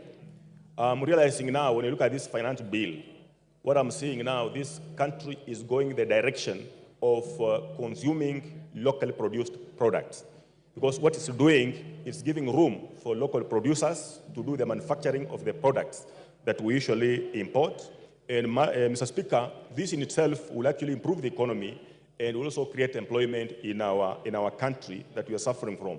And why I'm saying this, because I'm saying there is a tax or a levy on eco, something called eco-levy. This is actually to discourage importation of finished products and encourage local production. There's also a tax on clinker that's coming from out, so as to encourage our local production. And when this is happening, most of the persons who will benefit are the very youth, actually, who are demonstrating in the streets. And they have been misinformed, because when this is happening in this particular country, most of them then will get employment. They will not find themselves idle in the streets, so as to be vulnerable as they're being used by some persons, some leaders in this country to actually push their agenda. Mr. Speaker, this country, I see a situation where now we want like to take off. Because I recall countries like Malaysia, countries like Singapore, we were with them at the same level. But them taking to this route, they have taken off. They are far away from us, industrialized countries. So this is the right route, and I want to advise Kenyans that we have to be patient with this particular country, and if they want to know that we are on the right track to development and even to our own benefit, they should see what has happened. You know, previously when this government took over, the price of bread was so high, the price of unga was so high, the price of maize was so high, you know, but currently now these prices have come down because of the policies this country is taking to. So if Wananchi will give this government and this country, the leadership, some time, all this that we are crying about will stabilize. Mr. Speaker, I want to appreciate the chair of Finance Committee. There was an issue on eatings, invoicing. You see, the factories, I'm hosting 2 factories, sugar producing factories in my constituency, that is Botali and West Kenya. The 2 factories, the directors came to my home complaining about the eatings, what it was to farmers. And they were arguing that if they do this, there will be double taxation to the farmers, the cost will be pushed over to the farmers. And when you look at the whole process of developing e-tax, e-teams, it was a whole cumbersome process that even most of the farmers who are illiterate could not manage. So when I called him, he asked me to ask them to come and make their presentations, and they did their presentations. And I'm happy, I want to tell the farmers the e-teams has been struck off. The issue of transport of cane from the farm, the factory, has also been struck off, because this cost would be passed over to the farmers, which I'm now telling the people of Malava that I represent. There's no need for me to say no to this finance bill, because it's the best for us for this particular country. And Mr. Speaker, we have also asked for so many things. I remember when the CS was making a presentation here on budget, there were so many things we were foot thumping, because they were good for us, like, for example, electricity connection. This is now a moment for us to raise funds to actually get this connection to our villages. Otherwise, I support Mr. Speaker. Thank you. Thank you, Cain Katana.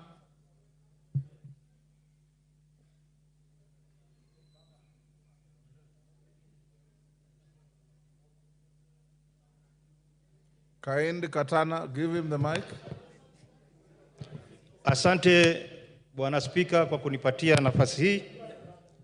Kwanza nataka niwapongeze wale Wakenya wote waliojitokeza jana kuandamana ili kutoa hisia zao kuhusu mswada huu wa kifedha wa mwaka wa 2024. Nataka pia niwapongeze wale ambao walishikwa kutetea haki yao. Hao ni mashujaa wa karne hii tulionayo. Bwana Spika, mimi ninapinga ripoti na mswada huu wa kifedha wa mwaka 2024 kwa yafuatayo. Bwana Spika, hatuwezi kuinua uchumi wa nchi kwa kutegemea kutoza ushuru peke yake. Jambo ambalo tunatakana kujiuliza Bwana Spika, je, tumeweka mazingira gani ya kusaidia mwananchi apate pato ili aweze kutoa ushuru? Jibu ni kwamba hatujaweka njia mwafaka ya kufanya watu wafanye biashara yao.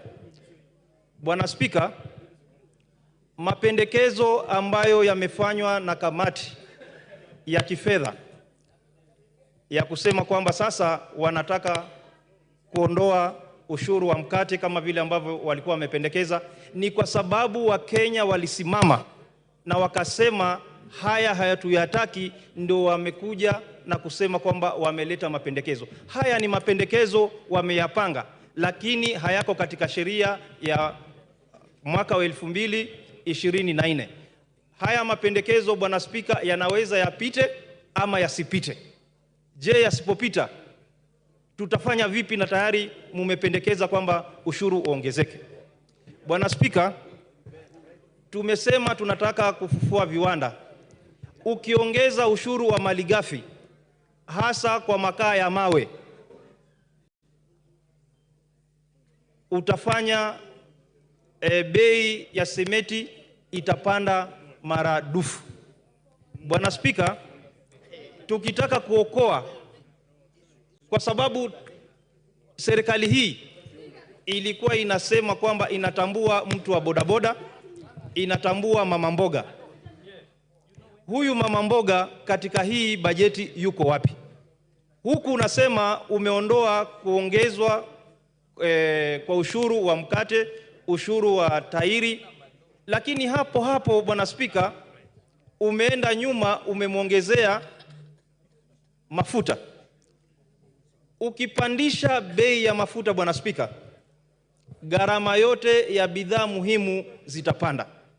Ukiongeza bei ya mafuta, huyu bodaboda ambaye mlimtumia kwa kampeni zenu mumemweka wapi?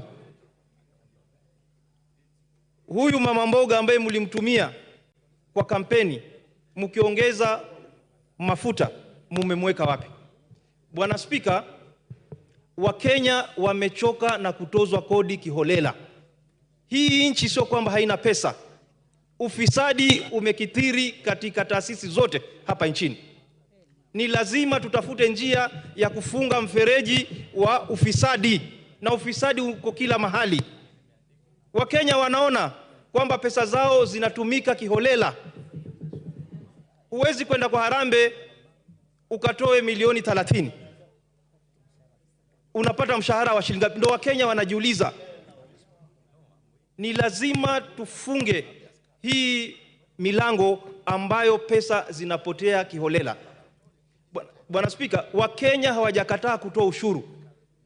Tujiulize, ile sheria tuliyopitisha hapa ya mwaka 2023 ya kifedha, je, tumeweza kufaulu na yale malengo ambayo tulikuwa nayo? Jibu ni kwamba hatujafaulu.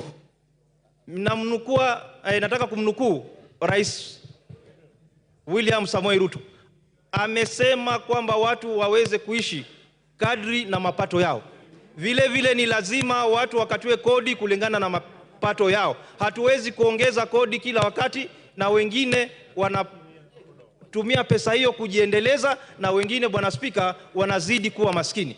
Mimi ninasimama hapa kwa niaba ya watu wa Kaloleni kupinga mswada huu kwa sababu hausaidii yule mbunge wa Kanze. .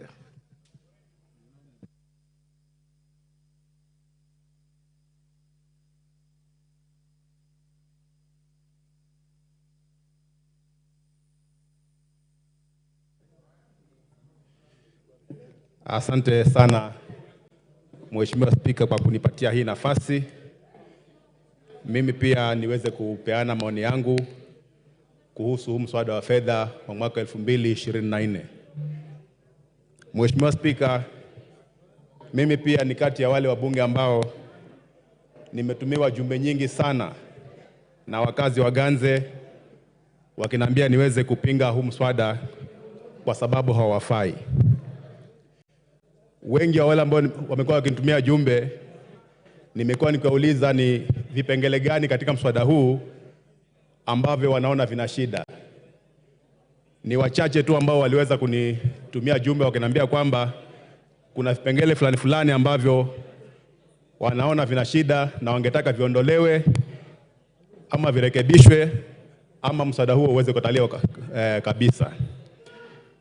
Kipengele kile kilikuwa kina utata kabisa ni kuhusu ile kodi ya mambo ya mkate, ambapo ulikuwa unaweza kupandisha bei mkate, na mimi pia nilikuwa nakubaliana nao, kwa sababu mkate ni chakula ambacho kinatumiwa na watu wengi sana, especially wale wenye mapato ya chini. Kwa hivyo kwa upande huo pia mimi nilikuwa nakubaliana na wakazi wa Ganze wakisema ni lazima kodi ya mkate ipungue. Kodi nyingine ilikuwa inaleta utata ni kodi ya magari, na hiyo waliweza kunambia katika zile juma ambazo walinitumia. Ushuru wa magari ulikuwa unafanya wenye magari walikuwa watalipa pesa nyingi sana, na hiyo ilikuwa inaleta utata. Mambo ya eco-levy ambayo ilikuwa inapandisha kodi ya sanitary pads na pia pampers, hiyo pia nilikuwa nakubaliana na wakazi wangu, na niliwaambia kwamba nitatumia hii forum yangu kuweza kuhakikisha kwamba hayo mambo yanatolewa katika huu mswada wa kodi. Na nataka nipongeze ile kamati ya fedha ya bunge hili ambayo iliweza kukaa na vipengele vingi ambavyo vilikuwa vinaleta utata waliweza kuviondoa. Na pia niendelee kushukuru kwa sababu nikiangalia yale mambo ambayo serikali imepanga kufanya huko katika maeneo bunge yetu kwa huu mwaka wa serikali unakuja, ni mambo mengi ambayo wabunge wote inastahili tuweze kuyapigia upato. Kwa mara ya kwanza tunaona kuwa mgao wa NGCDF unaweza kuongezeka kwa kiwango cha milioni 30. Na pia kwa mara ya kwanza tunaona kile eneo bunge linapata mgao kwa sababu ya usambazaji wa mambo ya stima.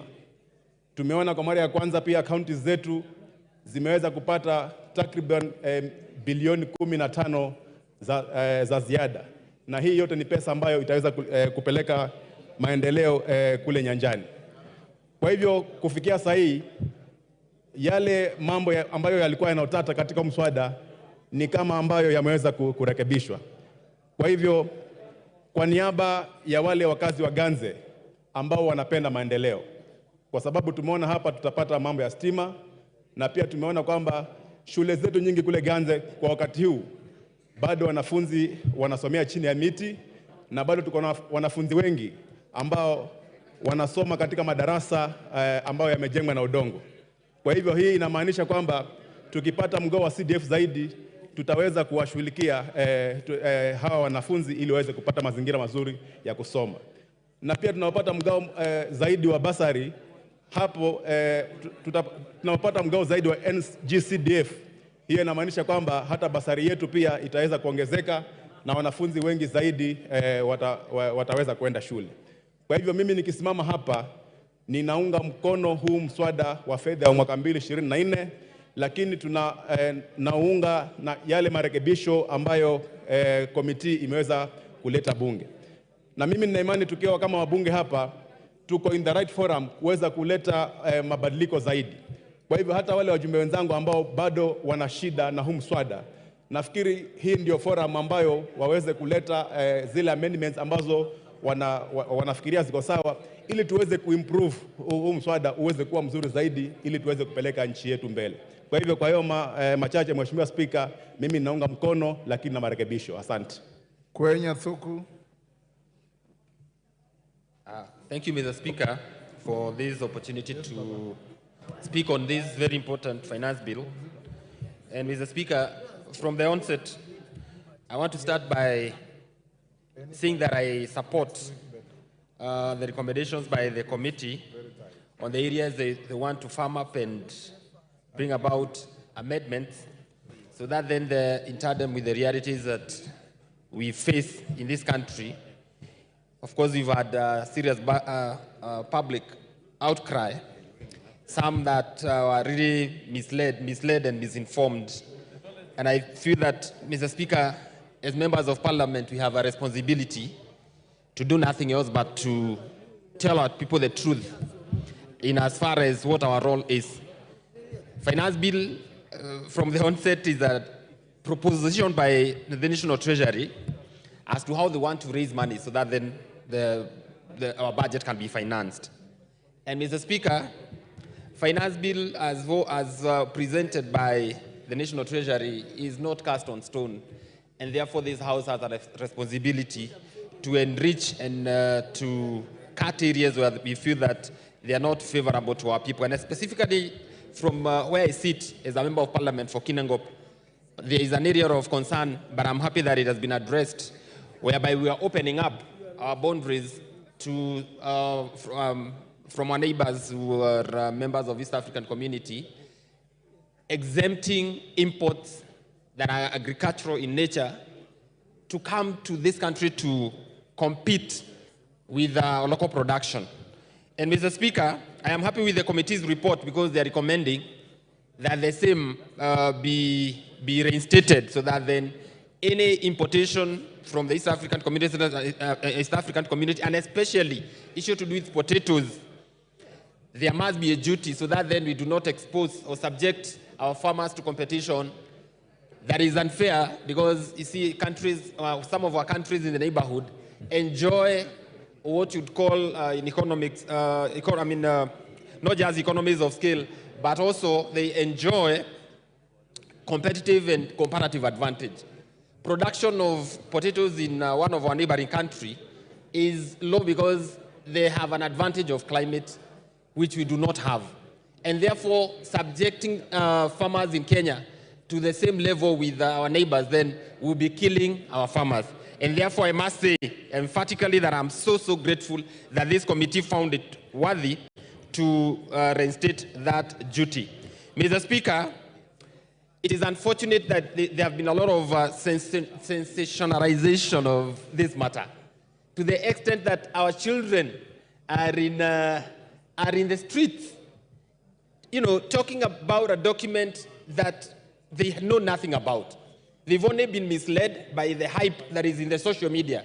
And Mr. Speaker, I think it's time for members of parliament to act in a way that is honorable, just to inform our constituents what a finance bill entails. And Mr. Speaker, in this House, in its wisdom, passed a whole budget of 4 trillion shillings. But when we come now to issues, to areas where we want to raise funds, to the tune of 300 billion to finance some of the things that are in the budget, and especially to do with electricity, to do with education, to do with health, to do with agriculture, I hear the same voices that supported the budget. Now they're on the other side saying, now we are not going to support finance bill. We do not want to hear that we are going to collect money to finance our affairs. And Mr. Speaker, I think it's about time that we rose above hypocrisy, because there's a lot of hypocrisy in leadership, in political leadership, and call the leaders who are speaking from both sides of their mouth, call them out for who they are. And Mr. Speaker, I want to support this document, and not as we progress to the third reading. I believe that these amendments will suffice, and therefore give Kenyans the kind of finance act that will serve us for the next financial year. Thank you, Mr. Speaker. Thank you, Thuku. Honorable members, there are some honorable members who are still asking the chair, the speaker, when to file amendments. I want to repeat, please file them in the relevant office before 1 o'clock tomorrow. Kitonga Murugara. Thank you. Thank you very much, Mr. Speaker. Speaker, we've waited patiently. Evidence that what we are doing here is very important, and we just to continue being patient so that we can dispose of the important business of the House, which is actually the budget-making process. So, Speaker, allow me to begin by saying I actually support the report by the Committee on Finance and Planning, and I will also be supporting the finance bill with the proposed amendments because of three reasons. The first reason is we got to be faithful to Article 118 of the Constitution on public participation.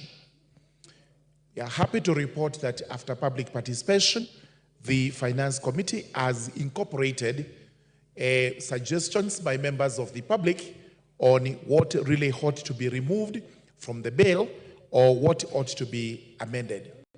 This is extremely important in that in public participation, we may not incorporate everything that is proposed by the public, but it shows that we're taking into consideration what the public says, and this is in honor of the people of Kenya.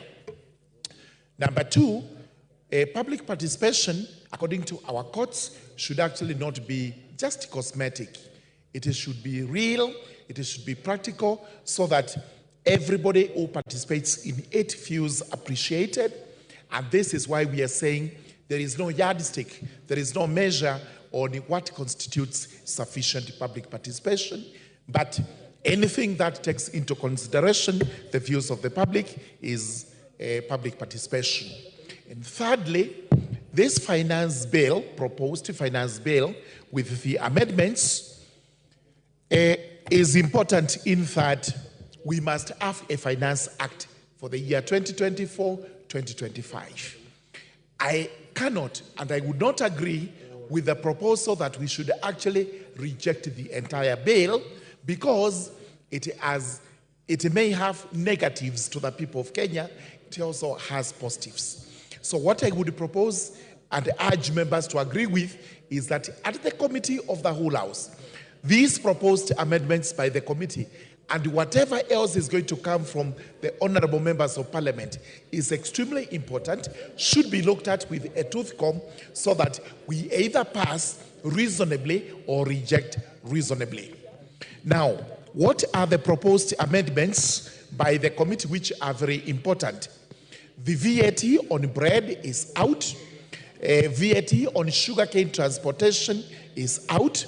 VAT on electronic money transfer or transactions is out. And many others, including the 2% motor vehicle tax. All this is out. On the same tone, the eco-levies on some of the finished products which are imported, these are going to remain. But for the locally manufactured goods, and this is very important to spur up industry and growth, we will have all that tax exempt. This is very important. We also have many others, including positives, that the pension on the tax on pension is now increased from 20,000 to 30,000. We also have an 18 billion, which is supposed to assist the government to employ the JSS teachers, permanent and pensionable. This is very important. Our CDF, our GAF, all this is increased, which is very important. Therefore, on behalf of the people of the Tharaka constituency, I would be urging them that we will support the bill. We will make all the necessary amendments to protect their interests. At the same time, we will be on standby and guard against corruption so that none of this money is pilfered, is lost through corruption.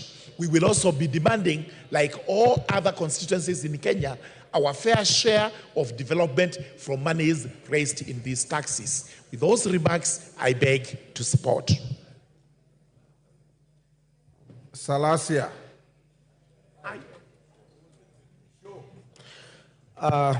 Mr. Speaker, sir, I want to rise to oppose this finance bill on the following grounds.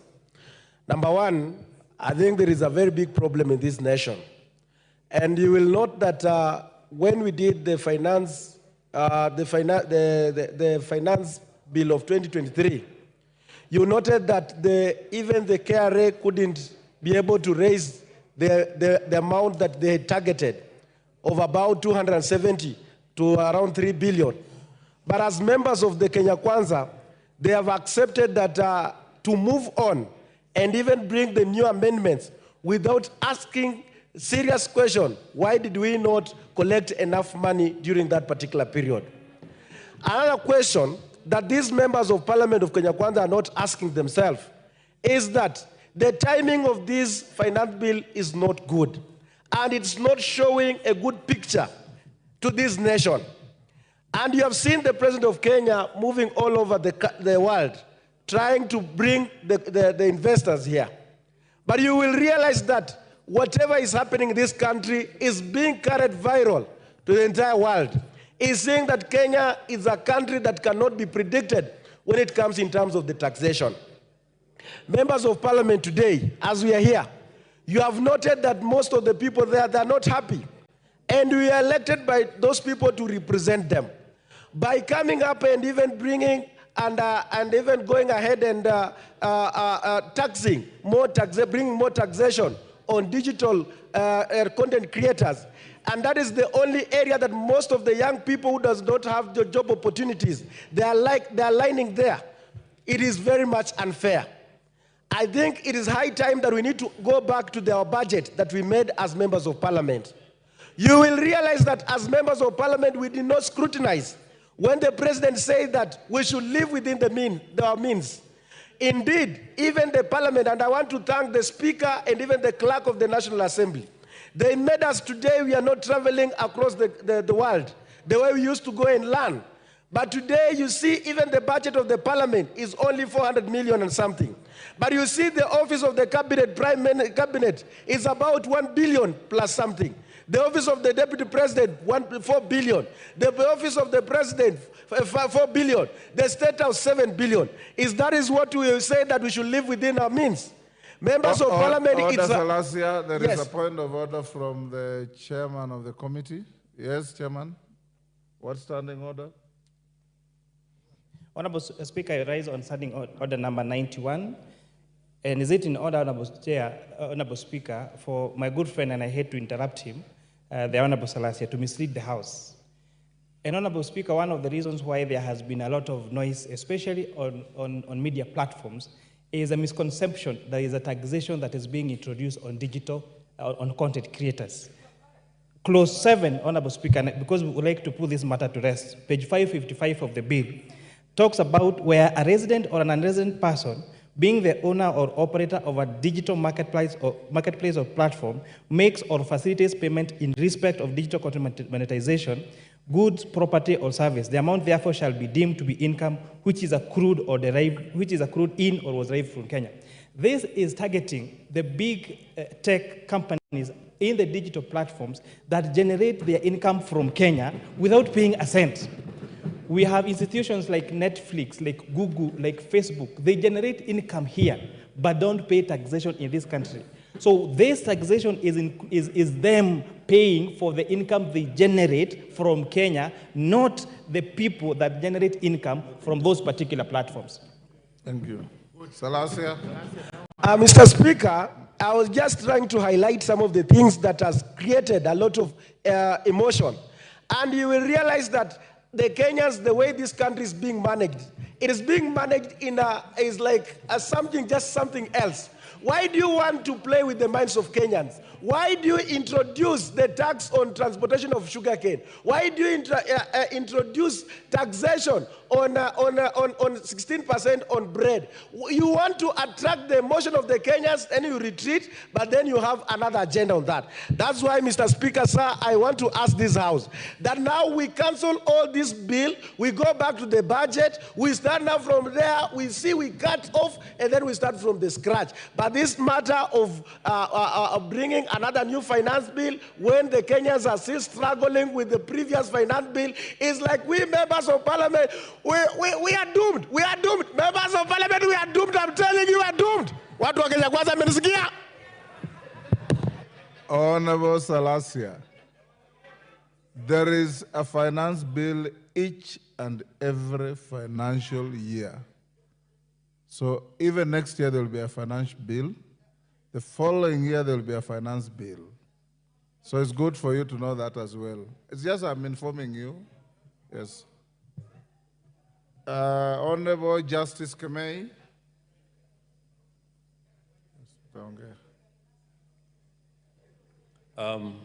Thank you, Honorable Speaker, for giving me the opportunity to be able to add my voice on the finance bill. Honorable Speaker, my patience was being tested. Speak with a little life, Justice. Yeah. Honorable Speaker, I was saying my patience was being tested, but at least I've gotten the opportunity. I've been here, Honorable Speaker, from 9:30. And it reminded me... Stop complaining. I've been sitting here from 9:30 as well. Thank you, Mr. Speaker. On the onset, Mr. Speaker, I want to say I support the finance bill. And I do so, Mr. Speaker, without fear or favor. Ever since the finance bill was published, Mr. Speaker, the people of Sigawetsoen constituency have engaged me. I have responded to all their concerns, and I'm happy, Mr. Speaker, that the recommendations of the Finance Committee do indeed address many of the concerns raised by the people of Sigawetsoen constituency. In particular, Honorable Speaker, they were against the 16% VAT on bread, they were against 2.5% on motor vehicles, they were against 18% on edible oil. They also told me, Mr. Speaker, to oppose the 18% duty on 18% tax on financial services. Now that most of those concerns, Mr. Speaker, have been addressed, I want to say I do support the bill, and in particular, Mr. Speaker, this is where we will get money under CDF to be able to support our people, and especially to have increased bursaries so that children from poor families can be able to get their education. This is where, Mr. Speaker, we will get money for rural electrification. If there's a pet topic that I do discuss with the people back home at any given time is something called the last mile. Mr. Speaker, the amount of 50 million shillings given to each constituency under the last mile program will go a long way in making sure that our people get electricity. Mr. Speaker, in addition, the people of my constituency do grow cane. They've got areas at Moron Sugar Company, areas at West Kenya, areas at Chemelil.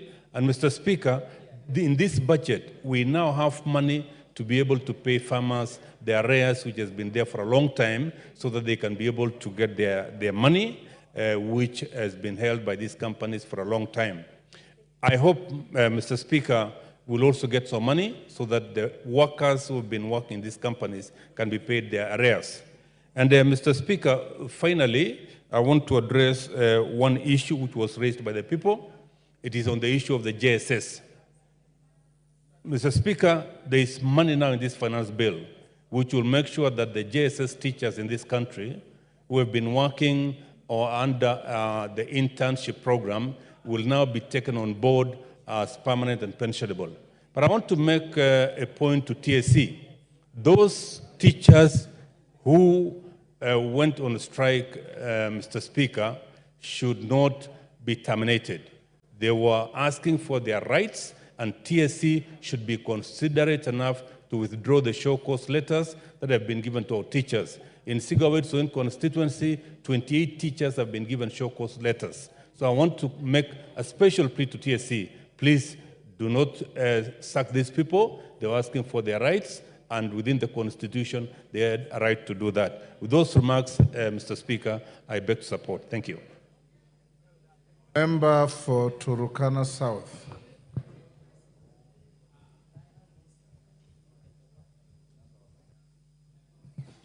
Thank you, Honorable Speaker, for according me this opportunity to give my insights on this Finance Bill 2024.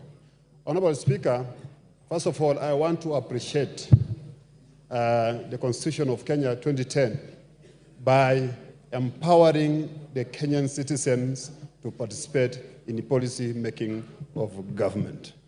Honorable Speaker, the government has a duty to present the budget and also to present the finance bill. These are two major policies that government intends to meet its promissory notes as it made during the 2022 campaign period. Also, Honorable Speaker, it's upon us leadership, also as a leader, as a member of parliament for Turkana South, I have the obligation to participate in ensuring that my constituents are represented in this process of policy making. Honorable Speaker, budget and finance bill are political tools. And also, budget and finance bill, these are areas or policies that all stakeholders are supposed to negotiate. All stakeholders are supposed to negotiate. They have interest in this particular budget. Honorable Speaker, as we talk as members of parliament, we have the obligation to see that our interests, despite the fact that I'm a member of parliament from the opposition side, I have interest in this budget, I have interest in this finance bill. Honorable Speaker, let me go to the Income Tax Act.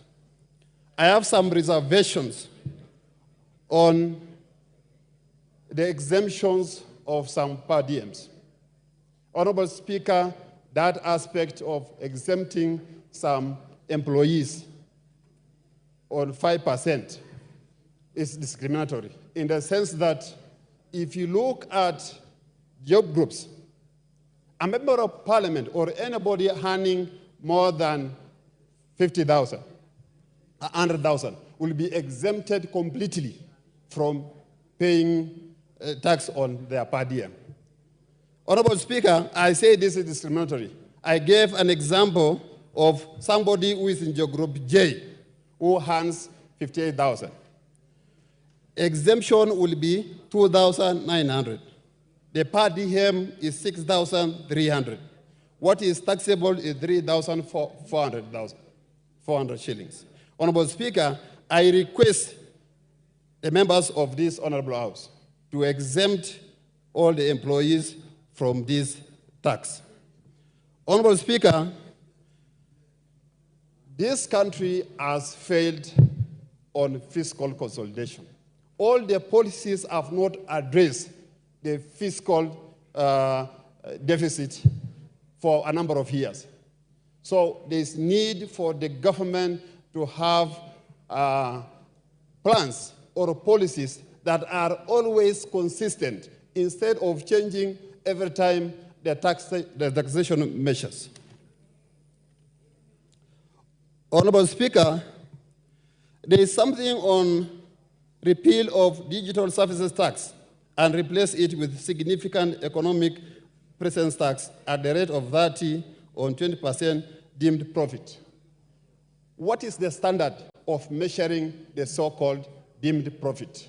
This is what needs to be highlighted, needs to be addressed so that we don't just say 20% is deemed profit, 30% is deemed profit. We need to have a standard. Honorable Speaker, something on the value-added tax. When I transfer property or assets at a certain price, there is valuation for that particular business or asset. So the difference between the transfer price and the valuation has to be on capital gains,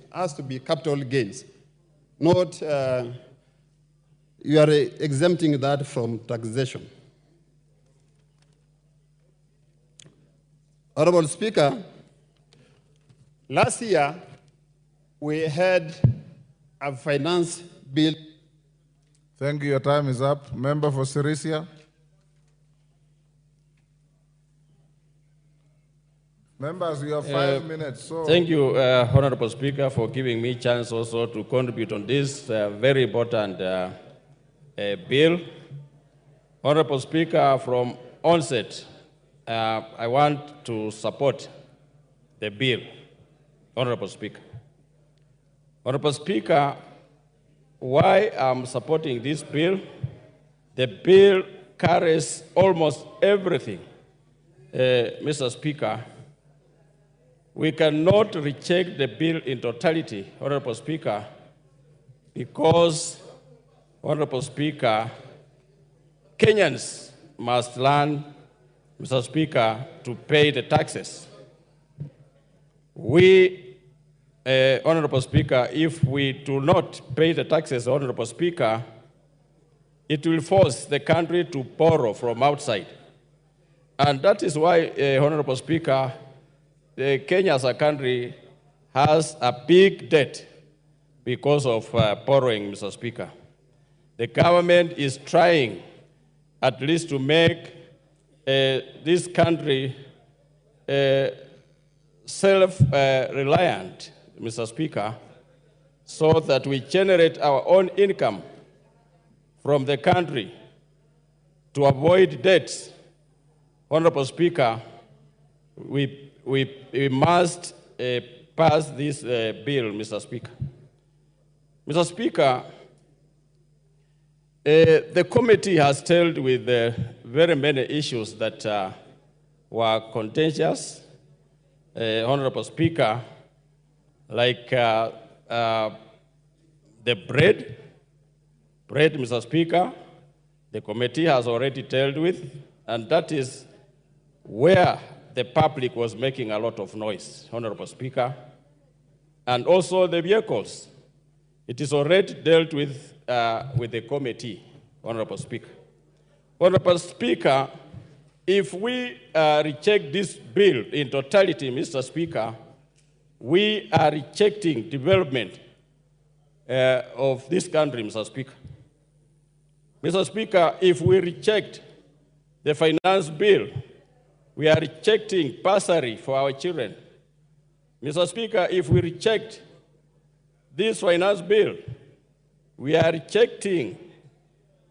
denying our sisters and brothers who are sick in hospitals to get medicine, Mr. Speaker. Mr. Speaker, this country it belongs to all of us, Mr. Speaker. And Mr. Speaker, as we continue, members from both sides to talk, Mr. Speaker, this bill, Mr. Speaker, the government of this country, Mr. Speaker, now, when President Ruto got into power, the economy of this country, Mr. Speaker, was in ICU. But now, Mr. Speaker, we can see some development that is coming.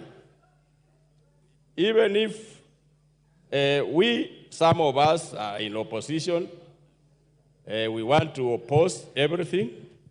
But, Mr. Speaker, let's consider and put the country first, Mr. Speaker. Like other developed or developing countries, Mr. Speaker, when politics is over, something like this, the bill comes, Mr. Speaker, people of the country put their country first, Mr. Speaker. And we are requesting that, Mr. Speaker, we put our country, Kenya, first.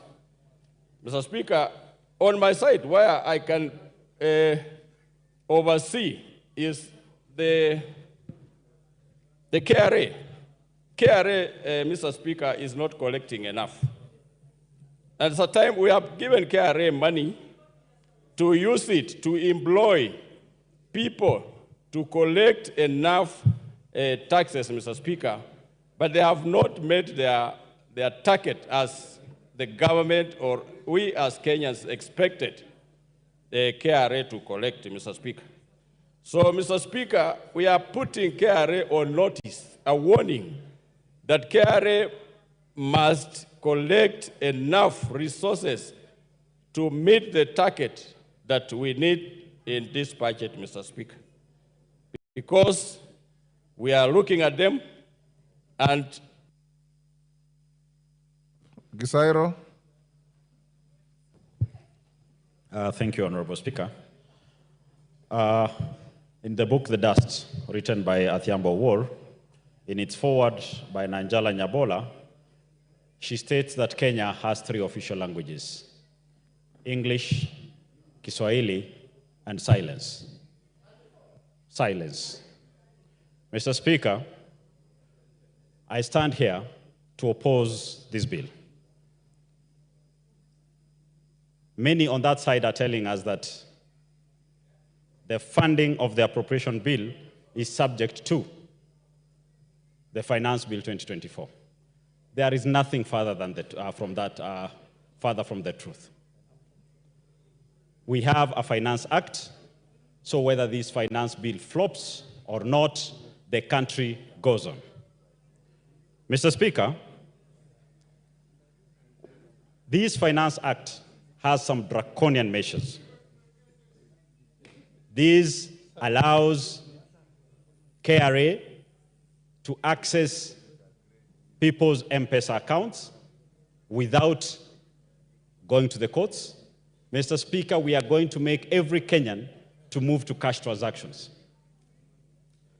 Mr. Speaker, while we are saying we need to support local industries, the eco levy is not the way to go. Mr. Speaker, my little daughter Iranzi needs Pampers. I can afford. But sadly, Kerubo in Kitutu Masaba, whose husband is mining sand in the quarry, cannot afford. The cheapest option they can get is what they need for the cleanliness of their child. Mr. Speaker, sanitary towels. Millions of girls do not have sanitary towels. The cheapest they can get is what we should afford them, whether imported or local. We should not make it any further expensive. Competition brings costs down.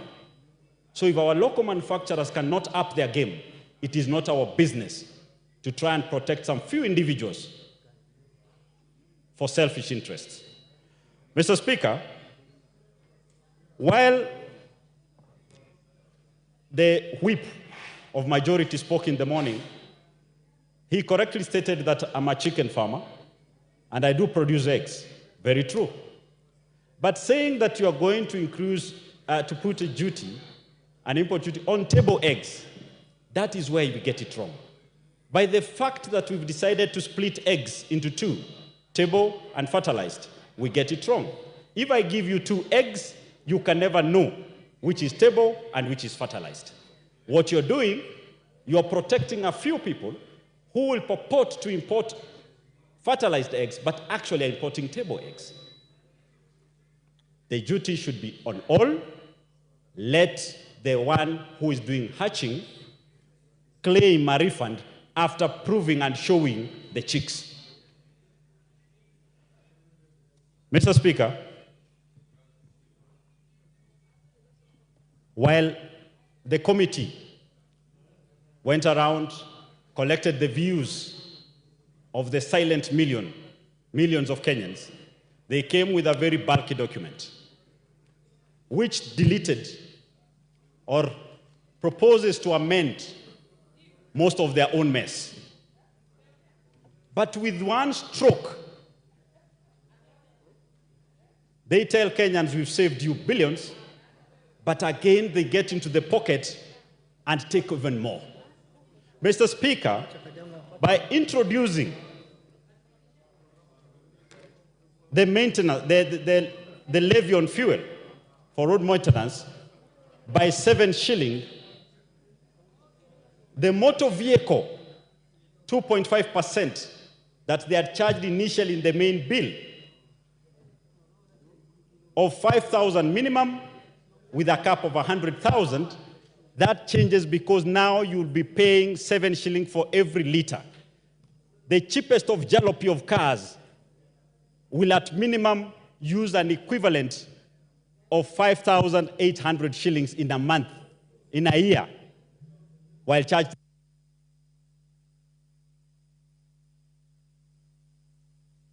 Oh, your time is up. Your time is up. Maklap.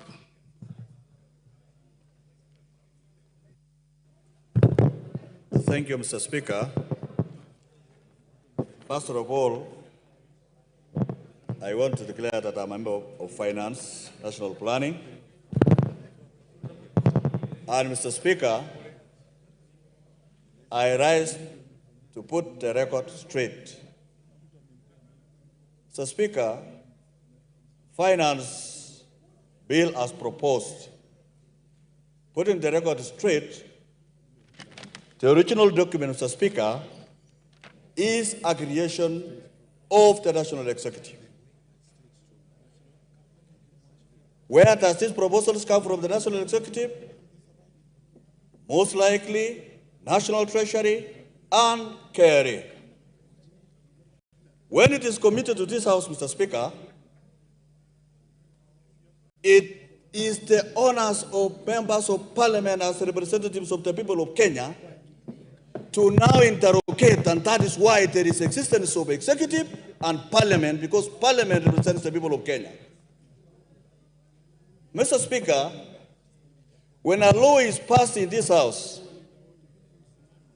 it does not affect people who voted for Azimio or who voted for Kenya Kwanza. It affects the people of Kenya across board, Mr. Speaker. Mr. Speaker, I have moved from the original bill, Mr. Speaker, because if we were to vote on this original bill, Mr. Speaker, all of us in this House, including members of Finance, could have voted to draw away this bill, Mr. Speaker. But, Mr. Speaker, our Constitution gave us separation of powers. Separation of powers, Mr. Speaker, here, Parliament will now be able to sort out and protect the people of Kenya from the excesses of the executive, Mr. Speaker. Mr. Speaker, putting the record straight is that finance bill has been there even when I was very young. I could watch Parliament where a minister come and say, beginning midnight tonight, this is going to change. That was finance bill, Mr. Speaker. So, Mr. Speaker, when Kenyans try to us say reject finance bill, Mr. Speaker, you wonder whether in fact, our response to most of them is, which clause do you want us to reject? Mr. Speaker, our sitting down for 14 days as members of finance bill and listening to professionals and Kenyans was not an exercise in futility. We listened to Kenyans.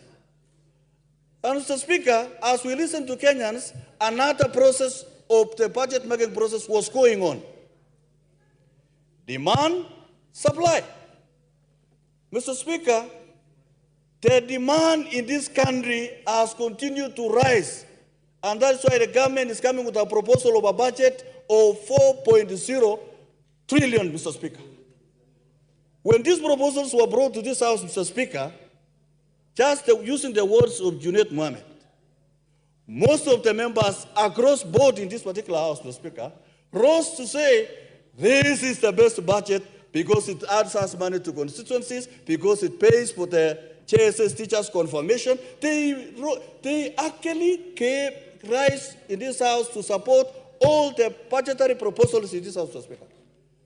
When it came to the supply, Mr. Speaker, where do we get the money to supply the demand? We get through ordinary revenues, Mr. Speaker. When you add, it will rise to 2.7 trillion, Mr. Speaker. And we have a budget of 4. How do we fix the demand for employment, for roads, for infrastructure, for electricity? How do we fix the demand that is facing the people of Kenya? We fix by ensuring that there is enough supply, and this supply should not be a supply that is going to fix the people of Kenya. So, Speaker, and that is why the committee listened to Kenyans and said, bread, VAT, remove. Fixing this supply is not good. The motor vehicle tax, this tax is not good.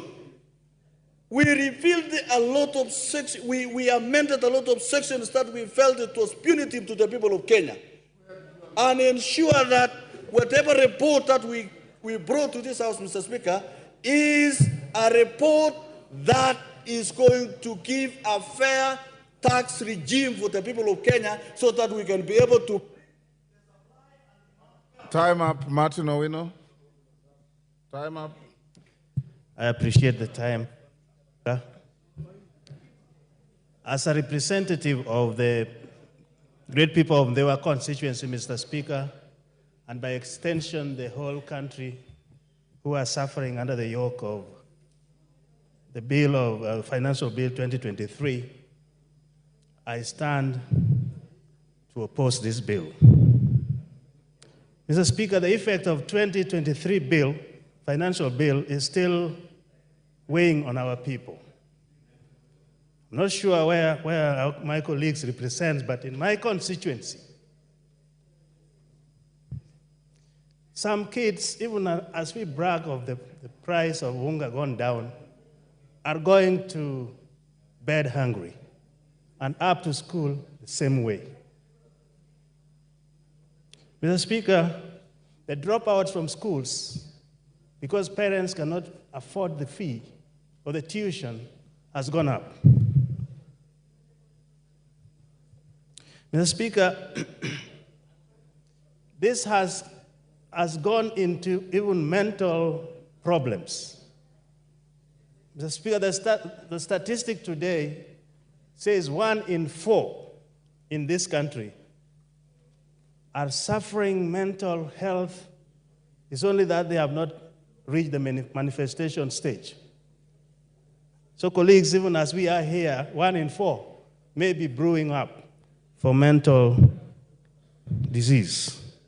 Joblessness is up, full of frustrations, poverty and disease, which at independence we said we are going to eradicate, is up. But more importantly, Mr. Speaker, what we are observing across the communities, however we gloss over it, is the crude death rate. People just dropping dead onto the morgue has become rampant because we are overburdening Kenyans with taxes. Mr. Speaker, the problem is not that Kenyans are not paying taxes. No. The problem is that the government is lavishly spending beyond their means. And at one point, and I was very happy to hear, that the Kenya Kwanza government is going to cut the coat according to the size of the clothing. Where that went, we don't know. But what we do know, if you want more, tax less. This is across the globe. That's how you stimulate the economy. But the idea that Kenyans are not paying enough tax, and now if this bill does not pass, then there will be nothing, no development, is falsy. Because Kenyans are overtaxed. The problem is, if you're listening to me, what other countries have done is what we call ITC, Innovation Tax Compliance, which has 3 pillars. Pillar number 1, you have to develop trust between tax administrators and taxpayers. And that is where we have to eliminate wastage, theft, and direct wrong utilization of funds. Number 2, pillar number 2 is a task enforcement. We have to invest in that so that we seal all the tax evaders. We'll collect more taxes than adding taxes to Kenyans. Number 3, which is very important, is facilitation.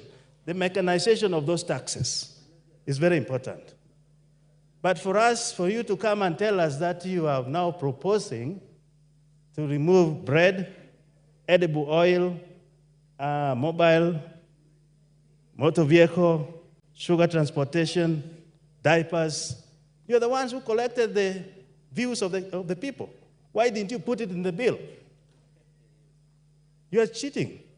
And Kenyans are listening. Those kids are more informed. By the way, don't say they are misled. If you say they are misled, you're the one who is lost. Thank you, Mr. Speaker. Thank you, Mary Maingi.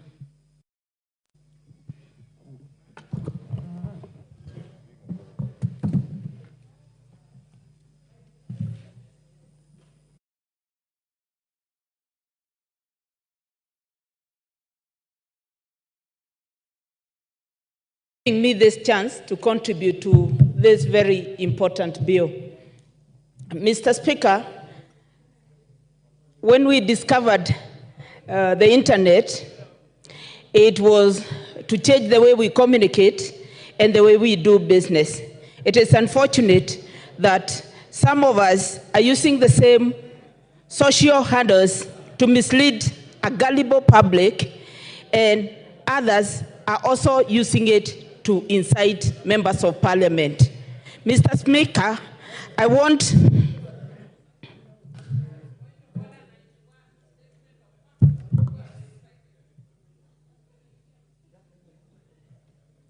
Are you stuck? Thank you, Mr. Speaker. Allow me to inform my colleagues, those might not have read the Committee on Finance report and the Bill of Finance. Mr. Speaker, I want to laud the Committee on Finance for listening to Kenyans and agreeing to drop the contentious issues, and I want to read them one by one. Number one, 16% VAT on bread will be removed. Number two, excise duty on vegetable oil will be removed. VAT on transportation of sugar removed. 2.5% on motor vehicle tax removed. No increase on taxation on mobile money transfer. VAT on financial services and foreign exchange transactions has also been removed. Eco levy on locally manufactured products like sanitary towels, diapers, phones, computers, tires, and motorcycles is also removed. VAT registration threshold increased from 5 million to 8 million, reducing the need for small businesses to register. Responsibility of electronic invoicing, e-teams, by KRA removed for farmers and small-scale businesses with a turnover of below 1 million shillings. Excise duty on alcoholic beverages will be based on alcohol content, not volume. Higher alcohol content will attract more duty. Pension schemes exemption increased from 20,000 shillings to 30,000 shillings per month. Excise duty imposed only on imported finished products. Mr. Speaker, I want to take this chance to speak to three issues. I want to speak to the issue of pensions and the issue of excise duty levied on finished products and the issue of VAT on bread. Mr. Speaker, with pensions tax relief from 20,000 to 30,000, we are encouraging a savings culture in this country. We are going to encourage those that are employed to save, and that they are not going to be a burden to others when they retire, because they'll be having more money, which is tax-free. Mr. Speaker, there's no country that grows from imports. When we say that we are imposing a tariff on all the imported finished goods, we are protecting our local manufacturers. Mr. Speaker, by protecting our local manufacturers, we are saying yes to more jobs in this country, and more jobs are going to support hundreds of livelihoods in this country. Mr. Speaker, with the local manufacturers being supported, we are also going to be reviving some of those industries that collapsed that collapsed because of demand in this country. I am saying yes because I know with locally manufactured diapers, with locally manufactured sanitary pads, we are going to have, or this country will see the revival of many ginneries, including Moya ginnery, Mr. Speaker. Time is up. Mule.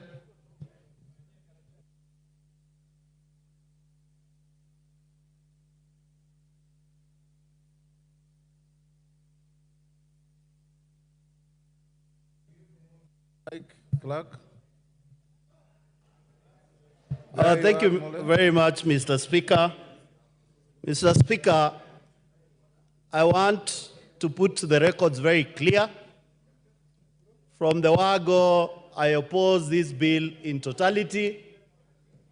For simple reason, the committee and the Kenya Kwanza regime have hoodwinked Kenyans on the basis that they are removing VAT on bread, they are removing motor tax, and the rest. We saw what they proposed at State House. I want to put these guys on notice. There are three things which they have introduced in this bill to tax Kenyans more. The first thing they have introduced, Mr. Speaker, it is the new clause of road maintenance levy. And some of us, we are not fools anymore. Mr. Speaker, the road maintenance levy is supposed to raise an estimate of 46 billion shillings, members. The second thing they have introduced in this bill, which is more serious and more fundamental to the common mwananchi, it is the IDF. They are raising IDF from 1.5% to 2.5%, whereby they are targeting to raise an estimate of 12 billion shillings. The third thing they have put on their report and the finance bill is the railway development levy, Mr. Speaker. Mr. Speaker, on those three fundamentals, they should be raising a total whooping of 88.8 billion shillings compared to what they are telling Kenyans they have removed, which is 76 billion shillings. So, the question is, when you are telling Kenyans you have removed the 16% VAT, are you not aware the wheat we use in this country to produce bread is 80% imported? Then you increase the IDF and the railway development levy, whereby it covers the 16% you are telling Kenyans you are removing. Secondly, Mr. Speaker, look at the medical imports for the common mwananchi in this country.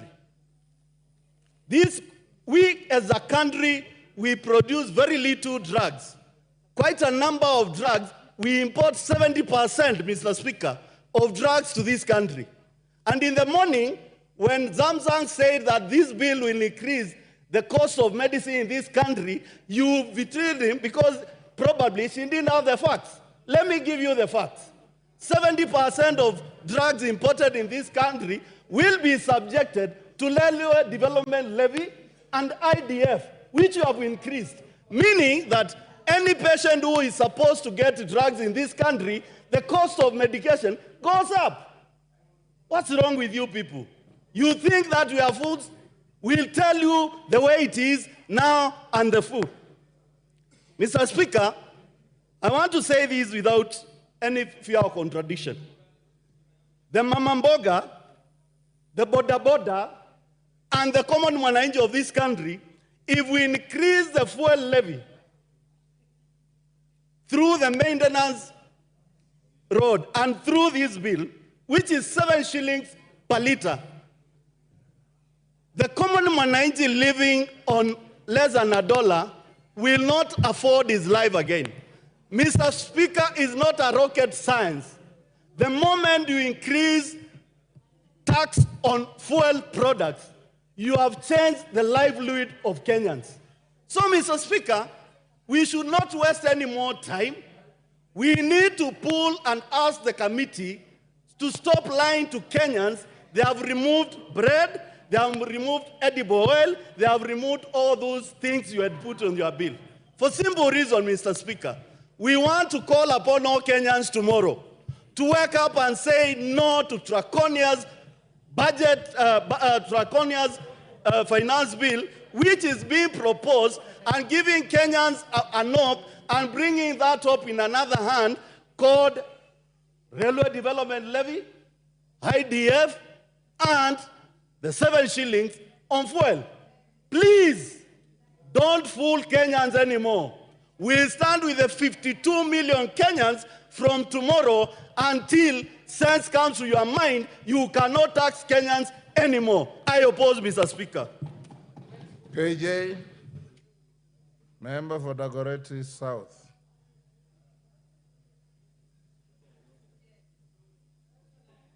Mr. Speaker, I'm grateful that I've caught the Speaker's eye finally. And Mr. Speaker, this is where the finance bill belongs. And I'm so glad that we are here debating it. Because, Mr. Speaker, we've got a lot of work to do in clearing and disabusing the misinformation that has been peddled about this finance bill, Mr. Speaker. Misinformation that is even leading our children to the streets on wrong information. Children who have been made to believe that the finance bill is a one clause, one question that will come to the House and members will vote yes or no. Each of every one of those children that I have engaged when they came to my social media asking whether I'm voting yes or no, I asked them which clause, and none of them could respond because they're just responding to what is being peddled in the media. But the finance bill belongs to the floor of this House. And Mr. Speaker, we are able now to tell the truth to Kenyans that the finance bill is what is going to allow us to be able to fund each and every single project that was listed in the budget, Mr. Speaker. But most importantly, Mr. Speaker, we will also be able to talk to Kenyans about the process that we have undertaken, the work that has been done by the Finance Committee, the committee that has engaged Kenyans so robustly that the wishes of the Kenyans have now been heard. There were antagonistic clauses, Mr. Speaker, that were offensive to some Kenyans. These clauses, Mr. Speaker, have been attended to in the right place. And there are even proposals to drop some of these offensive clauses, Mr. Speaker. It is said that a lie has speed, but the truth has endurance. Kenyans were made to believe that when we were passing the budget here is the day that we were prosecuting the finance bill. Some of them were even coming out in the streets on the day we were reading the budget because the lie was too fast, Mr. Speaker. The lies that have been peddled in media, Mr. Speaker, have been too many. But today, we have the opportunity to put the record straight that if we have a theme that we can put on this finance bill, the theme is that we have a finance bill that seeks to make Kenya not a net importer, Mr. Speaker. Order, KJ. Yes, member for Busia County. What's the point of order? And under what standing order? Standing Order 91. Kenyans did not lie. They went to the street, and that is what prompted the editing of what you had already put. So let us not call Kenyans liars, but true citizens who cannot allow their country to go into a brink as they watch. Thank you, Mr. Speaker. Mr. Speaker, I might not have the time, I hope my time has been preserved, to take the Honorable Catherine Amayo through the process of budget making in this country. That this House is not moved by external forces.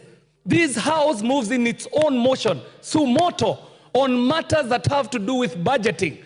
That the committee was already in the process of engaging Kenyans long before a fake demonstration was organized, Mr. Speaker.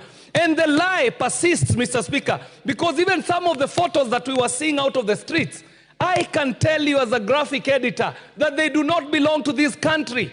Photos were being taken off the internet and being edited and posed as Generation Z. I am a photo expert, Mr. Speaker, and I can point out to you photos that were edited to look like they were in the streets of Nairobi, but they were not. But that was not the point, Mr. Speaker.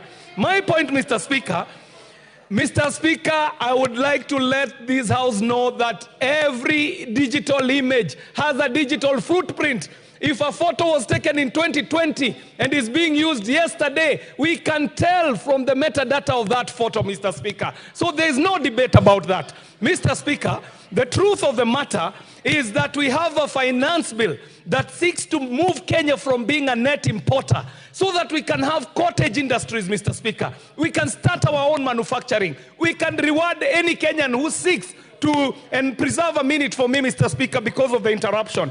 I was saying, Mr. Speaker, that this finance bill allows us to tell the truth to Kenyans. For a whole 2 months, Kenyans have been told that the economy is in dire straits. But all indicators, Mr. Speaker, are telling us that the economy is moving in the right direction. Inflation is dropping from 9% to 5%. Time up. Time up. Time up. Dick Maungu.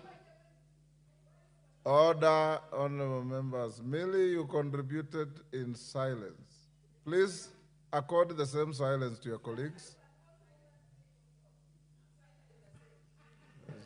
Thank you, Speaker, for the opportunity given that I may also add my voice to this important debate. I wish to start from the word go, that I, on behalf of my people of And Billy, Rwanda, you came here and told me you'll not bully any young MPs. Now you are doing exactly the opposite. Thank you, Speaker. Go on, Maungu. I, on behalf of the great people of Rwanda and the young generation of this country that came out yesterday to speak for themselves, I do want to say that I reject the bill. Mr. Speaker, the Finance Bill of 2024, just like that of 2023, has been a highly debated piece of legislation, Mr. Speaker, simply because it has been very offensive. Mr. Speaker, we'll agree that if given a glass of water and somebody drops in a drop of poison, that whole glass becomes poisonous and therefore unfit for human consumption. Finance Bill of 2024 is an equivalent, Mr. Speaker, of a glass of water that has been poisoned with a drop of poison that makes it fully unsuitable for human consumption. This bill, Mr. Speaker, has had serious proposals which to a great extent were going to offend and if anything, kind of harass the very many people that depend on the economy of this country, Mr. Speaker. There is a talk about having climbed down on some of the proposals, Mr. Speaker.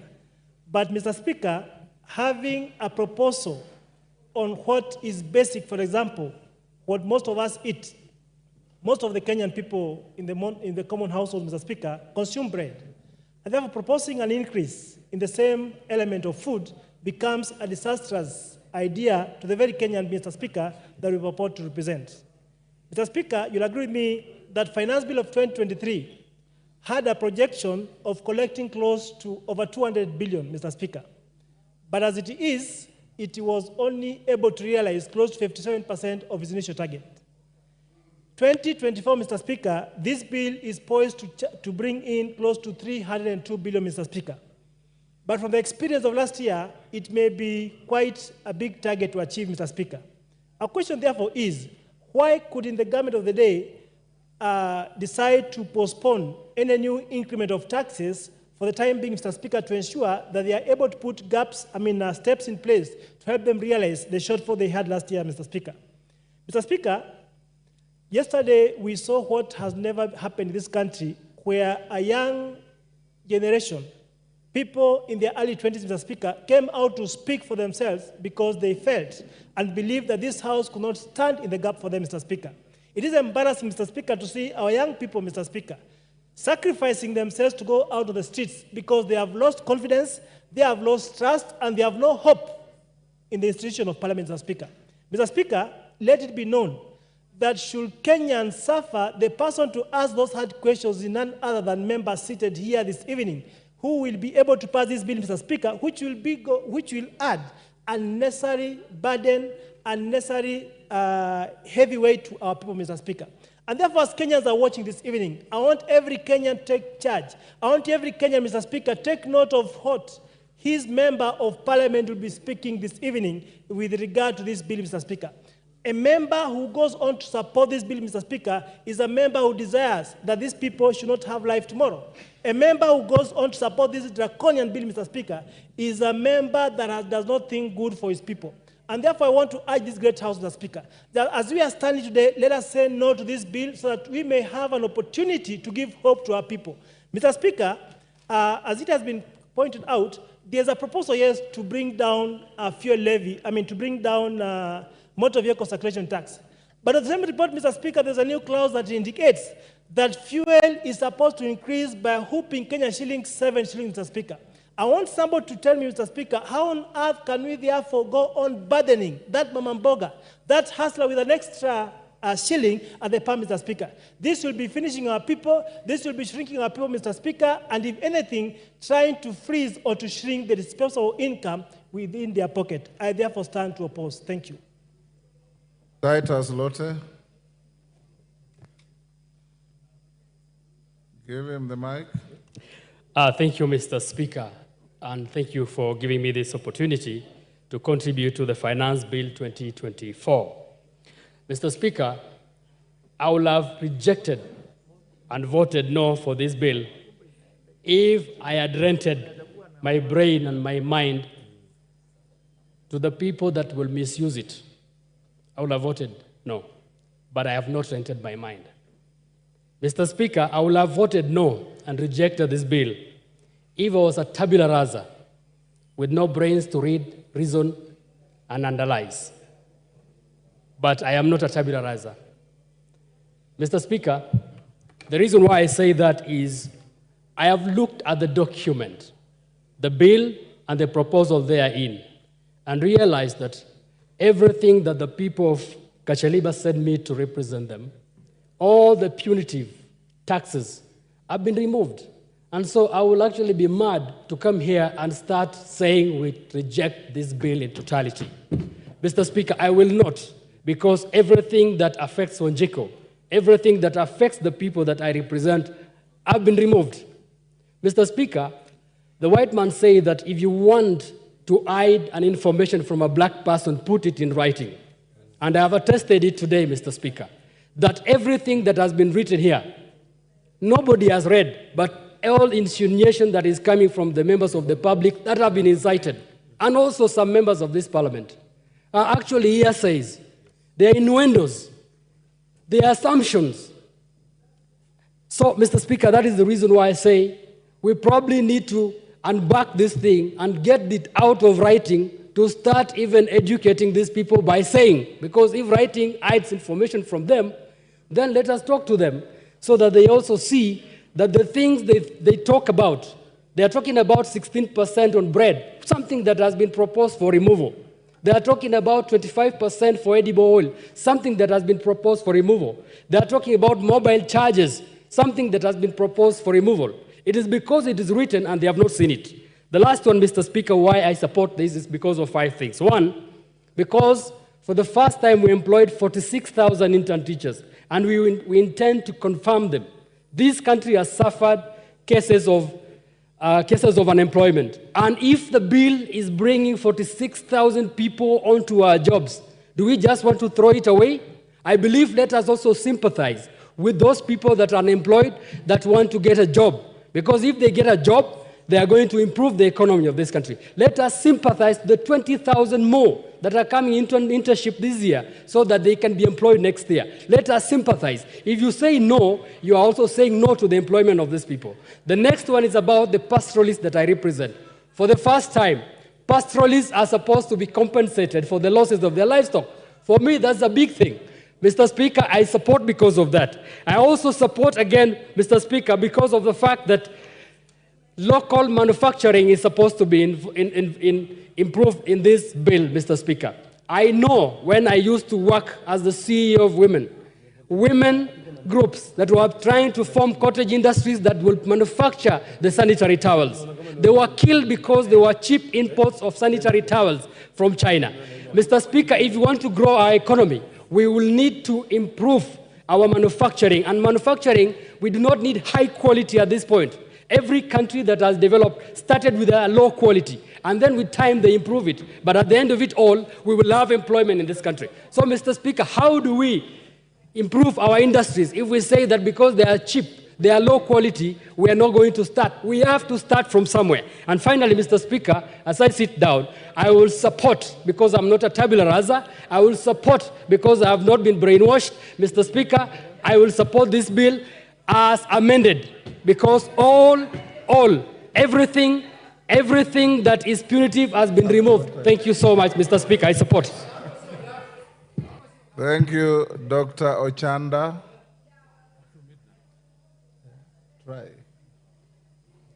Thank you, Mr. Speaker. Mr. Speaker, from onset and on the basis of the two documents that are in front of us, I want to oppose the bill, but I support the report as work in progress, Mr. Speaker.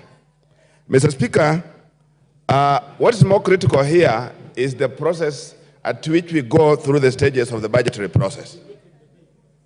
Now, what there is, Mr. Speaker, if you look at these stages from February when we have the BPS, we get to April and May when we are doing the estimates, you get the stage where we are doing the treasury statement, the budget statement, and you get at the stage where we are discussing the revenue raising process. Mr. Speaker, these stages need to be tied.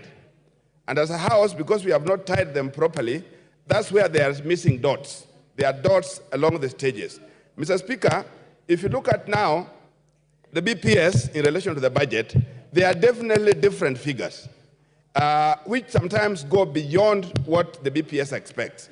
If you look at the estimates, Mr. Speaker, you realize that there are figures and there are proposals in terms of projects and activities that members are doing sometimes without the knowledge in terms of where are we going to raise the money.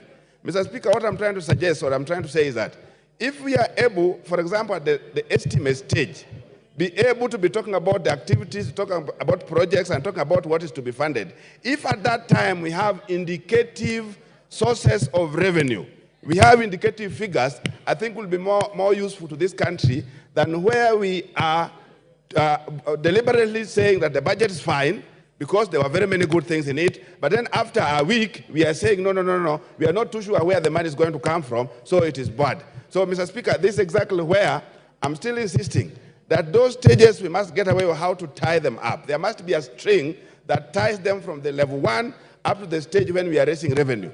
Beyond that, Mr. Speaker, we also need to look at when we are, this uproar. Why is it there's a lot of uproar in the last 2 years?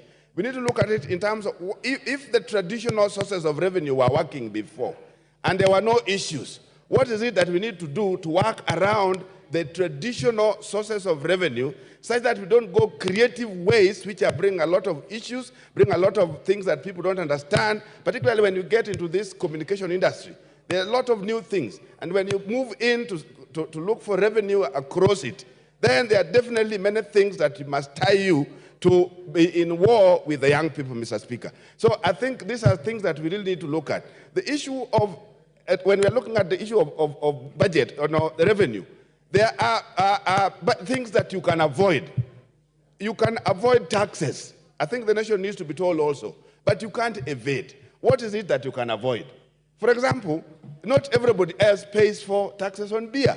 It is up to those who consume it.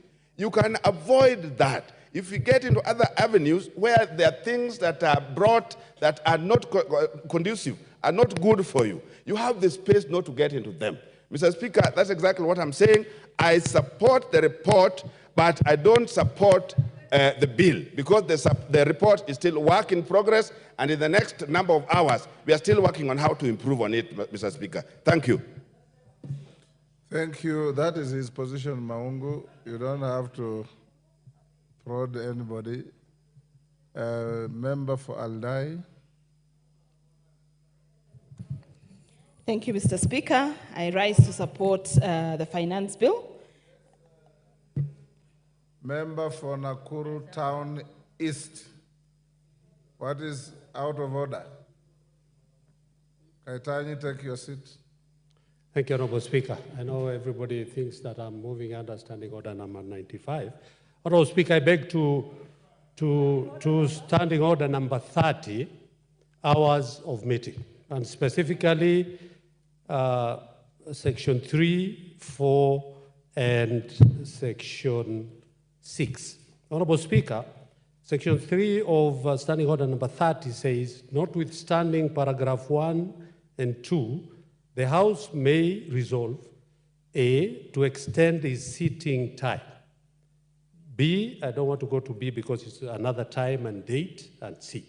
4, it says, a motion under paragraph 3A shall be moved at least 30 minutes before the time appointed for adjournment. And Honorable Speaker, now it's around 55 minutes to the time.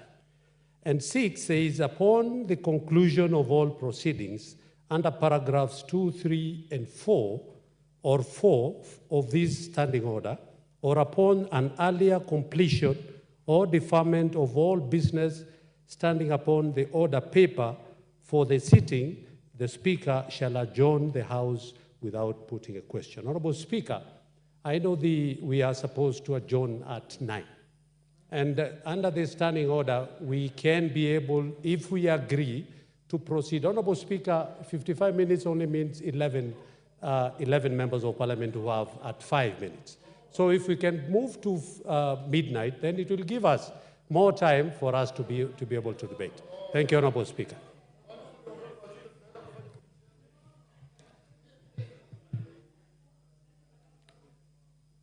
Kaitani, carry on as I consult my clerks. Thank you, Mr. Speaker. I had earlier said that I stand to support the finance bill. And one thing we can see now in the country is that the conversation has changed to become politics of about a finance bill. My grandmother in the village and the Generation Z that we saw yesterday and everybody else, including us here, are talking about a finance bill, which is a step in the right direction. Why do I support the finance bill? One is the introduction of eco-tax.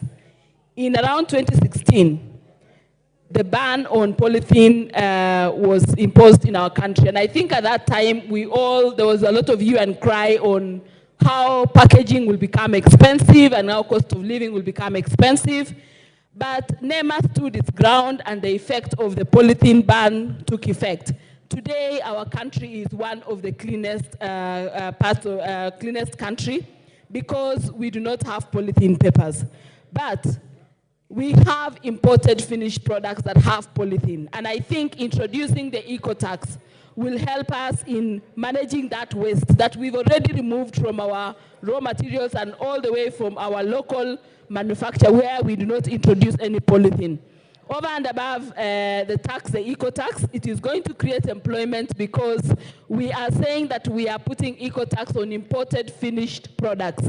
And therefore, we encourage manufacturing, local manufacturing. And if we encourage local manufacturing, what we are expecting, Mr. Speaker, is that we will get employment for our very youth who currently do not have employment because most manufacturers would prefer to do local manufacture and not pay eco-tax as opposed to importing finished product that will attract an eco-tax. Also, the products or the raw materials that we have in our country that are currently exported for value addition outside the country will have a reverse where those raw materials will be value added and the persons or the people, the farmers and all those people who produce the raw material will get direct, not only direct employment also, but also direct income, therefore increasing the tax base. And not to mention, of course, the environment, because we will have improved on our environment and we will have extra revenue to deal with those wastages that come from finished imported products that already have eco and friendly packagings. I'm also supporting this bill because of the edible oil. About 3 weeks ago, we met manufacturers of the edible oil, and those manufacturers told us that if the taxes were going to be imposed on crude oil that they import to do the finishing of edible oil, then the cost of living would have gone up and the cost of edible oil would have gone up. I'm happy that the proposed amendments that we have in the finance bill has totally removed all the taxes that were going to be imposed on the edible oil. So therefore, that encourages employment, and of course, we have both the direct and indirect employment that comes from edible oil. The only thing I want to encourage is that these manufacturers look local and ensure that our farmers who are currently growing sunflower and canola are also considered in terms of production of crude vegetable oil, is in the conversion of edible oil, so that we don't just export labor or export revenue to countries that produce crude oil, yet we can grow it in our country. I think the other issue that we have that this finance bill is taking care of, Mr. Speaker, is that it is correcting some of the ills that has happened in previous finance acts. One of them being that the cost of money, for example, the taxes on per diems for employees has now been increased from 2,000 shillings to 5% of gross salary.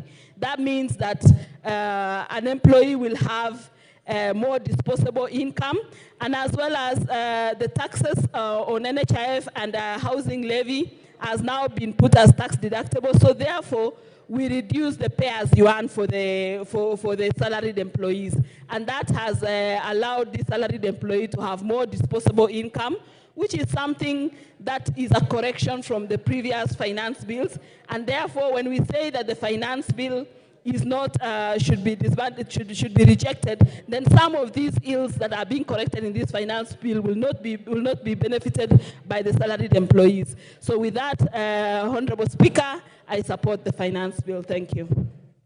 Thank you. Before I give the next speaker, Honorable Kikaria, I have looked at your proposal. I had already given direction on the timings and the manner of debate of this bill. In fact, I had said we'll go up to 9:30, but the clerks advised me that today the House rises at 9. So we'll rise at 9. This is not the last day of debate. We are starting again tomorrow at 9:30. And we'll go on up to 1.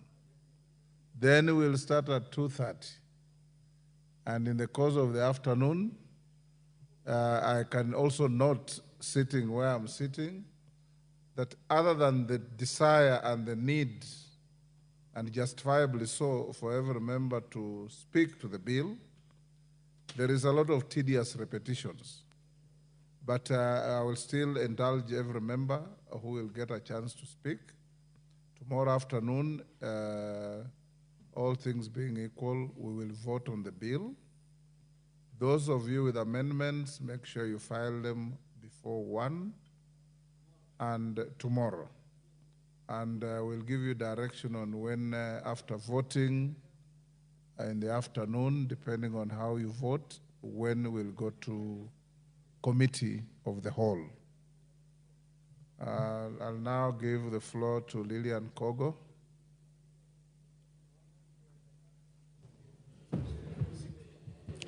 Thank you so much, Honorable Speaker. And you, as you rightfully said, Speaker, is that you have as well been there from 9 o'clock, and so have all of us. And this is because of the interest and how emotive this particular issue is. And I want to thank you for giving me an opportunity to put my voice and the voice of the great people of Rangwe constituency in this matter.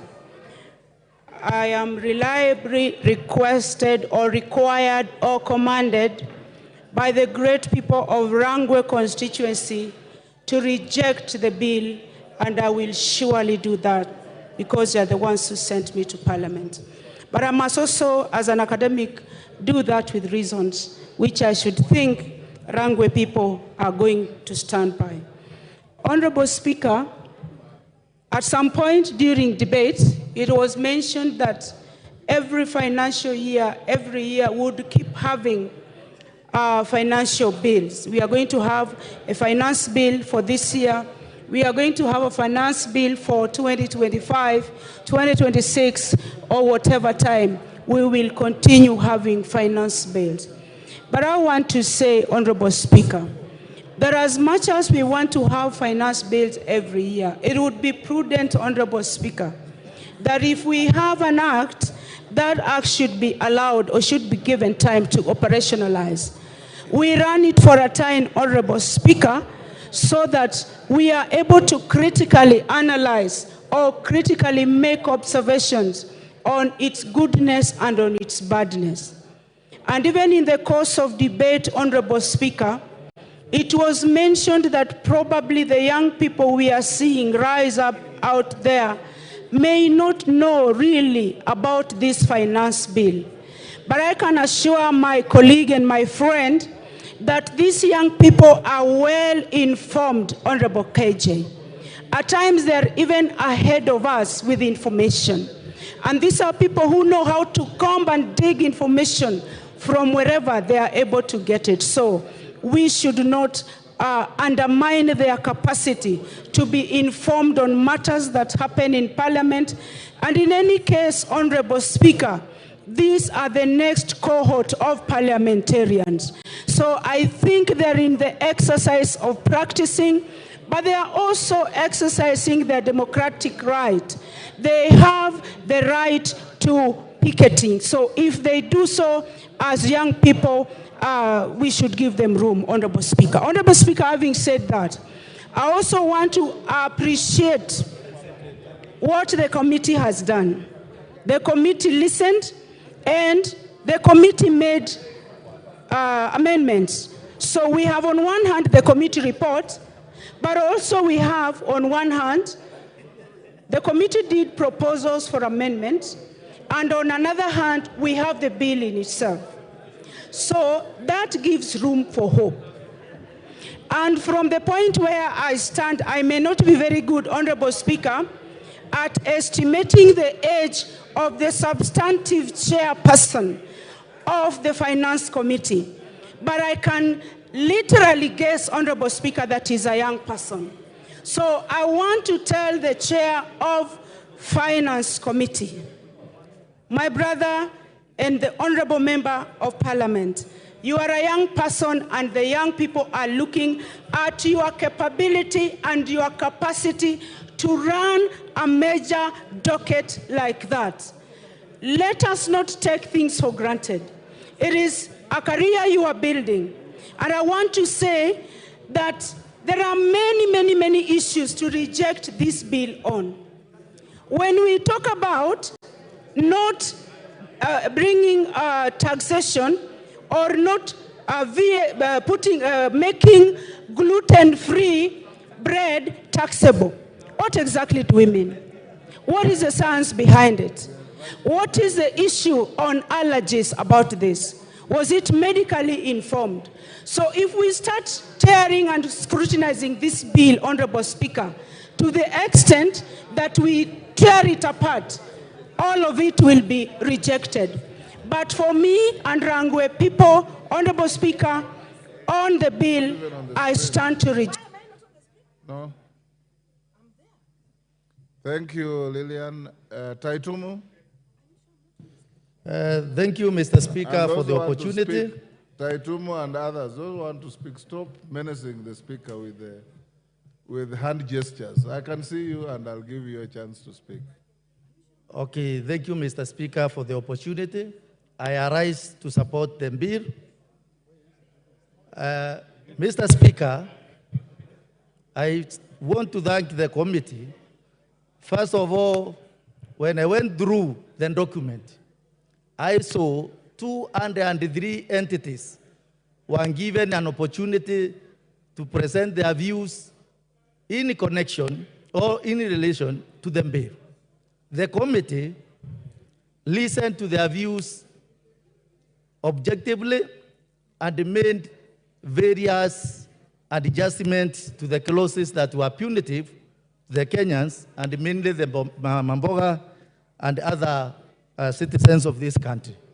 Mr. Speaker, I have heard you make several pronouncements that those who have amendments, they tender their amendments before 1 tomorrow. This is to say that the bill is tendered, or the bill is brought to the parliament so that the members can get an opportunity to make an amendment and not to reject that are meant for the posterity of this country. Mr. Speaker, this government inherited and disjointed education structure that requires massive and colossal amounts of money to make it raw. One, Mr. Speaker, 46,000 teachers are about to transition from the interns to JSS to permanent and personal basis. Mr. Speaker, the clauses that were unbarred were dropped, others were amended to make sure that this bill benefits the citizens of this country. Young Kenyans have jammed our phones with messages of reject. But when you engage them by asking them to expound on the reasons as to why we should reject, some go mute, majority of them go mute. The reason is that they have been confused. They have been poisoned because the truth is being laced with poison. But the truth of the matter, Mr. Speaker, is that this bill is progressive. It is progressive in the sense that punitive clauses that would have affected these Kenyans were removed. For instance, the motor circulation tax was removed. This one would have drastically affected the Mambaboga, anybody who uses the vehicle, those who transport the cabbages, the tomatoes and the rest, or those who use even provox and other modes of transportation to make sure that their merchandise reach the market. Mr. Speaker, this is the first time when the salaried people will have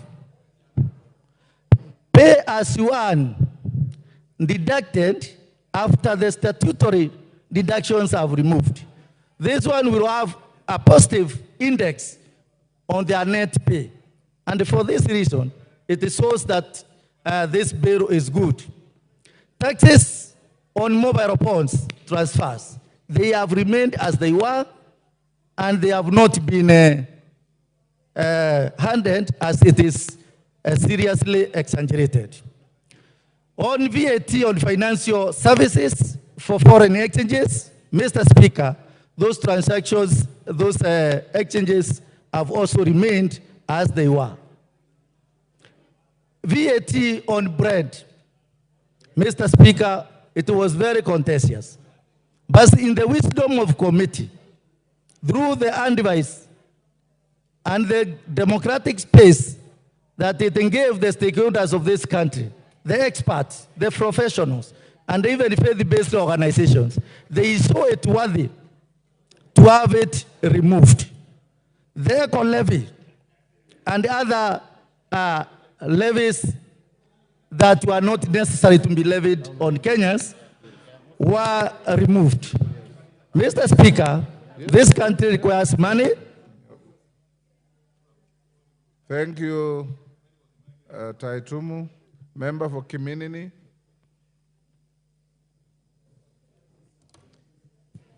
Thank you, Mr. Speaker, sir.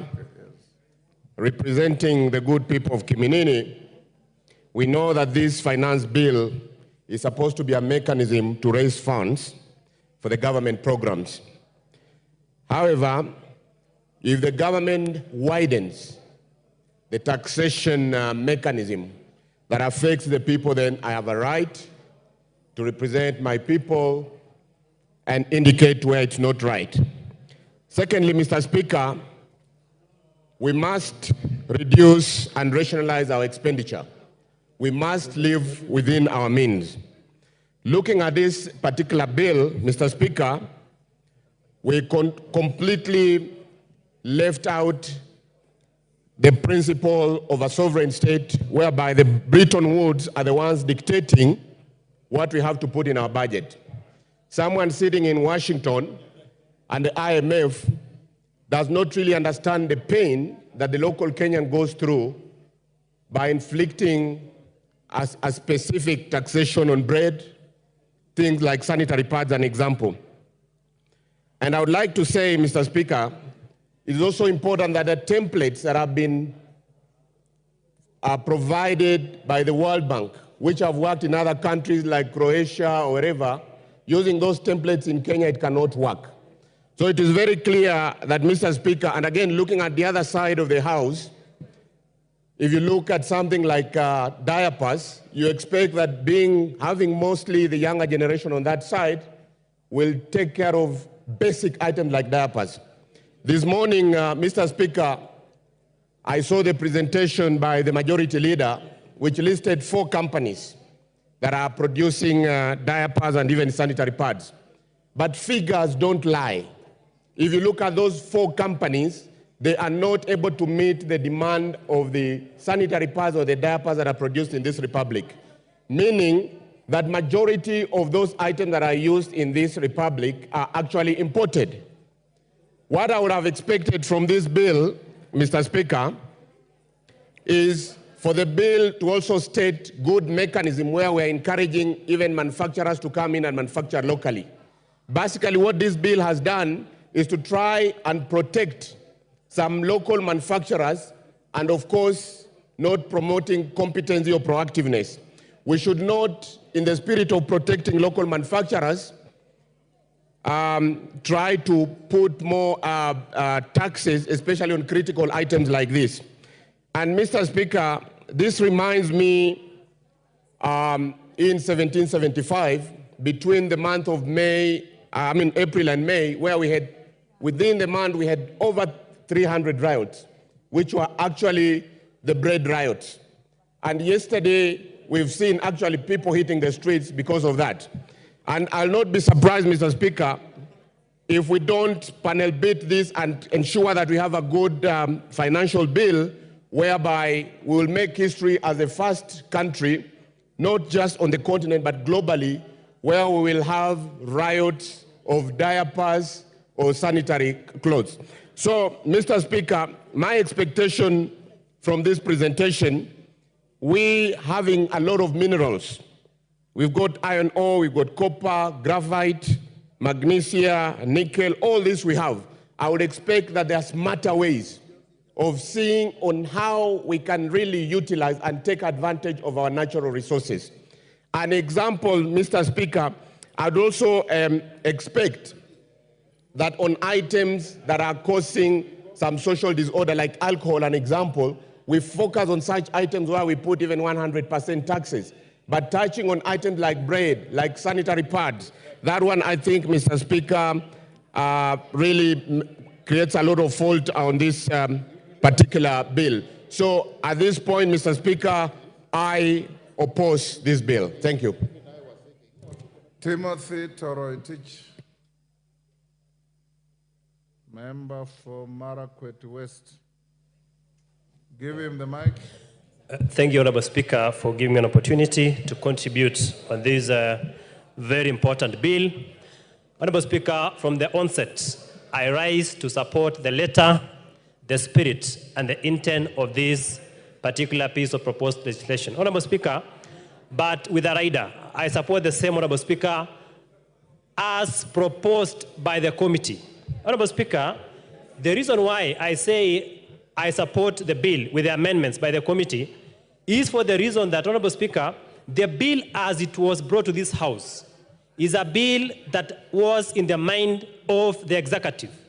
Honorable Speaker, the reason why this House is given time to interrogate a bill is so that we can get the input of the members of parliament here and also get the input of the members of the public through public participation.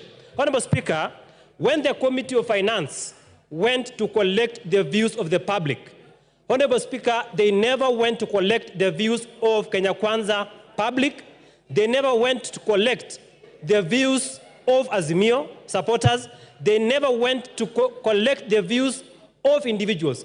They went to collect the views of collective Kenyans. Honorable Speaker, if there was no amendment to this bill, personally, I would have opposed this bill.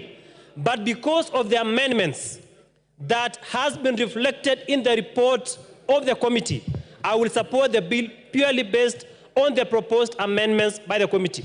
Honorable Speaker, there were acrimonious, there were contentious clauses in that particular bill. But Honorable Speaker, courtesy of the amendment, the members of the public were told about the 2.5%. Honorable Speaker, that proposed amendment by the committee is the one I support. Honorable Speaker, I have read the report in its entirety, the voluminous report. Honorable Speaker, the 2.5% on the issue of tax on motor vehicle has been deleted pursuant to the opinion of the public. Honorable Speaker, I commend the committee led by Kimani Kuria. Honorable Speaker, they said that the 2.5% was based on the Income Tax Act. Honorable Speaker, they said the Income Tax Act only deals with income and not assets as the motor vehicle. Honorable Speaker, that is the reason why I support. Honorable Speaker, second reason. This year, the Committee on Budget proposed certain fundamental amendments, and they brought a budget for this House.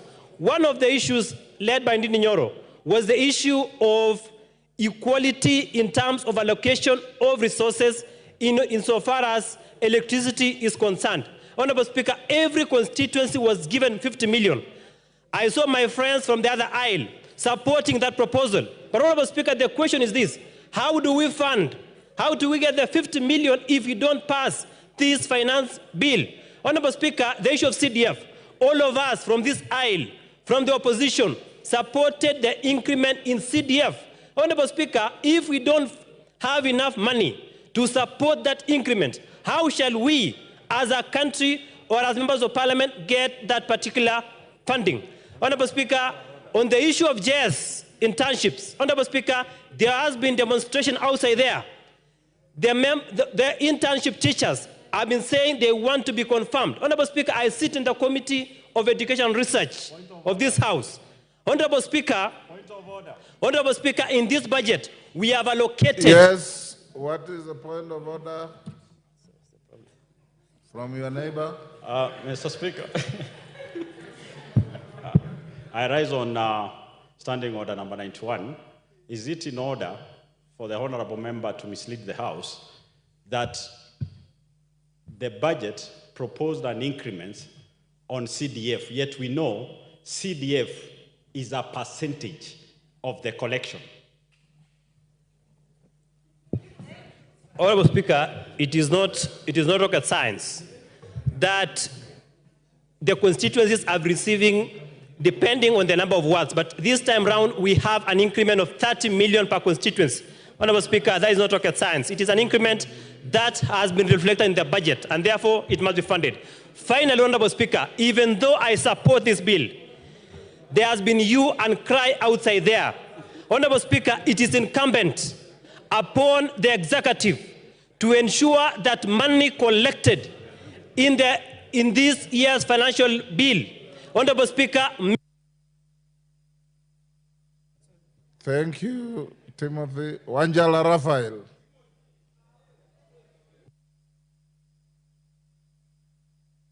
But my card is here. My card is here. Wanjala shall be heard in silence so that he can be able to be silent when others speak. Yes. Thank you, Mr. Speaker, sir. I beg to oppose this motion. Mr.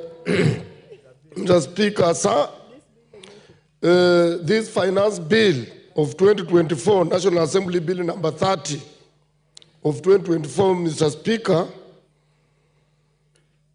I'm also cognizant to the fact that this bill went through the first reading on 13th May 2024 and was committed to the Departmental Committee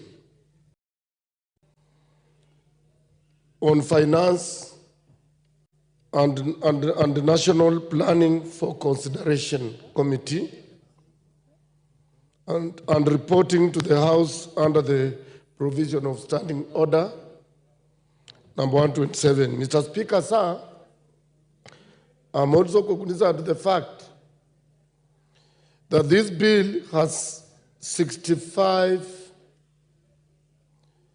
clauses and seeks to amend laws on matters such as the Income Tax Act, Cap 47, 1, the Value Added Tax, Cap 476, the Excise Duty Act, the Tax Procedures Act, Cap 469, among others. And Mr. Speaker, you have heard some members saying that if we oppose this bill and it collapses, they say then we will not be able to collect taxes. I want to inform the members that if this bill collapses, we already still have a bill in force of 2023 that will continue. What we are only doing is that we are amending. It's not that there is no another bill. We are just amending the previous bill. Therefore, when this one collapses, members, there is nothing that has gone wrong. We will still continue. And that is what some of us are praying for. Because, Mr. Speaker, you are also aware that last financial year, 2023, we have a bill that was supposed to collect over 350 billion. Now, in this one, 2024, we are proposing, 2024-2025, to get additional revenue of 302 point something billion. But even the other 352, Mr. Speaker, we were not able to collect. So I don't know why this government of Kenya Kwisha, sorry, Kenya Kwanza, they are too over-ambitious to do what they may not be able to attain. Mr. Speaker, sir, even though these measures might be part of the general effort to enhance domestic resources, mobilization and reducing dependence on foreign aid, as they have always said, and loans, and yet, to us, we know very well that this is the government that within less than 2 years, they have borrowed more than any other government, although they claim not to have been borrowing. It should be done with the sensitivity required and the necessary understanding of the economic situation that Kenyans, situation of the common mwananchi is already shouldering a heavy cost of living in this country.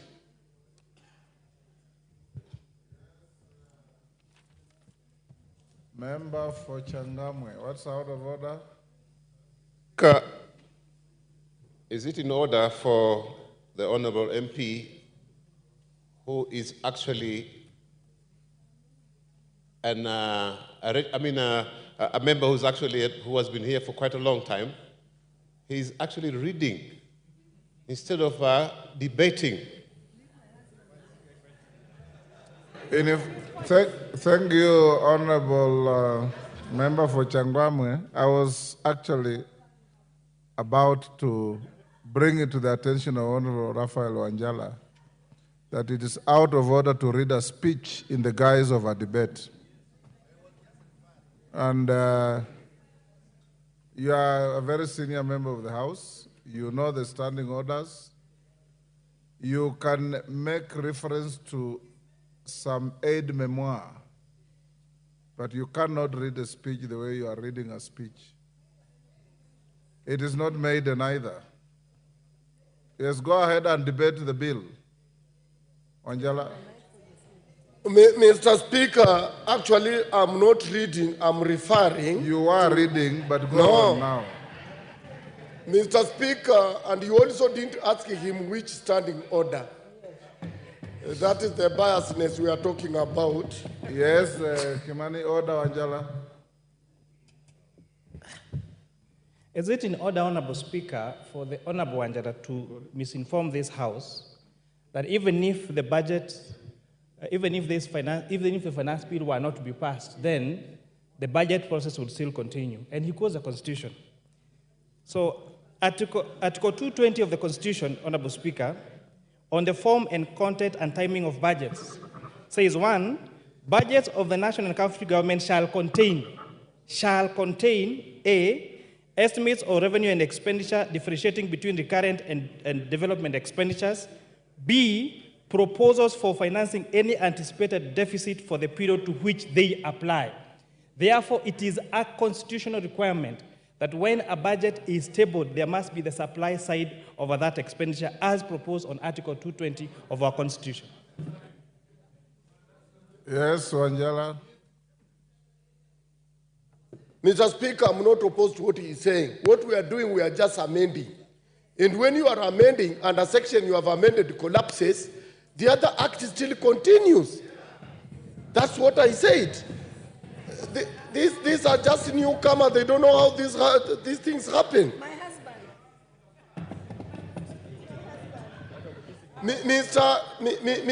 Mr. Speaker, sir, we know this government promised a lot, just like the previous governments have been promising Kenya that there will be industrialization in this country.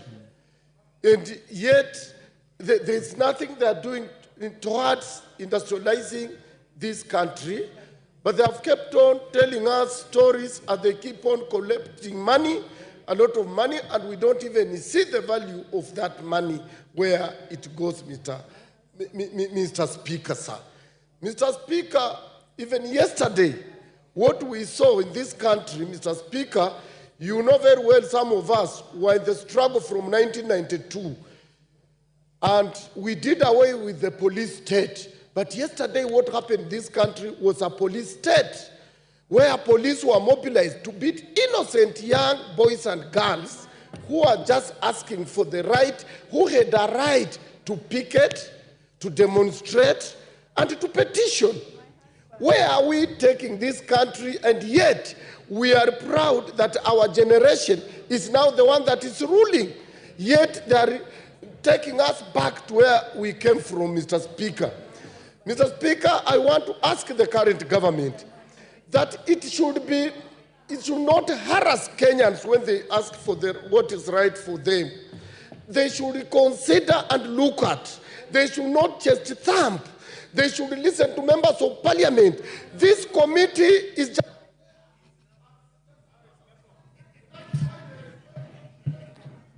Thank you, Honorable Wanjala. And the lesson you learned today is you can see how nice it is to speak without anybody heckling at you.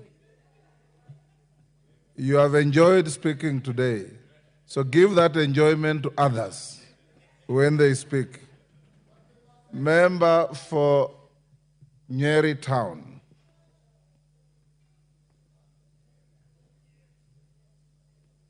Thank you, Honorable Speaker. I rise to support the finance bill as amended by the proposal or by the report of the Finance Committee. And I urge the chair of the Finance Committee to ensure that by 1 o'clock tomorrow, all the amendments that the committee has proposed are rightfully before this House. Mr. Speaker, I have spoken to the people of Nyeri Town who elected me. I started with the Archbishop Muheria of the Nyeri Archdiocese, who even gave me the report that he presented before the Committee of Finance during the public participation. And Mr. Speaker, yes, I have spoken... Order, Madenge. What is out of order? Honorable, is it Masara? Yes, yes. Yes, Honorable Masara. Mr. Speaker, the member is out of order because we cannot call, I'm a Catholic by faith. The bishop cannot come and confirm to us in this house that the member of parliament talked to him. So, under Standing Order 91. Order, Honorable Mr. Masara. Speaker. Order. Do you have any information to the contrary? He says he spoke to a bishop in his constituency. What's wrong with that? Mr. Speaker, under 91. Order, Masara, you are out of order. Okay. He's not even using the bishop as an authority to advance his argument. He's just saying he spoke to him. Go on, Madenge. Honorable Speaker, I have spoken to my constituents in the market in Nyeri town. I have spoken to my constituents in Gatito location. I have spoken to my constituents in Rolengo location. And I have listened to their proposals and their objections to the finance bill as originally tabled in this House. Their concerns have been adequately addressed in the report tabled by the Finance Committee in this House. And as a result, Mr. Speaker, all the JSS teachers in the 43 primary schools in the constituency who had been requesting me for permanent, for PNP employment, I can today proudly, in this House, confirm to them that through the funds raised using this finance bill, their employment is guaranteed. I can confirm to the doctors who went on strike in this country over money for interns and their collective bargaining agreement that was not implemented, that the promise given to them will be funded through this finance bill. I can confirm to the coffee farmers of Nyeri and Mount Kenya region that the debt write-off that has been promised by the government, the funds will be raised using this finance bill. Mr. Speaker, the executive brought their proposal to this House. This House has the mandate to look at the proposals by the executive and either agree with them, reject them, or amend. It is incumbent among us tomorrow, if you do give direct that way, Mr. Speaker, that we exercise our mandate as a House and contribute towards the advancement of this country in terms of the budget that we passed in this House. Mr. Speaker, we started by passing the budget policy statement that indicated that we would have increased expenditure this financial year. Where did we expect the money to come from? If, when the proposals are brought to us, then all we are doing is saying reject in its totality. A lot of the young men who sent messages to my phone, I engaged them and asked them to specify the particular sections of the bill that they wanted me to say no to. A lot of them just kept saying reject in totality, meaning they had actually not interacted with the document, but they have been fed to believe that this finance bill had nothing good for this country. On the contrary, none of these members has rejected the increase in the CDF allocation in the constituencies. None of these members has rejected the employment of the JSS teachers in their constituencies. None of these members has objected to the payment of the doctors' salaries as promised during their strike. Honorable Speaker, I sit in the Health Committee. We have proposed to implement UHC. None of these members have opposed the provision of improved health services for our people. Honorable Speaker, I support. Yes, Mwango, what is the problem? Thank you, Mr. Speaker, sir.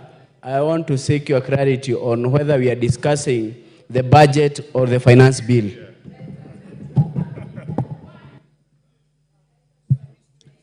There are contemporaneous processes. TJ Kajwang. Thank you, Mr. Speaker.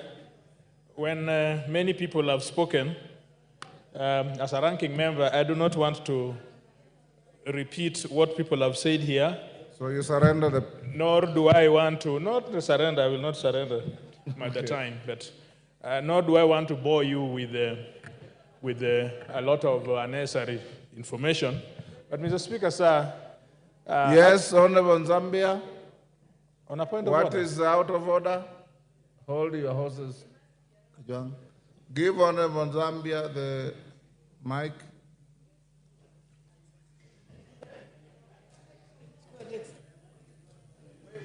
Give him the mic.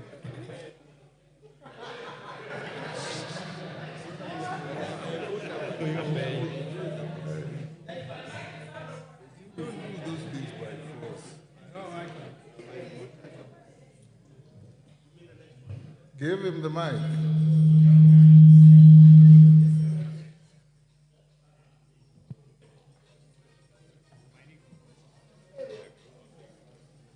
You can. Pardon? There you are. Thank you, Honorable Speaker. I'm not out of order, but I wanted to remind you that I've been seated here since morning, and when I checked in the screen there, it was almost number 2. Order, so I'm worried that order, Honorable Zambia, take your seat. I have also been sitting here since morning, Honorable Zambia. So have all these members. This system has been malfunctioning. It brings your names, then it erases them. So I have also been exercising discretion, sometimes to balance the House, gender, youth, and so on. You will speak. If we don't speak today, I'll be here at 9:30 in the morning. And I can give you an undertaking. If you are here, I'll start with you. Kajwang? No, I didn't. Mr. Speaker, Article 221 that was quoted by the chair of the Finance Committee is very clear that the financial documents must be before the House 2 months before the time that they relate.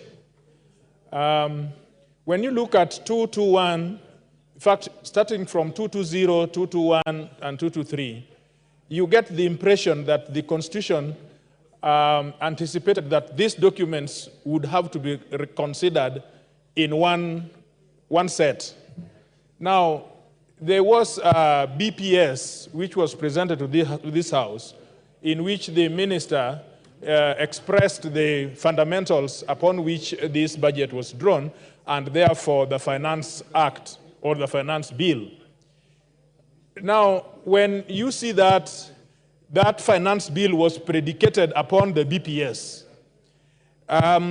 when now we see the report of the